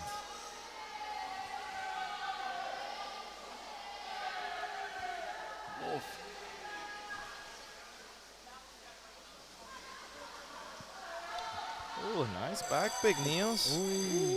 Niels been playing really well this match. He's all over, forward, mid, defense. Oh, looks 2 minutes. For who? I think it was. Let's see. Dang it. Looks like Vinan again. I'm not sure how to. Vinan. Okay. Nice flick. Deflected to the other side. Don't. Ooh. There's a lot of gloving in there, a lot of pushing. Yeah. A lot of skillful bashing. Yeah. This is a fight. Come on, sure. referees. Trying to see who's out. Referees, do your job before it's. Looks like Mark. Yeah.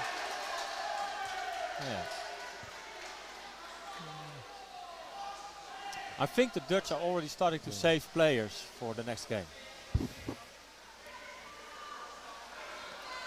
And we can laugh about it, but remember that the Turkeys played 1 against 6 against the GB. That's true. So it's not the end.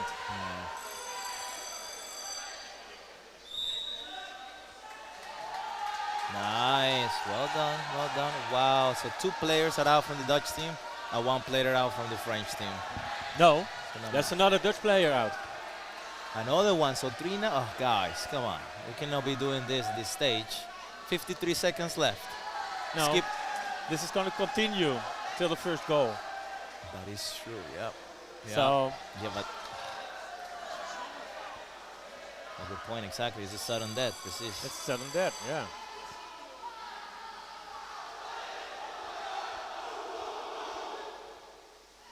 Put it in the corner, guys. Yeah. Just go to the corner. Pull it up. Out. It's a foul.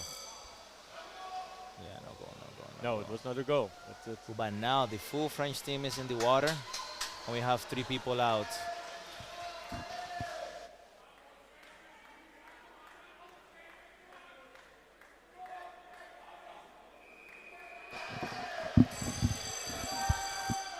Up to wall now. Nice, nice. Yeah. Good fake out to the middle, and then took it to the wall. Keep it up there. Yeah, go to the corner if you need to. Take your time. It's fine. Take your time. You know you have 3 fresh players. Soon. I hope.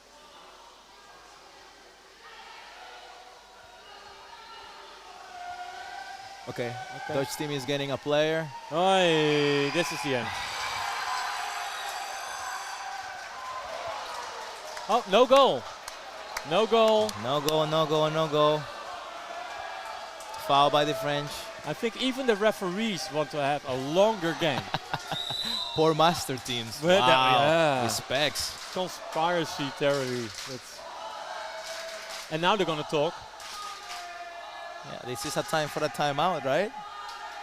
I don't think you can have an extra time. Not in the sudden death? No. No. They should have saved it then if they knew. Yeah.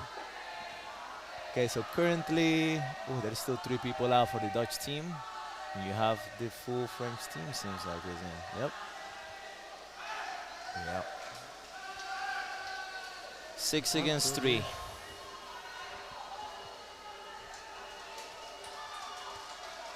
Advantage the French. 3 on the side. And they play up the wall. I really can't figure out why. That's their strategy. You're 3 against 6. Yeah, well, that's their strategy all game, so Yeah. why switch it when it has been Yeah, but worked? they're masters, yeah. Then you open up the game. 3 against 6. You swim around it, score a goal. Thank you. Enjoy your evening. Nice. Well defended, guys. Dutch team is defending really well, considering they only have 3. Now they have 5.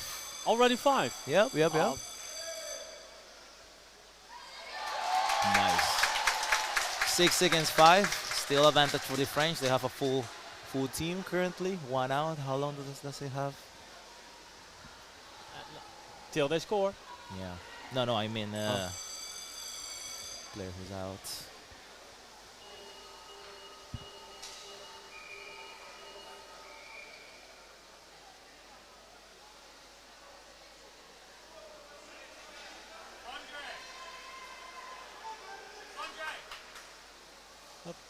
Pushing it to the wall. Yep. The French got it back. Where's the follow-up? Great job, guys. Keep the swing. Go to the other side, near side. Yeah. Took it back to the wall.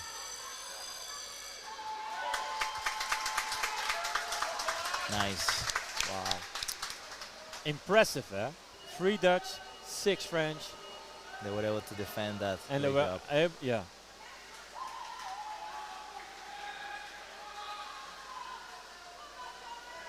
The Dutch came from so far, and now they're really building up again. I'm so impressed. Well done, guys.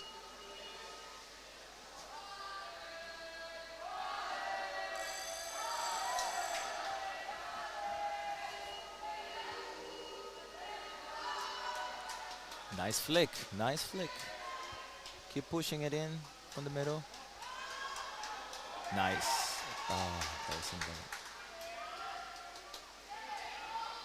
Not like that. Don't Oh, let it jump. go to the Come on. corner. Okay, now the French wants to counter. Don't let them. Nice job, Peter, defending that.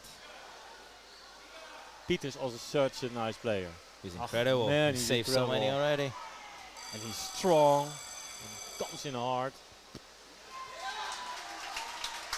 Okay, again, foul against the French. The French has 1 out. Oh, Oh. so yeah. He was so focused in what's going on underneath that Yes, 6 against 5 currently. Advantage the Netherlands. They have a full team.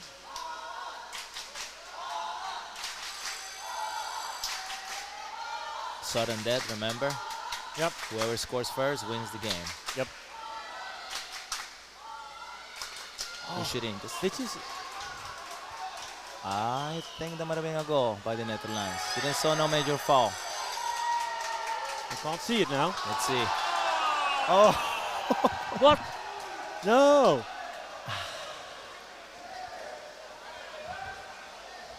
What a game.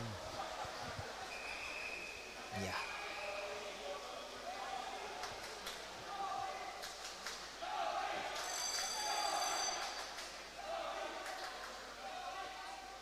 The captain of the French team always takes the free pucks. pucks. Yep. It's the lefty. Ooh. Take it to the corner. Yep. Well, Out, okay, out, swing out, it. swim. Nice. No, don't. Swim, Dodo. Well done. Good pass. And in the deep. Excellent. That's We got Michael. That's Michael, keep going. really That was nice. That was a beautiful swing, right? Michiel. Michiel. Michiel.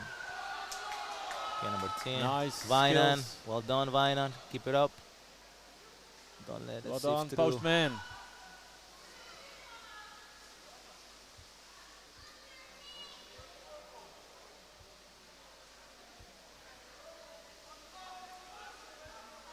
This is nice, skillful bashing.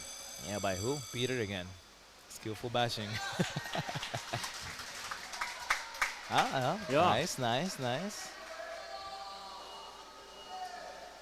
I think Daniel, the referee, is also having or the guy next to him. Yeah, I see.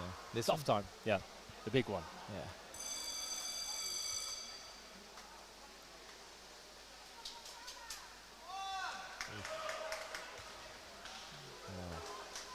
Fish frenzy right now. Yeah. Hard to see what anything happened.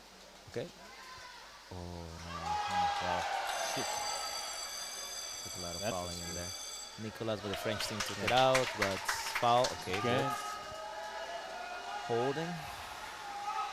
Advantage Netherlands. They both have full teams, so they have keep it somehow clean. All things considered, a lot of bashing, but other than that, a lot of bashing. yeah, not bad. But no blood. Nope. No. Quite boring.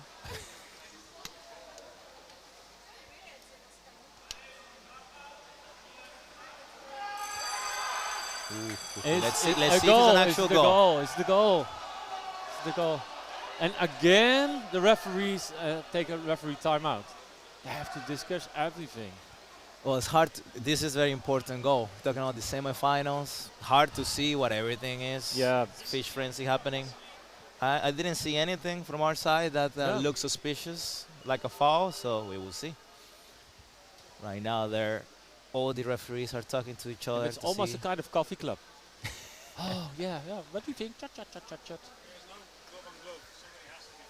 Yeah. Always. Yeah. It looks like it's advantage in Netherlands. Okay, let me not talk before I know the truth. Okay. Advantage the Netherlands. At least give a penalty. I think the referees also don't want to stop this game. It's too good, right? Yeah.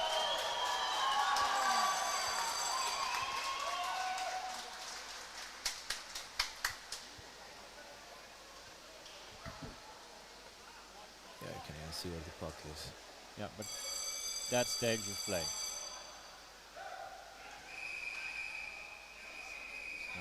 No. Advantage the But in Netherlands. this way, you can frustrate the game endlessly. They're getting the rest they need, though. They've been playing already I for need what? rest too, Jair. We're here sitting. Yeah. Okay. Oh, the heart rate is up, though. Yeah. Well defended, French. You guys have a solid D. Wait, good. Now what? Advantage the French now. Okay. Yep.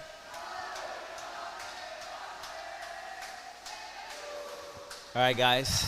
have to defend. Either defend and take it to the near ball that we have the luck, or yeah, don't let them swim it in to the other side. Keep it in this side. Open up, French. Come on.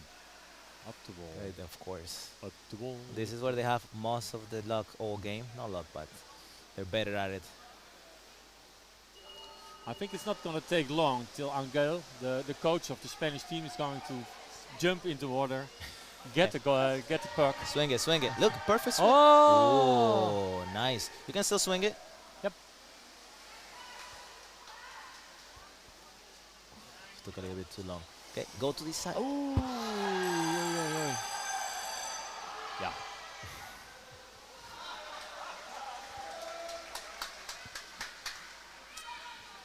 Advantage Netherlands. Good, good. All right. Yeah, Ian, do you have cigarettes with you? No, I don't I smoke. need- Hopefully, I'll be there by now. If he was new Maybe to we this need game. one. Yeah.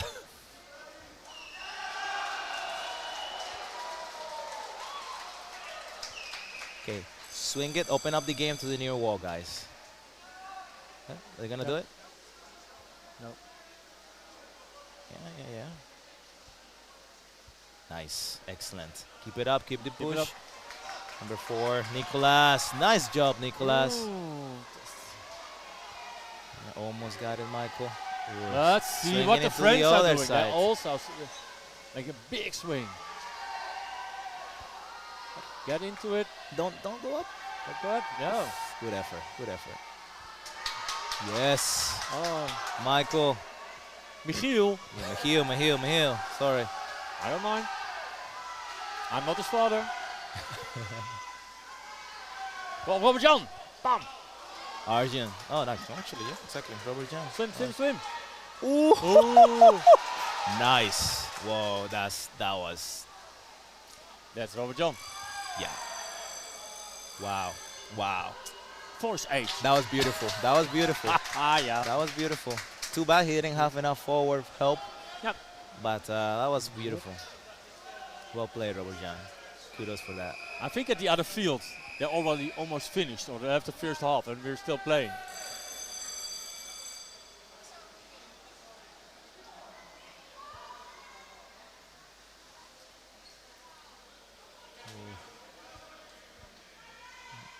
No, don't go through.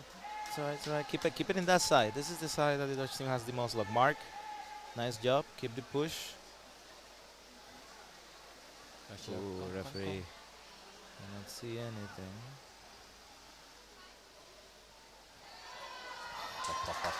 This is really skillful. Beast mode. Wow. Oh! Wow. No! Awesome play from the French team. No, but it looks like one of the French guys is out. Yeah. And they're calling a time. No, you see, they do have a timeout. Do they? Yeah. Is Why? it a ref timeout or not? Let me see. Hold on. Oh, they're all gathered up in the corner. Let me see. No. It's not a timeout. Oh, it's the ref timeout. That's what it is. Of course, they're getting tired. They need more coffee. Well, I'm impressed by how they're holding up, though. Yeah, both. How long they been Both playing now? teams, 40, yeah. 40 minutes probably Yeah, by now? more. Wow. More. Whoa. 30, 40, 50. Respect, Almost an guys. hour by now. This is bad Hey. for almost an More hour than already. an hour. In a way, this is good for the team they're going against. Whoever wins it, if they don't Yeah, make it they're as the long. lucky ones. Yeah, right now you have the British team looking. And But the team that now wins, that also got a boost from, okay, wow, if you can win this.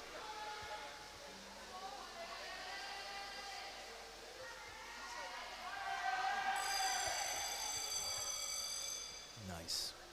They're showing a lot of leadership as the master elite, Yeah. master team in the Netherlands. Yeah.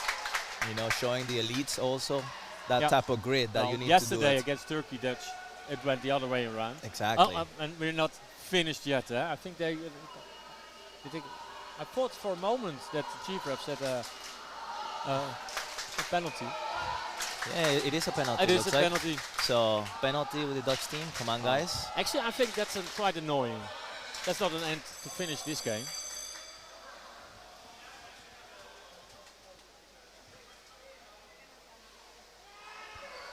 as a goal. I think that was Pim. Nice job, guys. What a game. Well Incredible. done. Incredible. Well done to the Dutch. Well done to the French. Wow. Wow. Both sides did incredible. Have to give props to them. What a grit to go all the way. Almost an hour. More than an hour. More than an hour? They started at 12. But you cannot count the time off with the fouls. That's like of course, 20 minutes. But No. more than an hour playing Impressive. time. Actual, Impressive. impressive. Well done. Once again, way to show some leadership to the other teams, to the elites, both master for women and men. That's how you do it. That's how you do it. Well, everyone, we are finished now for the moment. Yes, it has been a pleasure. Yeah, here. So, Fantastic. top of the gear. Next game is here, the Spanish women against the GB women. Oh. So please all Stay sitting, tuned. stay tuned, and enjoy. Talk to you later. Bye-bye, guys.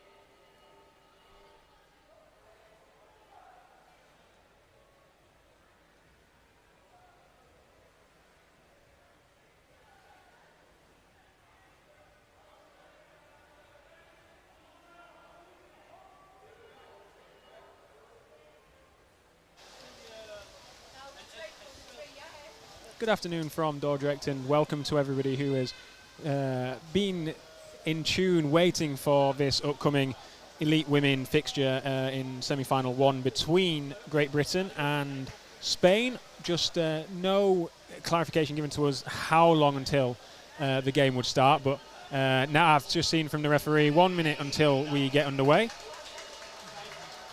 Coach for Great Britain, Tim Dale, went straight up and over to the referees before the handshakes had finished, just to try and clarify how long till we get this thing going. Both teams are ready, just waiting for the final official to enter water, and then we will be all good to go.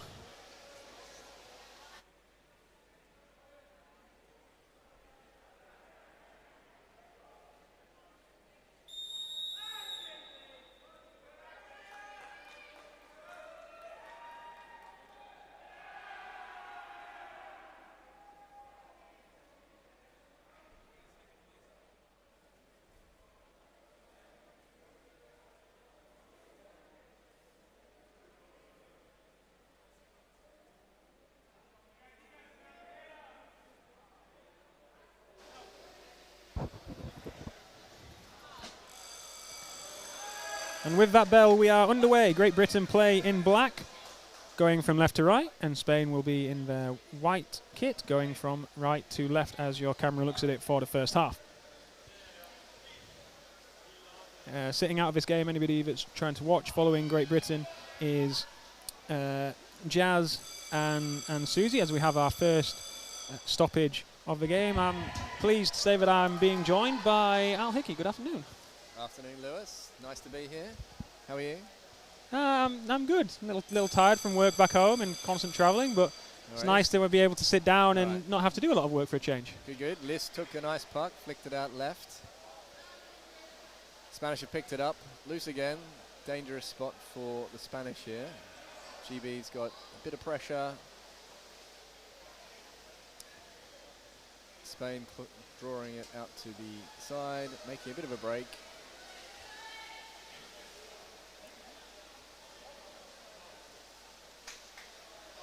Controlled and taken to the far side wall, right underneath the referee's table, as it looks like Lauren Dwyer there trying to. Bit of push and shove on that wall, but the referees are happy with it. Spain heading towards the goal, and they've put it in. That's a nice chip across by the Spanish team. The referees are all signalling goal. 1-0 up to Spain. Spanish captain there, Marta Llorente-Sorolla, with that opening goal, which initially was looking like it almost went against the run of play, as Great Britain had some great territory in the middle of the pool. Just the Spanish swarm getting to the GB player, who was trying to just work their way even further towards goal, and then just going along that far side wall. No opportunity to sub, and Spain coming in with the game's opening goal. Winning that strike by a long way.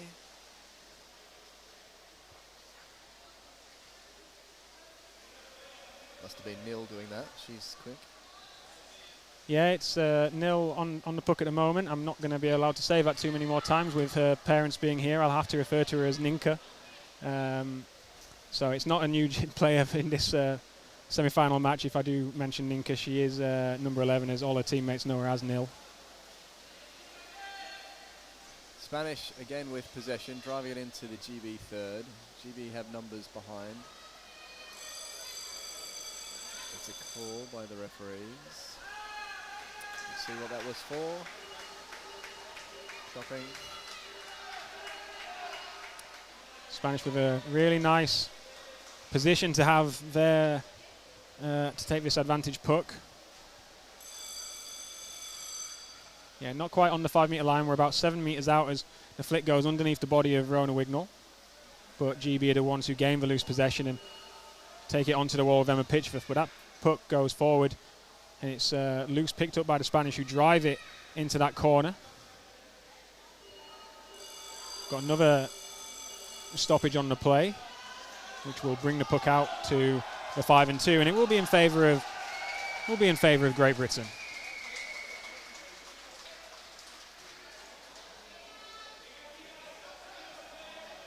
Ali, obviously we had a game that ran long overtime prior to this. Obviously, with your experience of working with this elite women's group and your experience as a player, how hard is it to adjust to the fact that you've got ready to play your game at 1 o'clock and then you know it's at least maybe 20 minutes and then there was another bit of time? How do you adjust to that? It's very difficult to adjust because you prepare everything down to the minute with your warm-up, your food, everything like that. You know, particularly if you've done a wet warm-up, you get out and then you start getting cold, so it's really important just to stay warm, maybe have some extra energy. Okay, GB doing a good drive here. Spanish pushing it back towards their corner. Okay, Alyssa Oates has got the puck, curling, putting it back on the wall. It's like Lauren Dwyer waiting, matching that player on the wall there.